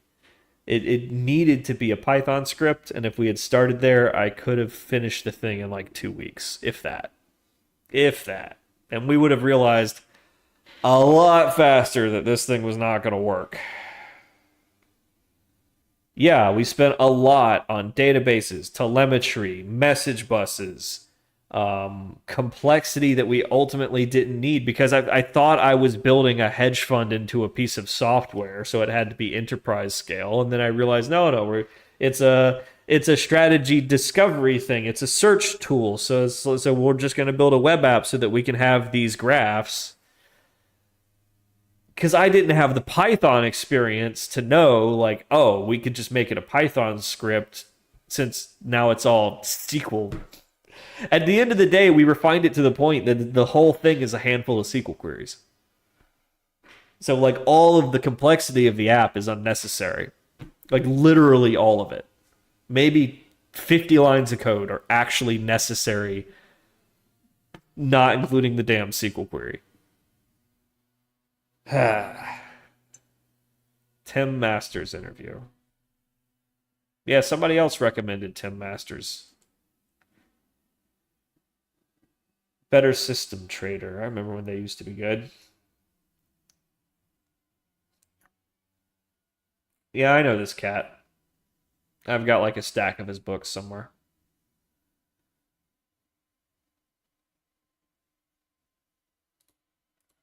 Yeah, I mean, I'm happy I came to this conclusion too.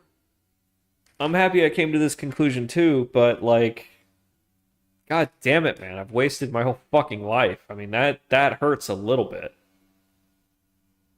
When you put the cherry on top of 15 years down the drain, it doesn't make it taste any sweeter.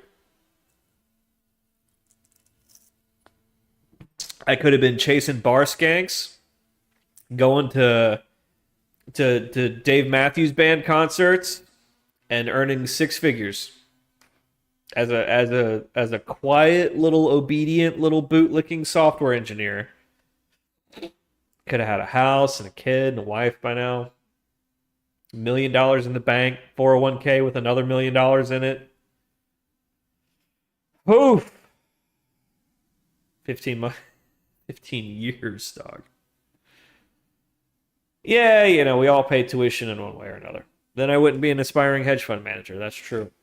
But I might have worked my way up in the industry enough by now, by 35, that I could have stepped out with a client book that I had earned at some financial institution if at 20 I had just switched from software to investment banking. But, yeah, then I wouldn't have my 76 average viewers on Twitch. Just enough to apply for partner, not enough to get it. What are you gonna do? Hey, hindsight's 2020. All right. Well, I think what really matters is during the hard times and the dark times when I didn't know why I was staying alive for another day, it was this stuff that I wanted to work on. So I guess having that guiding star and that warm, gooey core to keep me going when I otherwise wouldn't have, if you know what I mean, I think that has value in and of itself. No matter what you're working on, 100% of the code that you're writing is going to be thrown out. Yeah, I wish I'd gone all in at Bitcoin during COVID when it was $3,000. But hindsight's 2020. Hindsight's 2020. So yeah, it's good to have that guiding star, even if it didn't get you anywhere. It still got you out of a couple of tough spots.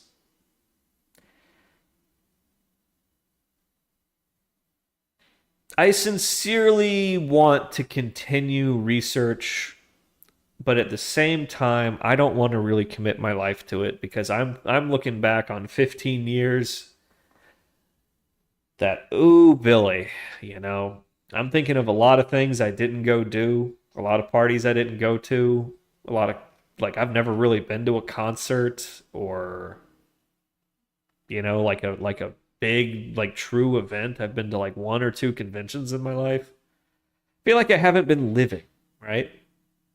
And so that's something I've been thinking about a lot this last couple of weeks is, wherever we go from here, we should make a point to live some life, Hit up Dries in Vegas for a night. Well, fuck, dude, whatever. Go to a steakhouse. Go to the plaza and then throw some fucking bones with the CEO, whatever. Go play a hand of blackjack with Harry Dean Stanton. Why not? Love you and Aliens, dude. Wait, he's dead now, right? Anyhow.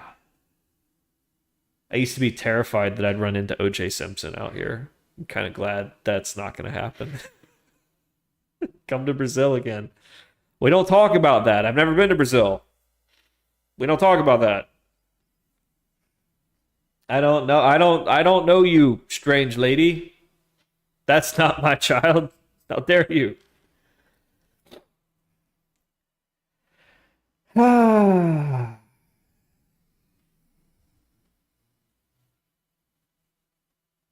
Does that make living freely a little bit more difficult? Yeah, a little bit.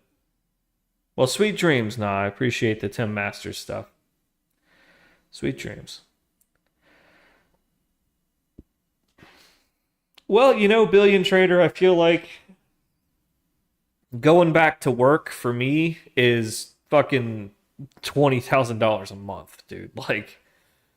I don't mean to toot my own horn, but when I do get down and lick the boot, I get paid very handsomely to do so. So if I could get something like what I had before, minus the toxic work environment, because I was making $200,000+ a year. As much as I bitched and moaned about the restricted stock units, my cash was still pretty fucking good. And that was a work from home job. I mean, if I could have that same thing again with not the toxic shitheads that I had to work with, that would be great. I'd be perfectly happy to be a loser by that measure. And, I spent $2,000 on tickets to go see fucking Tim McGraw or whoever the fuck at the Sphere. Woo! Spent $30 on a Budweiser. I don't give a fuck. I can afford it. I wouldn't mind doing that for a year or two, just role-playing as a normal person. Shit, if you pretend to be normal long enough, you might have a little normal fun by accident, right?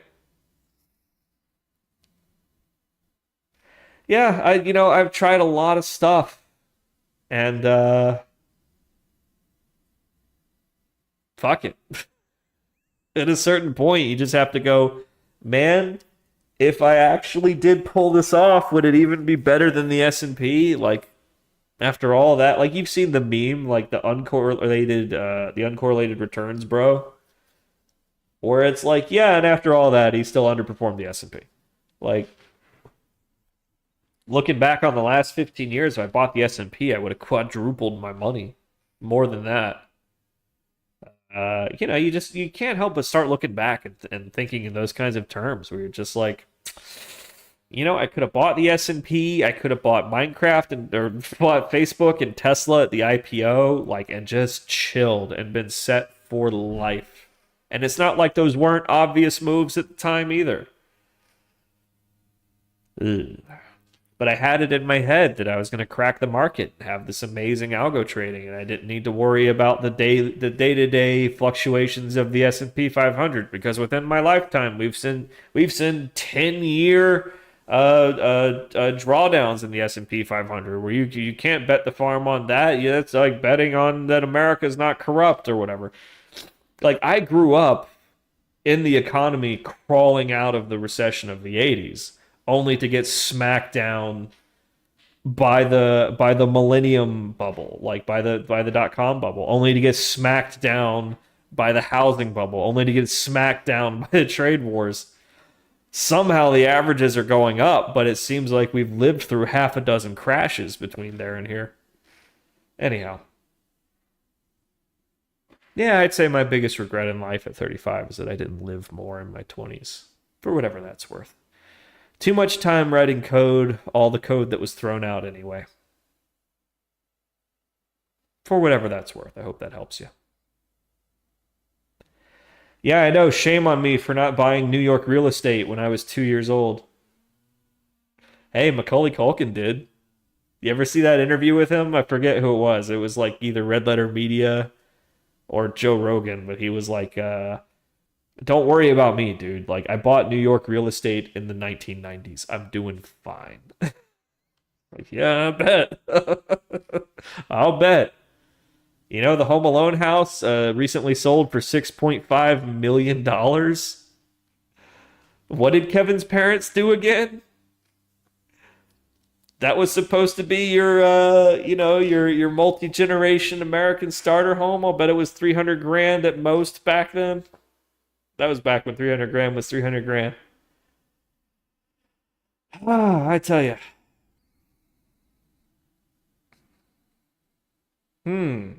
Okay. So inferring causal graphs to determine the parameters by which we will build data generating processes, to which we will train our strategies. That sounds like a shitload of complexity. And I certainly don't want to go chasing the shiny new thing just because it's shiny. I want to actually know what we're doing and slice through the complexity to get a result with the minimal amount of wandering. That's what my scar tissue has brought me, is do not rush into the laboratory, as my professor used to scold me for as a young biotech major. Algo, you're always in such a rush to get into the laboratory that you're not always sure what we're doing. Yeah. Factor models done well. Yeah, that seems to be the case. That's what Marcus Lopez de Prado said, is that you should spend most of your time on features. Features, factors, whatever. And that's an uphill battle against the spilled samples problem, which I guess is why this causal inference is all the new hotness. Because if you're just focusing on factors, there's so many factors at play at any given minute, so many processes at play behind the scenes of any given stock price, that anything that you might be measuring is a spilled sample. There's so many factors in there that isolating just one to measure it cleanly is very difficult. Don't worry about causality. That's what everyone's publishing about it. You need that idea factor alpha lens pipeline. Yeah, something like that.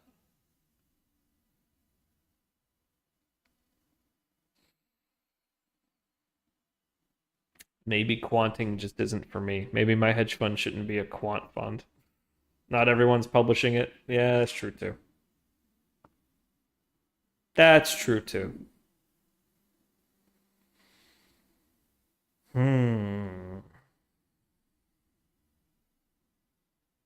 Yeah, I mean, just because we're learning about it doesn't mean we have to go chase it, right?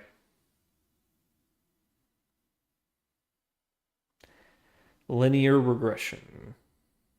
You bet crypto has less factors? No. No, if anything, it has more. If anything, the tech stocks influence the price of crypto more often than it is the other way around. So that's one more influencing factor. Plus all the same interest rates, inflation, monetary policies, all that goes into the crypto price. Also, the unseen processes of money laundering, fraud, facilitation, stuff that you don't have to worry about in the stock market because of the more strict on-ramps and off-ramps.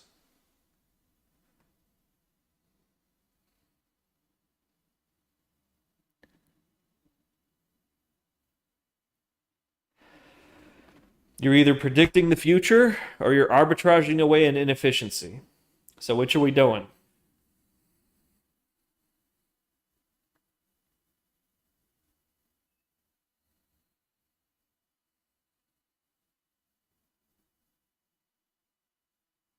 Factors predict the future. Inefficiencies are market microstructure things, usually. How hard can it be to predict a crypto rug pull? There's actually a casino game based entirely around how hard it is to predict crypto rug pulls. Has anyone ever played that game? Where it simulates a crypto rug pull? That's the game.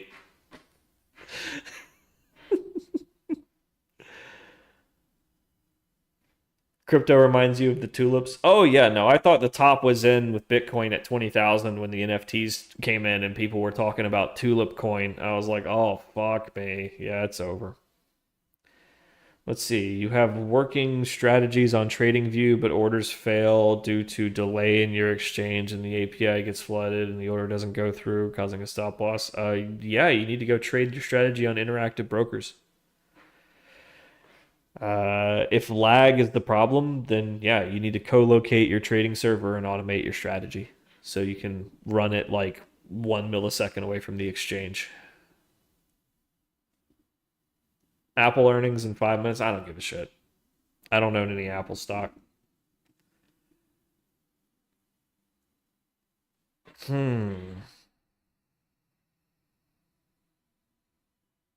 Yeah, there's an online casino game. I don't know what it's called. If anyone knows what it's called, please tell me. I've seen like Togi and those gambling addicts play it. But it literally is like a parabolic curve going up, up, up, up, up, up, up, and then it crashes. And so you're supposed to pull out like hot potato before it crashes, right? Yeah, it's like musical chairs or something turned into a fucking pump and dump style casino game. I've seen it. I don't know what it's called. I haven't seen it in a real casino, but I have heard on a podcast. I think it's called like the Corner of Main Street or something. The CEO of the Plaza Hotel here in Vegas was talking about actually bringing that game into the casino. It was like one of the slot machine companies has a version of it now. I was like, oh fuck. Rocket, is that what it's called? Rocket? That sounds about right. The hottest game in town right now is Pop Craps. It's a craps game, but it's all digital, so you don't have to wait for everybody to set up their bets. You can just go, go, go, go, go. It's everywhere now. I remember the first time I noticed one, and now they're fucking everywhere. Vegas, baby.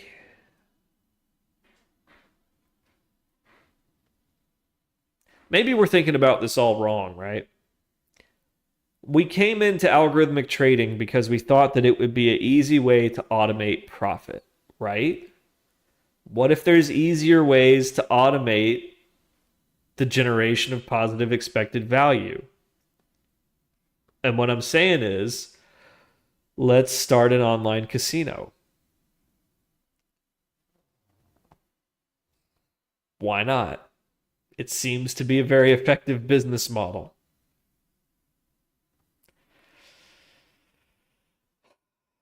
We'd have positive expected value in every player of every game that we offer because we set the game. So we know that every spin of every game with every player has a positive expected value for the house. Why not? If they're dumb enough to come play games where every spin has a negative expected value and they know that, then, a fool and his money were lucky to meet in the first place, right? Yeah, I'll bet the market for online casinos is pretty saturated. It's called crypto. Yeah. I mean, the purest form of capitalism right now is pretty much the crypto pump and dump scams. It's like if they're really dumb enough to invest in it, knowing full well that it's a pump and dump. It's on a site called Pump and Dump Fund. Is it really immoral? Is it really immoral at that point when the whole purpose of the whole site is pump and dumps and they still put their money in? Is it stealing at that point? Are you misrepresenting a security at that point? Or is it just a goddamn casino game and you get to be the house?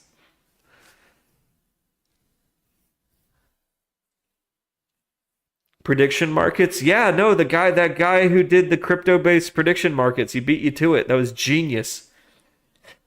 They raided his house. He left the country. Like, the Biden administration was not happy at the poly markets. They raided that guy's New York condo. They flushed him right out of the country. The poly market guy, as far as I understand, I might be wrong about this, he left the country. Like, after he got arrested and processed and they basically stole everything from his condo, he just left the country. He's like, I'm not going to sit here and get fucking bullied. I'm out of here. Just like the Signal guy, or not Signal, whatever. Was it Signal or Telegram? The Telegram guy. They snatched his ass in France. They just snatched him and held him and more or less demanded that he give up the goods. And he gave up the goods. And he immediately left the country and said he's never coming back to Europe. I could be wrong about that.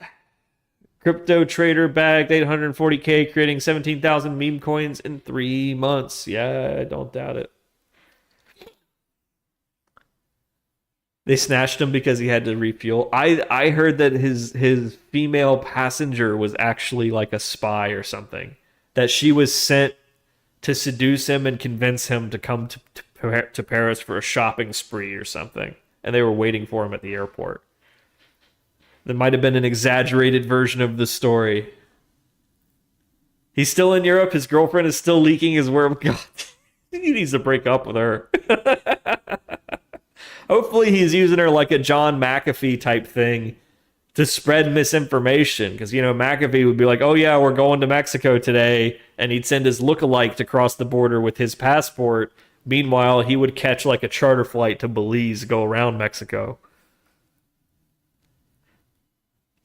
I always wondered how much of that stuff John McAfee did just to like generate headlines that he could use for his pump and dump schemes. She's not a spy. She's just an Instagram baddie. That makes sense. Well, gang, what are you going to do about it, huh?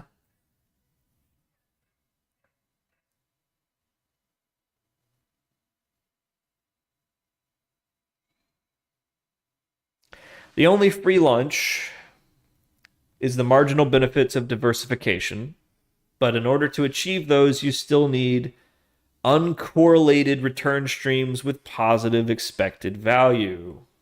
Apple beat top and bottom line and still goes down, and it went down 5%. 5%.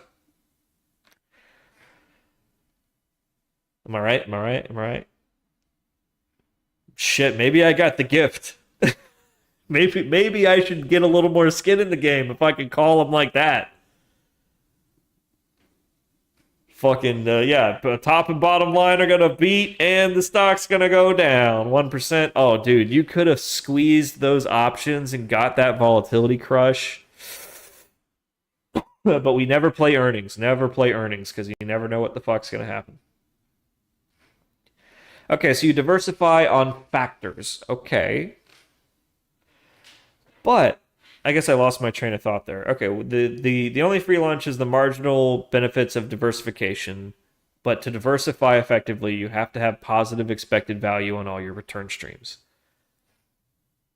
Sure enough, we can diversify by factor or feature or whatever our return driver is, as Mike Deaver at Brandywine Asset Management would say, whatever our return driver is, that's what we're diversifying. But god damn it, we got a lot of brain power in this room, and none of us seem to have been able to capture any meaningful alpha in all of our collective 30, 40, 50 years of grinding. Maybe we're beating the wrong bush here, guys. If we're really going back to first principles, what are we actually trying to do here? We're trying to make money. Maybe we should just facilitate money laundering. That seems like a more effective way to make money. To generate positive expected value, you know? The more first principles I get with this, the more I'm like, have we ever even seen the demonstration of positive expected value through these methods? Like even in the theoretically. Have we ever like seen it with our eyes? Like, does this work? Can this work? Or are we just assuming that these are the methods that people smarter than us are using? But if they're really so much smarter than us, maybe they're just charging fees, man. Maybe they're just generating volatility and charging fees. How much is the banking license in Nebraska? That's a good question.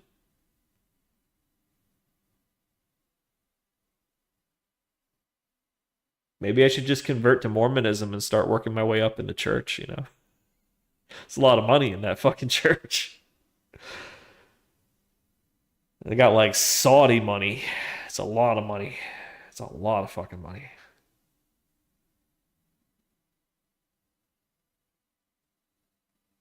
Huh.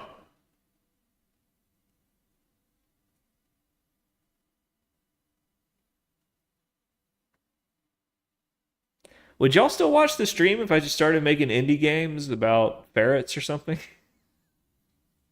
Hell, that might even help.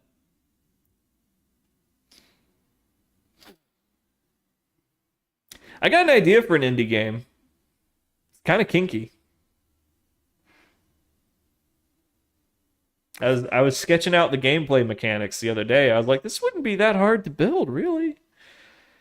It's not like there's any sophisticated leveling mechanic. You know, it's kind of like a choose your own adventure type game. Like, it's doable, especially if I could automate a lot of the 3D modeling and stuff, like with all these new Chinese models.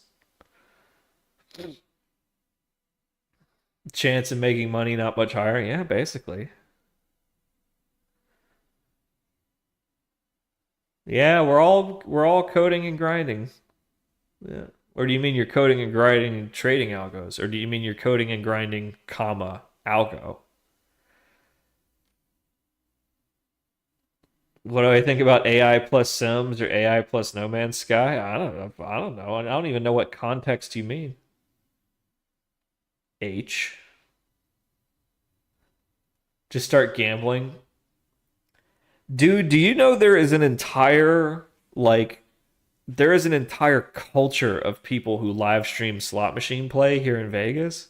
I've seen them in the wild. When I went to see The Matrix, like the anniversary screening, I saw somebody like streaming themselves on YouTube at the slot machine.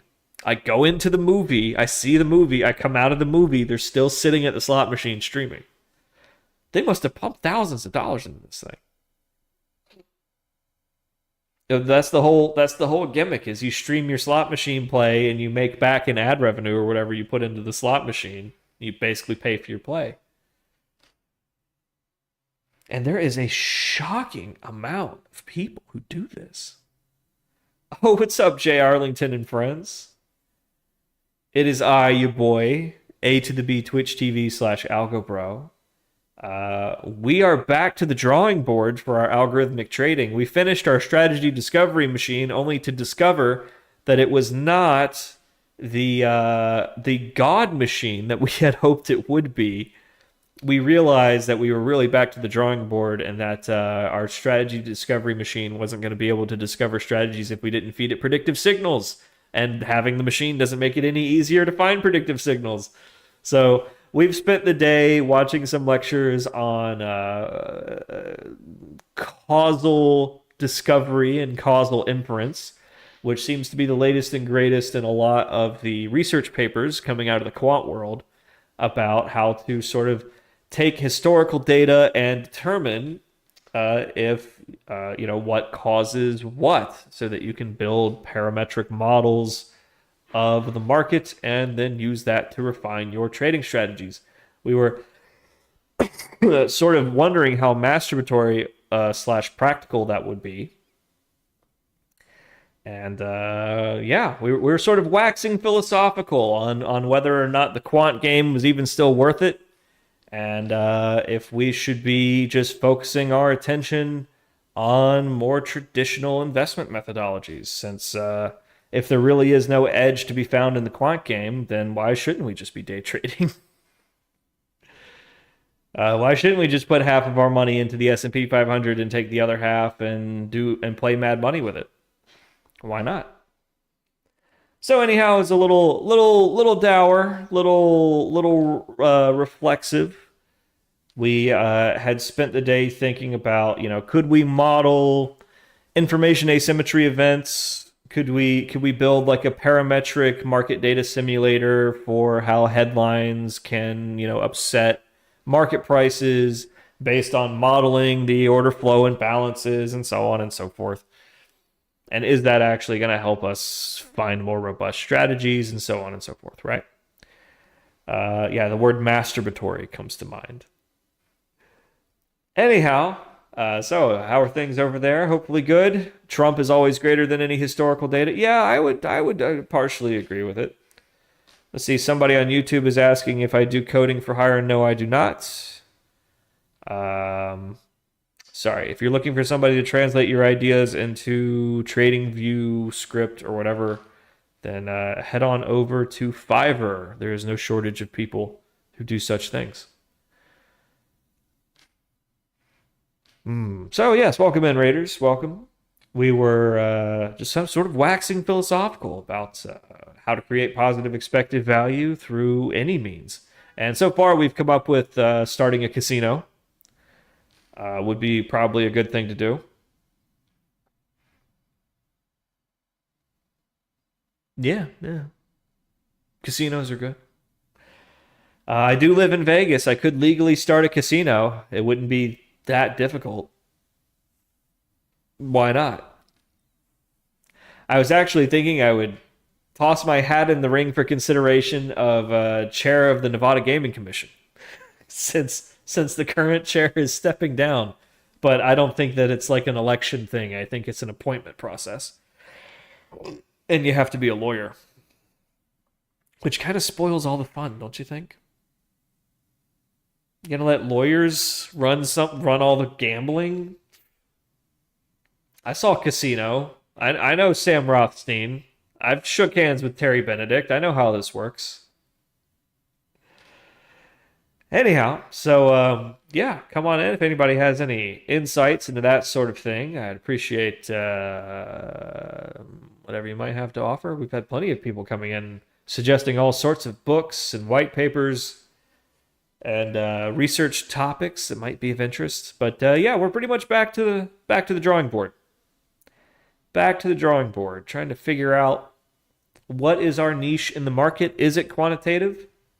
Or have we been barking up the wrong tree all of this time? Have I visited the underground mole people city? No. I actually don't think it's real. I think it's mythological. There are people living in the storm drains under Caesar's Palace. Yeah, like 6 people. not like hundreds or thousands of people. I've heard all this talk about how there's thousands of people living under the Las Vegas Strip. That is entirely bullshit. There's like 6 people who fucking choose to live down there for some fucking reason. There's plenty of like freshwater access up here at ground level. You know, we have suburbia and garden hoses just like everywhere else in America.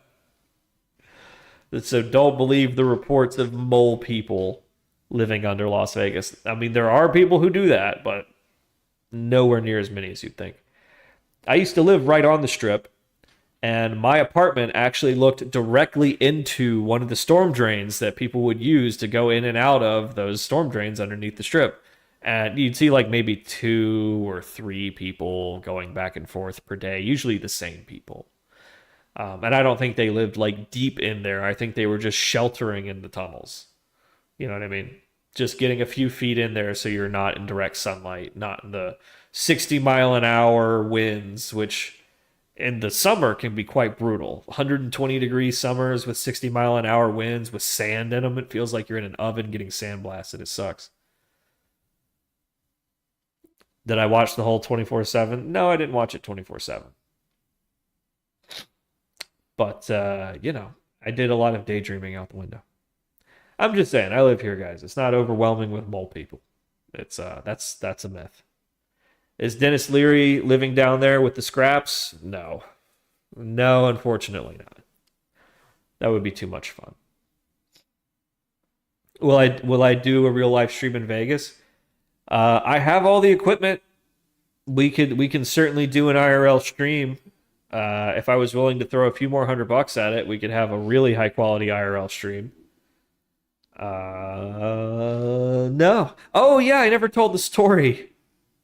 So I applied for a press pass to go to an exchange conference here in Vegas. I just saw exchange conference and I was like, oh, that's clearly something to do with the stock market. Let's go ahead and apply for press pass, right? Because that's how you can get into something for free, is with a press pass. So they reach out and they're like, hey, so could you like point us to your blog or your YouTube or your whatever? And I did. And I was like, oh, here's our YouTube and here's our Twitter and here is our Twitch. And we're primarily on Twitch and we're the only financial technology stream on Twitch. And we were hoping to come talk to some of your booth runners about, you know, the state of fintech in the industry and where they see things going and if they're hiring or not. Because like hundreds of people ask me all the time how to break into the fintech world. And the guy was like,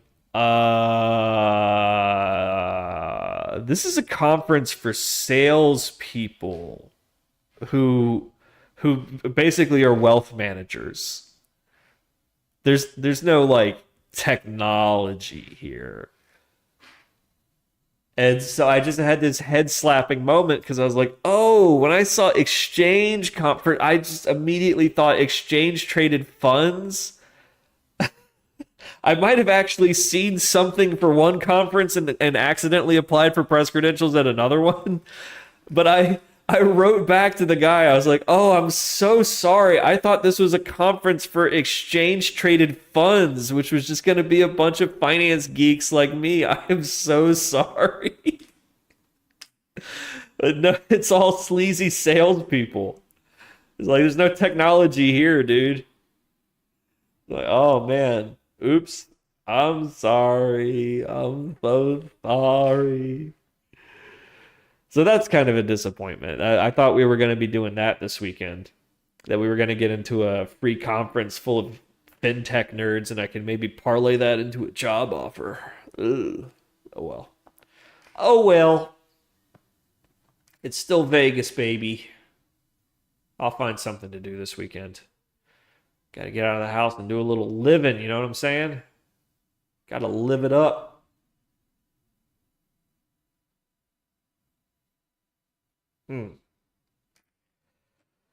Well, this is the research paper we've been going back to over and over again today, where they use synthetic data to refine a market-making strategy, which is really cool. So that way you can adjust the conditions of your market data simulator and see how well your market making strategy performs in the different environments until you find the breaking point. And you know when to turn on, when to turn off, how to gracefully move from one to the other.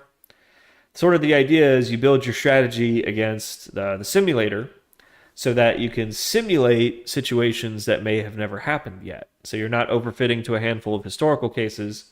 You're building something that's really robust to like all possible outcomes. So we have been studying causality and how causality can be used, sort of causal inference can be used to better understand what's driving sort of, stock prices or bond prices or whatever, so that you can use those insights to build your models for simulating those things, for refining your strategies. So, Leviz has been gone for a few days. Are we rich already? No, we hit a brick wall and we've gone back to the drawing board in a big way. So we finished building our trading strategy discovery system. We can discover strategies. We can deploy them on interactive brokers. We can oversee live trading operations. But we don't have any good strategies, and our system is not going to magically find good strategies. We have to go find predictive signals to feed to the machine. And we were kind of hoping the machine would make it easier to find predictive signals, and we almost immediately realized that it will not, unfortunately. It'll probably have some use down the road as an automated research tool, but for now, it is basically useless.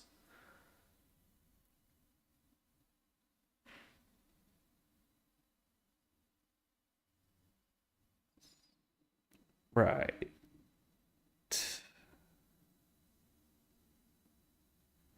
Causality suggests determinism. Yes, that's the whole idea, is that you're building a simplified model of, A causes B or influences Y. And they proposed, or at least they presented, a lot of neat mathematical methods or Python libraries for sort of validating or invalidating causal graphs. They went out of their way to say that the permutations are too big. You need a subject matter expert to sort of hypothesize some causal relationships to narrow the search space, and from there you can compare hypotheses, validate, invalidate, etc., until you get something that seems to explain all of the observations. Random forest method? No.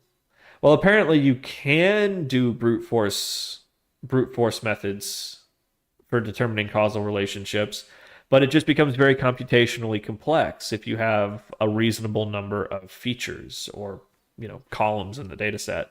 And the one that we saw a presentation on, they had like 400 features, and they were like, yeah, there was no off-the-shelf Python library that could handle it in a reasonable amount of time.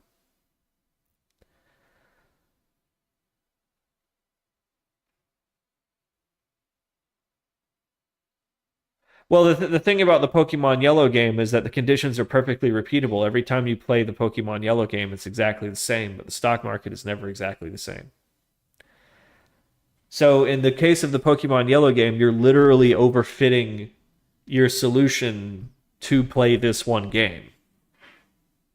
In the speedrunning community, they used to write programs to control the character to do the speed run. I think in some cases they still do that. It's a different speedrunning category. But that works because the same sequence of inputs will produce the same result on the screen with the same starting conditions every time, because it's the exact same simulation every time. So that wouldn't work here, unfortunately, because the market's never the same twice. If it followed the exact same path every day, well, yeah, you could do that, But if you give it 1,000 parameters, tried it. I've tried neural networks, genetic algorithms, strategy inference through causal probability analysis to the nth degree. It really boils down to you have to predict the future or you have to arbitrage away an inefficiency. You can predict with factors in a way. So why don't you build a portfolio management system to manage your money? Okay. Instead of keeping it in a savings account. Yeah, I know. That's really what I should have been doing. Was paying a lot of attention to the market, cherry picking opportunities, and using all of this math to diversify. And maybe I'll start doing that. I don't know. It's not the end of the road, but I certainly don't have the capital to throw at it that I used to. I do have a brokerage account. Why would you assume that I don't have a brokerage account? You can't, like, you've seen me paper trade on Interactive Brokers. You cannot paper trade on Interactive Brokers unless you have an account that's like plussed up past pattern day trading.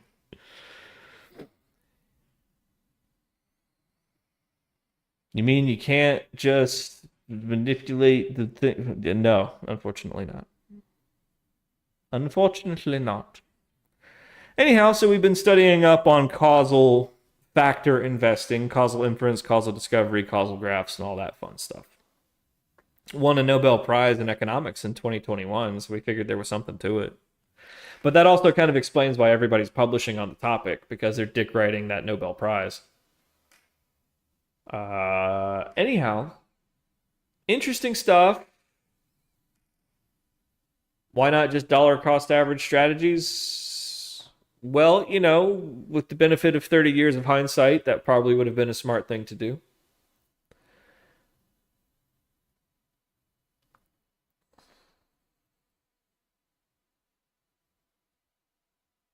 Are there any real-world results from this method yet? Well, all of the examples and case studies that we found presented in lecture series were all based on like customer retention and newsletter marketing and like trying to determine if sending a letter every week instead of every month was going to increase client retention. We actually watched an hour-long presentation where this guy talked extensively about how you can use this stuff in the markets. And then when it came to his real-world examples were how to better retain clients in wealth management industry and how to determine which portfolio managers you can fire because their performance is being largely driven by something that you can buy cheaper than hiring them.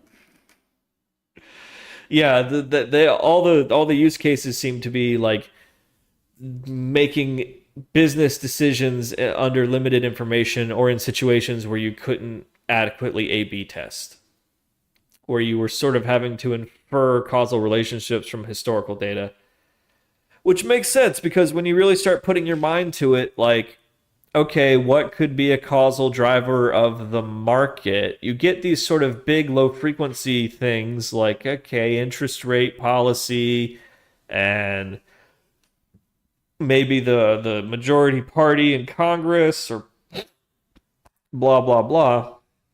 But things that you can actually reduce to numbers and test, it usually turns into a damn feedback loop of the price or things derived from the price and how that feeds back into the price.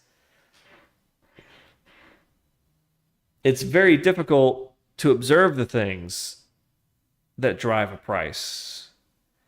It's kind of like a Markov chain with thousands and thousands and thousands of unseen, unknowable states that you could leap to at any time, and you don't even know how many states you're branching to.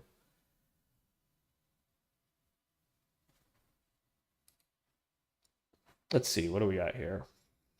Advanced Portfolio Management, a Quant's Guide for Fundamental Investors. Oh yeah, I've actually got that book pulled up right here, I think.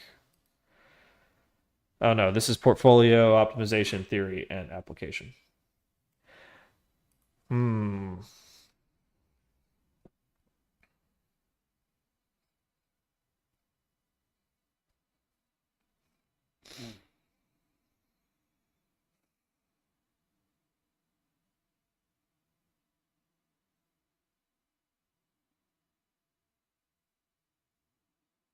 So again, as a quant, as an algo trader, you either have to predict the future or find an inefficiency. that you can arbitrage. So to predict the future, you need to find a predictive factor.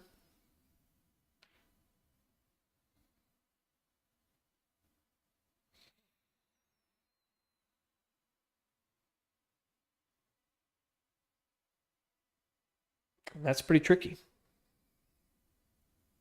That's pretty tricky in a dynamic system where all the players are constantly changing their strategy.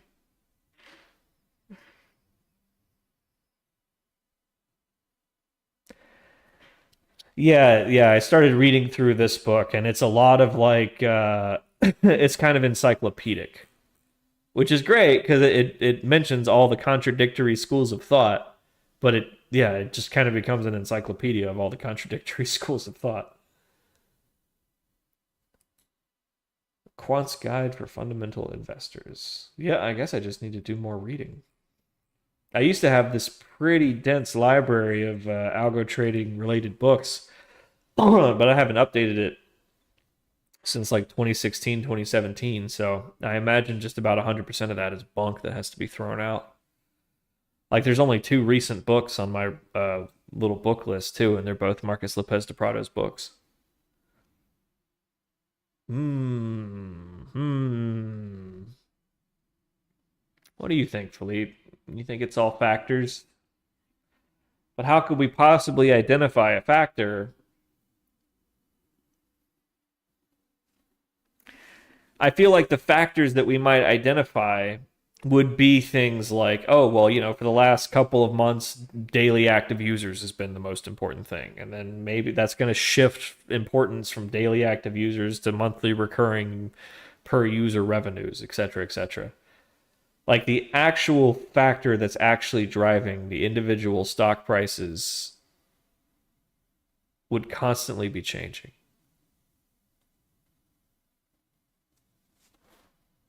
Changing based on what's important to the market at any given time, right?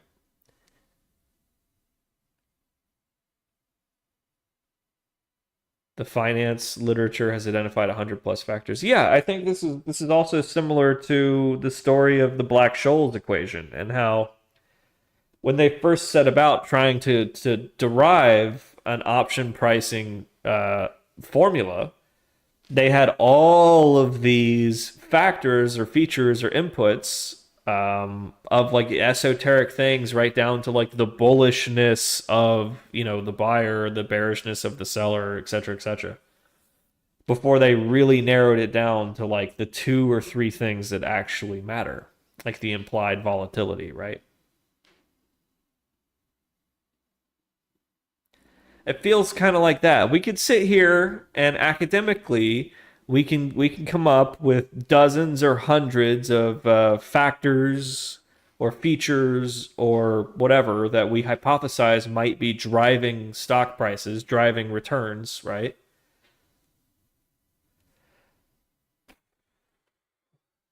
But it's incredibly difficult to prove or disprove any factor because of that spilled samples problem. Like, how do you know it was that thing, that specific thing that was driving the stock price? Like, you can't really.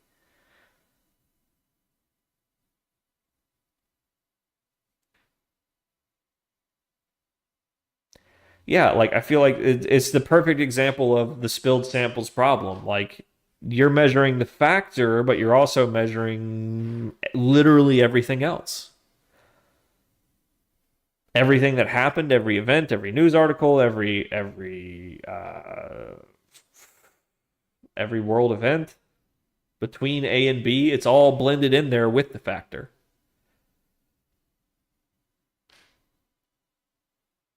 How do you know samples spill?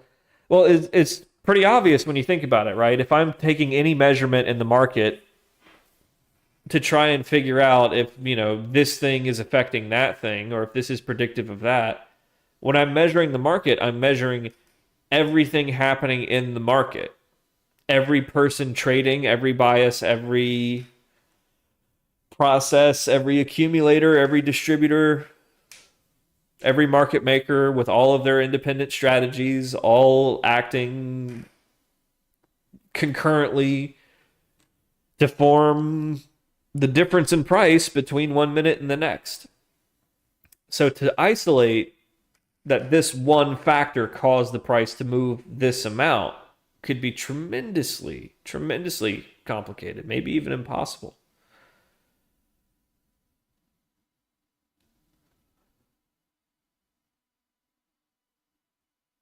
It works in practice. Yeah, the correlation between factors.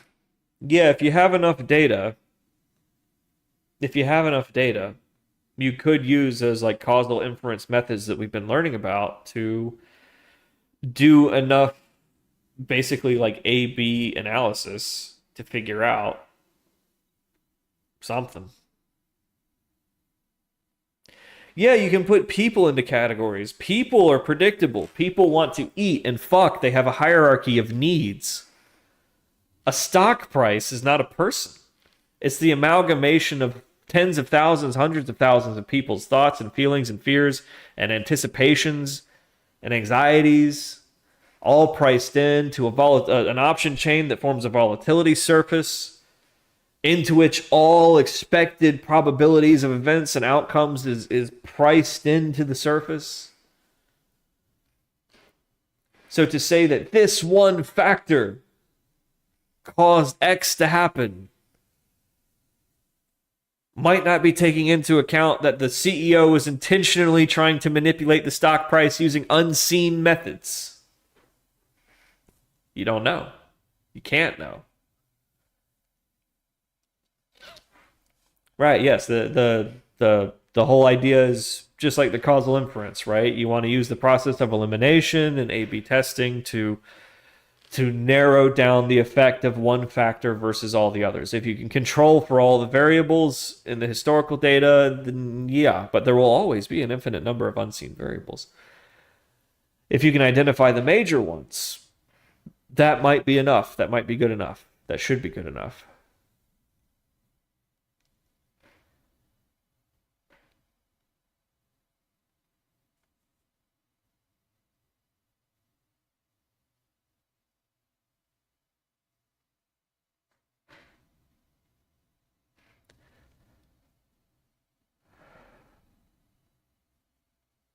Would it be worth it?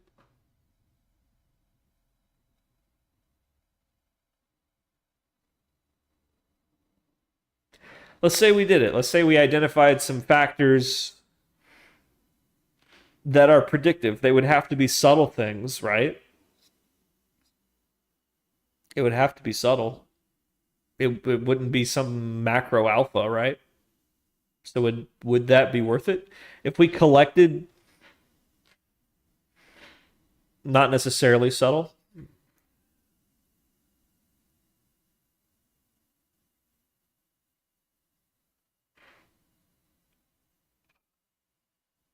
It has to be subtle.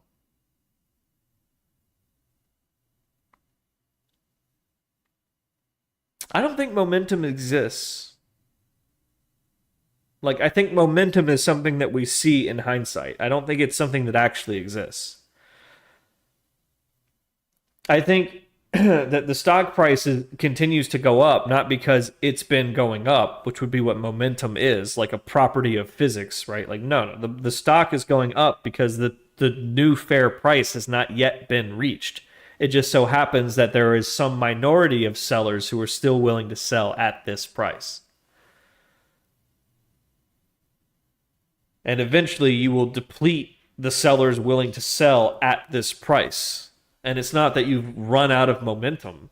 It's that you've run out of sellers. You've run out of buyers. You've simply exhausted the differential that this new information is causing in the price discovery machine, right? I don't think momentum is real. I think it's a hindsight bias of a price path that was predominantly directional.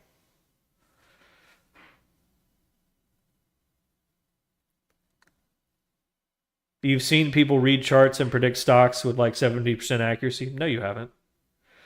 You think you have because they draw a line on the chart that looks predictive, but they're not predicting anything.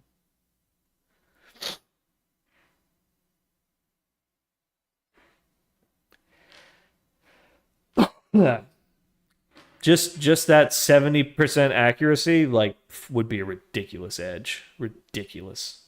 You'd have all the money in the world quite quickly.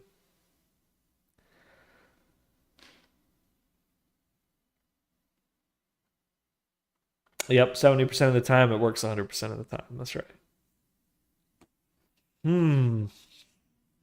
I mean, intellectually, I feel stumped. Just today, I watched a live stream. You know, a lot of those people fake it, right? Like literally fake it. Like they'll be trading on a delayed data feed, like they know what it's going to do 2 minutes ahead of time.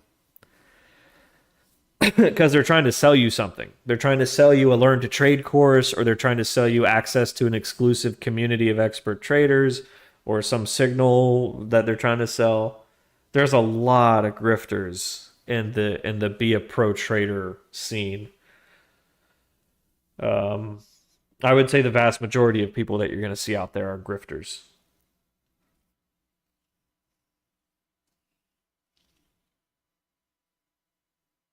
Well, then, Leviz, go buy whatever it is that they're selling, brother. Go buy whatever it is that they're selling. If you really think they got it figured out, man. We're gonna stay here and keep doing the math. Maybe. Anyhow, I feel kind of intellectually like stumped here because all of this causal inference is very new to me. It doesn't really feel like it's the solution that we're looking for. Conditional probability type stuff like we've been doing certainly seems like a dead end unless you already have something that's predictive in the first place. I'm kind of stumped. It's kind of another day of kind of soaking up what everyone else is thinking about and talking about and going, none of this quite feels right. It's exciting and it's shiny, but it doesn't quite feel right. Doesn't feel like these are the right things to be pursuing.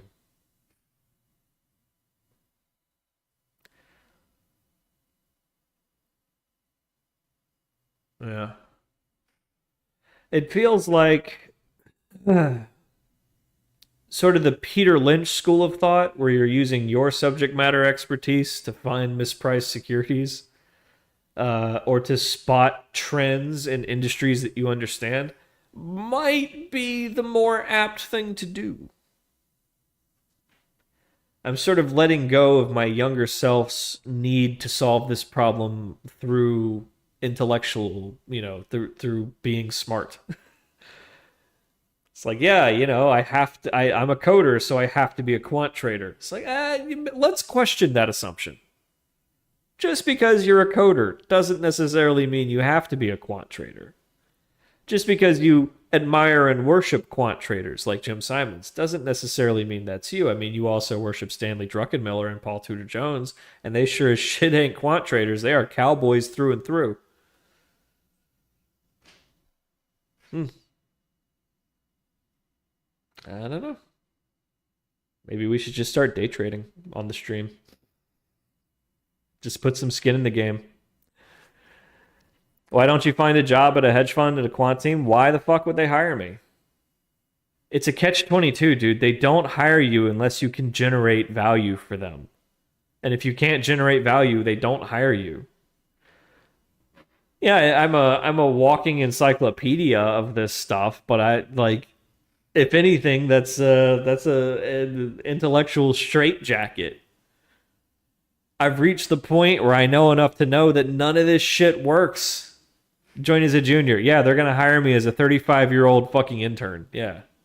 No, they're going to hire some MIT grad who will work for fucking free because he's got a rich daddy who can afford for him to live in Manhattan Island and work in the office at fucking .72. They do not hire people who cannot generate value, dude. Build a factor model and tweak the risk aversion parameter. I don't think it's that simple. Oh, Billion, I've done that before. When I interviewed at Millennium last time, I would ask the interviewer point blank, have you ever in your time in this industry met anyone as passionate as I am about this stuff? And he said, no, never, not even close. And he insinuated that's why I'm not going to get hired. He said, the passion is not always a good thing. Sometimes we like it when they're just cold little machines that just do the math and don't really care what they're calculating. You come in all passionate and enthusiastic and shit. Yeah, I mean, you're making emotional decisions, right? I mean, there was some logic to it. There was some logic to it. It's like, oh, that's why I'm not getting hired, because I'm all smiling and happy to be here and shit.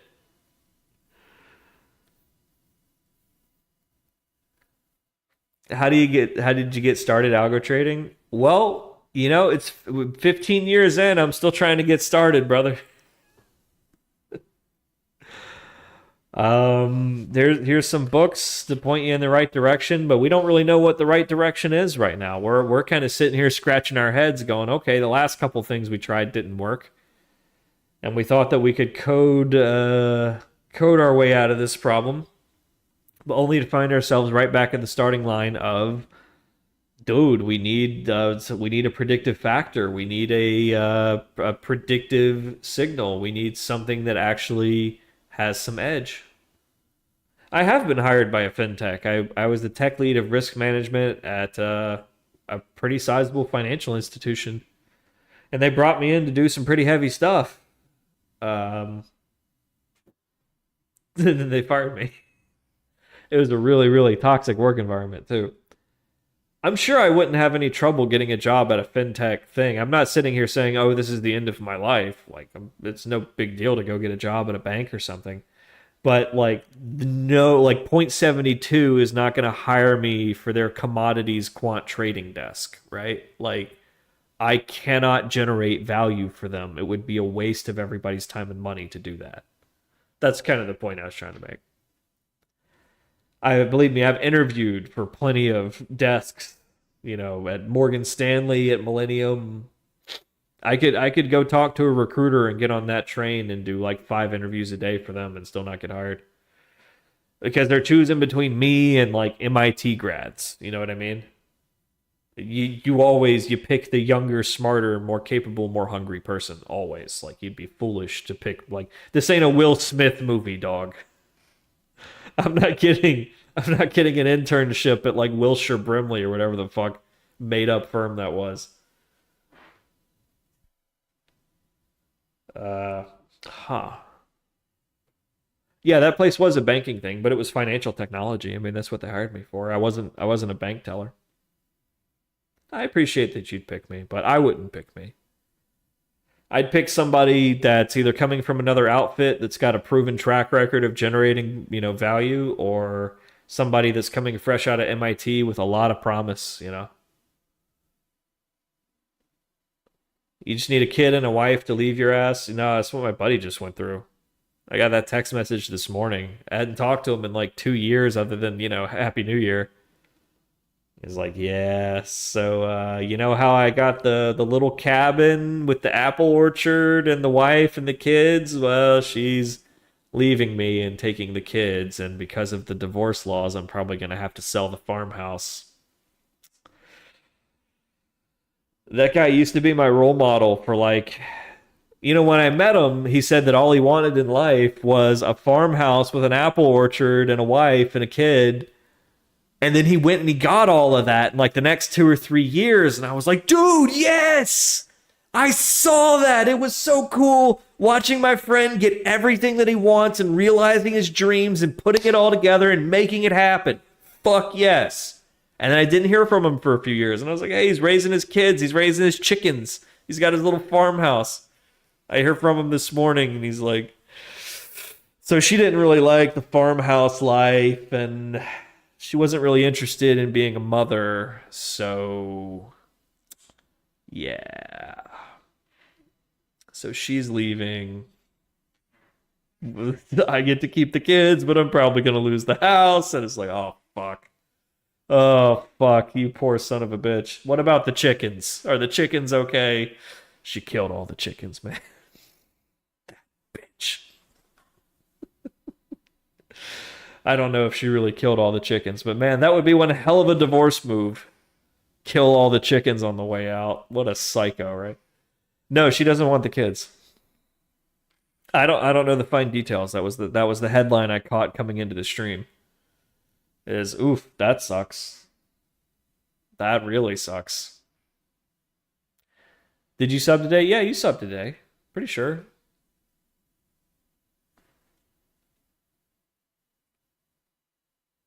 Yeah, 5 hour. Nope. You gifted a sub. Gifted a sub. Gifted a sub. No, I don't think you subbed today. I think you gifted 2 subs today. Is this guy a streamer? No, he's not a streamer. He's just an old friend of mine. Thank you, Bunches.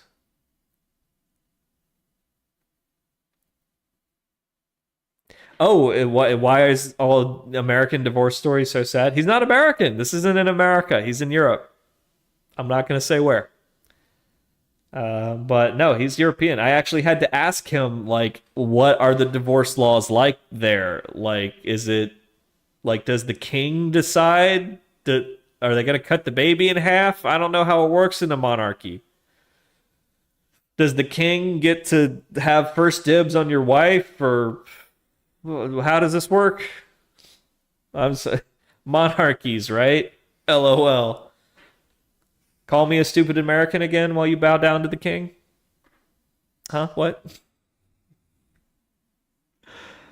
Huh. Anyhow, yeah, so, algo trading, huh? How about it? How about it? Yes, you do have a king now. King Charles. Long live King Charles. And his clubby little fingers. Have you seen his hands? What's going on with his hands? Okay. So, let's review. We watched some interesting lectures on causal AI, but despite the fact that each lecturer insisted that this could be applied to Americans, not Americans, got you tricked me, that these techniques can be applied to the market, capital markets, stock markets, etc.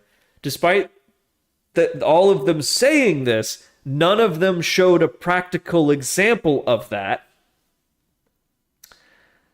All the practical examples of causal AI were used for basically client retention and like cost cutting, business logic, business decision making, which is cool.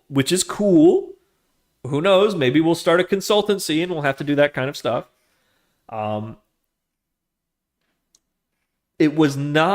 We determined that it is not the magical shortcut to a data generating process that we thought it might be. It can help us identify the key inputs for a data generating process, but we still have to create the data generating process.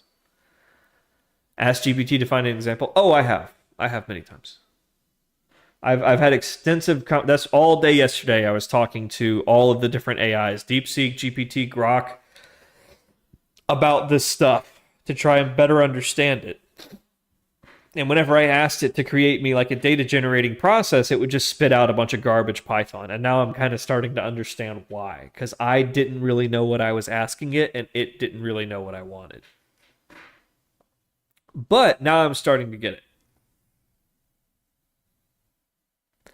Okay, so causal inference is not the shortcut to data generating processes for synthetic market data that we were hoping it was. We were hoping such because some of the latest research revolves around using synthetic market data to refine your strategies, and we thought that's neat. It would be neat if we could do that. Maybe that would be a step forward. Yeah, like geometric Brownian motion. Like this particular data generating process that's supposed to simulate like sideways moving markets where no new information is coming in are basically Brownian motion. They're I don't even think it's an agent-based, market simulation with a matching engine. I think it's literally just Brownian motion to simulate stock price movement.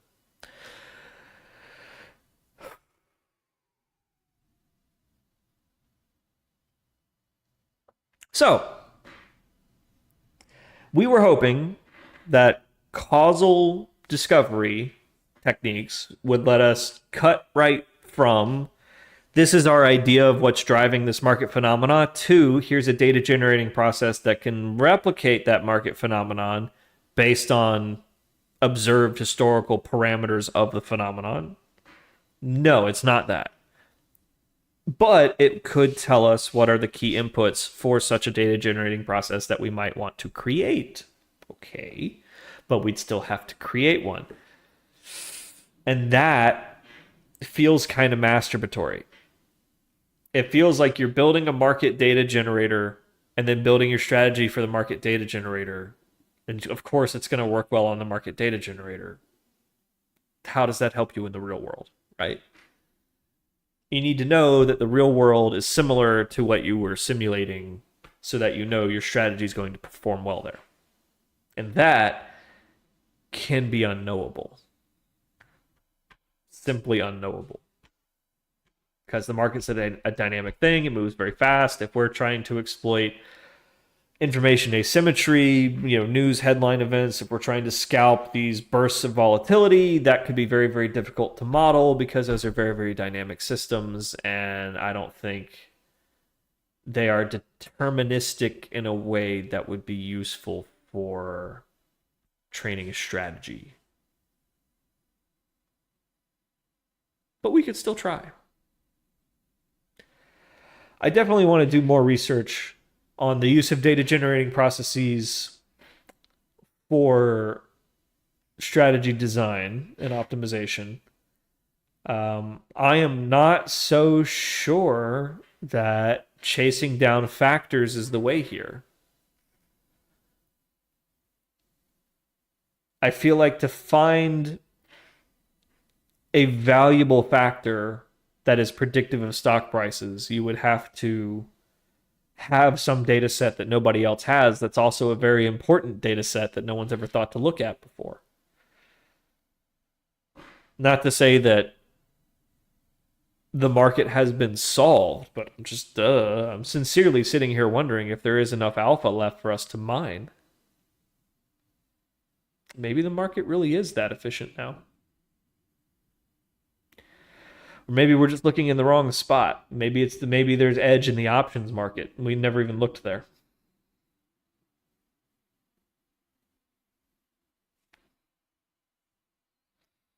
Some volatility pricing inefficiency for zero DTEs.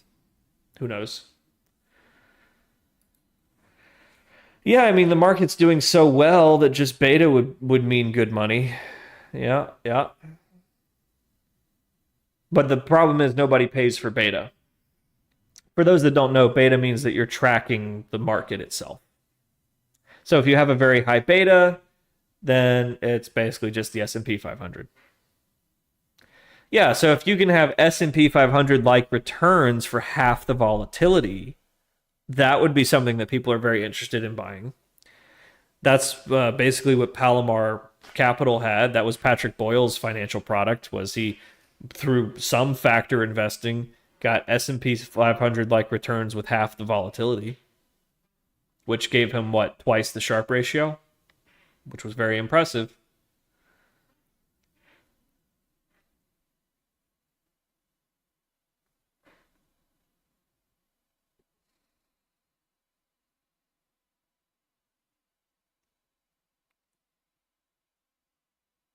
I mean, like market cycles of his, not reliable enough that you could build an investment strategy around it. And plus, like you said, 10 years.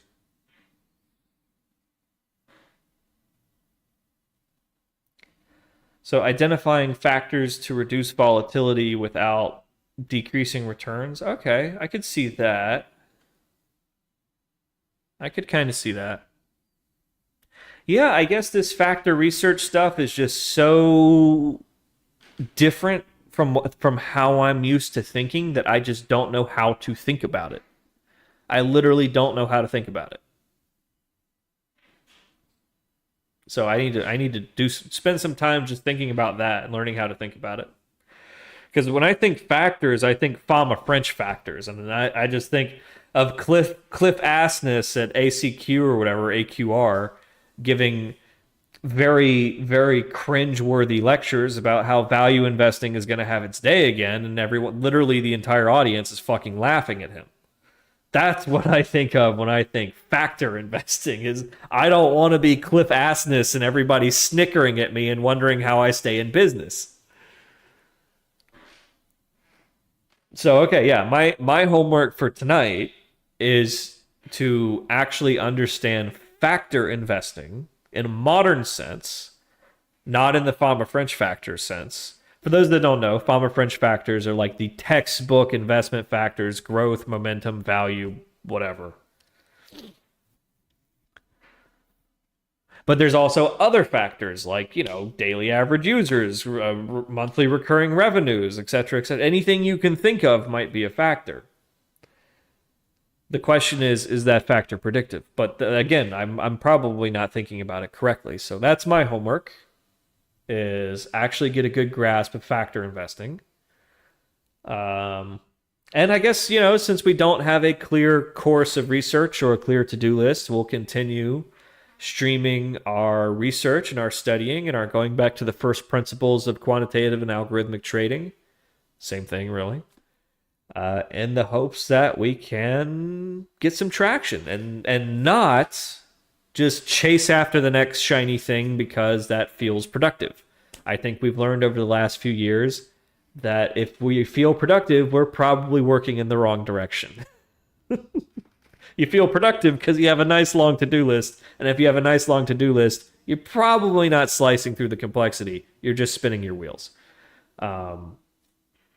Lessons that we learned the hard way.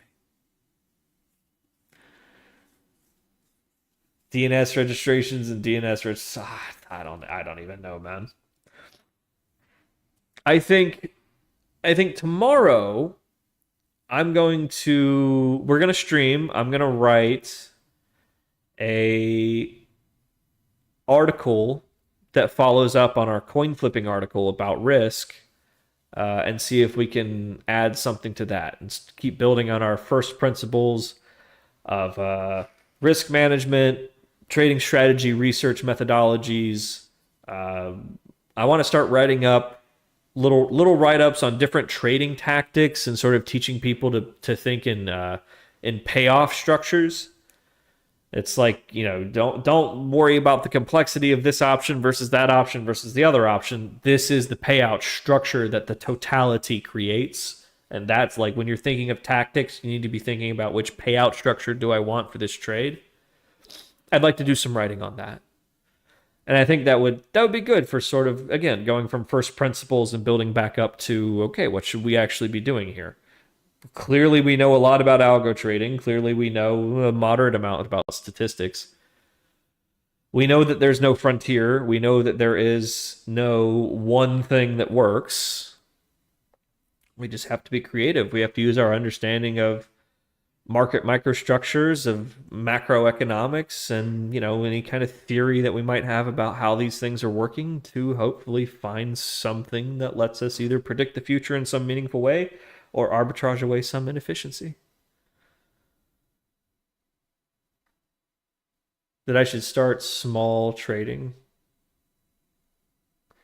Yeah, no, I've actually been thinking, like, we've got plenty of money sitting in a brokerage account that's been waiting for us to have an algorithm for years. So I'm thinking, yeah, whatever, let's just dust it off and start making some hand trades. Nothing big, nothing crazy. Just get some skin in the game so that we're paying attention to the market, noticing abnormalities and phenomenon, and maybe coming up with ideas based on actual observations instead of just sitting here throwing our brains against the theoretical, thinking of the market as an abstract, ephemeral machine. Yeah, maybe we should, put on a credit spread here, do a Jade Lizard there, like, dust off the old option tactics book. Let's do a sunny side up. Let's do a back spread just for fun, for $50 here or $100 there. Just to kind of feel it, just to feel the market moving. Reconnect with it in some meaningful ways. Yeah. Yeah. Yeah. I think so too, chat. I think so too.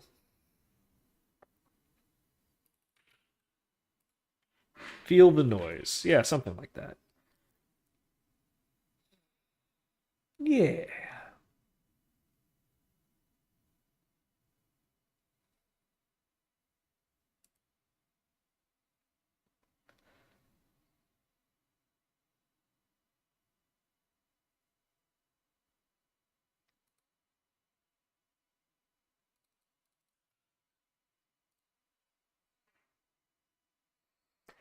Yeah.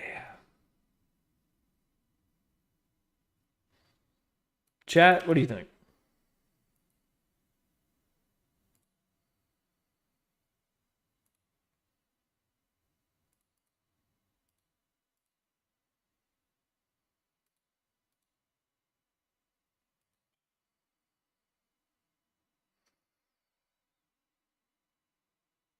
Yeah.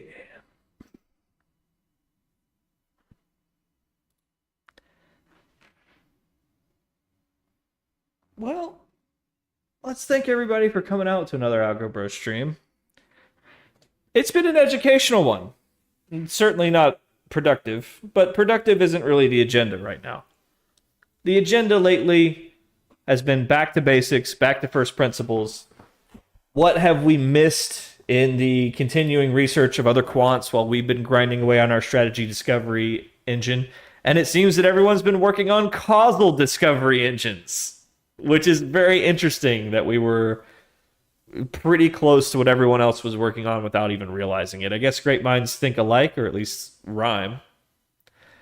But that's all for me. We're gonna raid somebody new today. We're gonna raid Pace 22 and see what's going on with the new Star Citizen patch, because I'm a little curious about that. Good old Robert Space Industries got me for an Avenger Titan plus 2 different colors of Nox hover bike.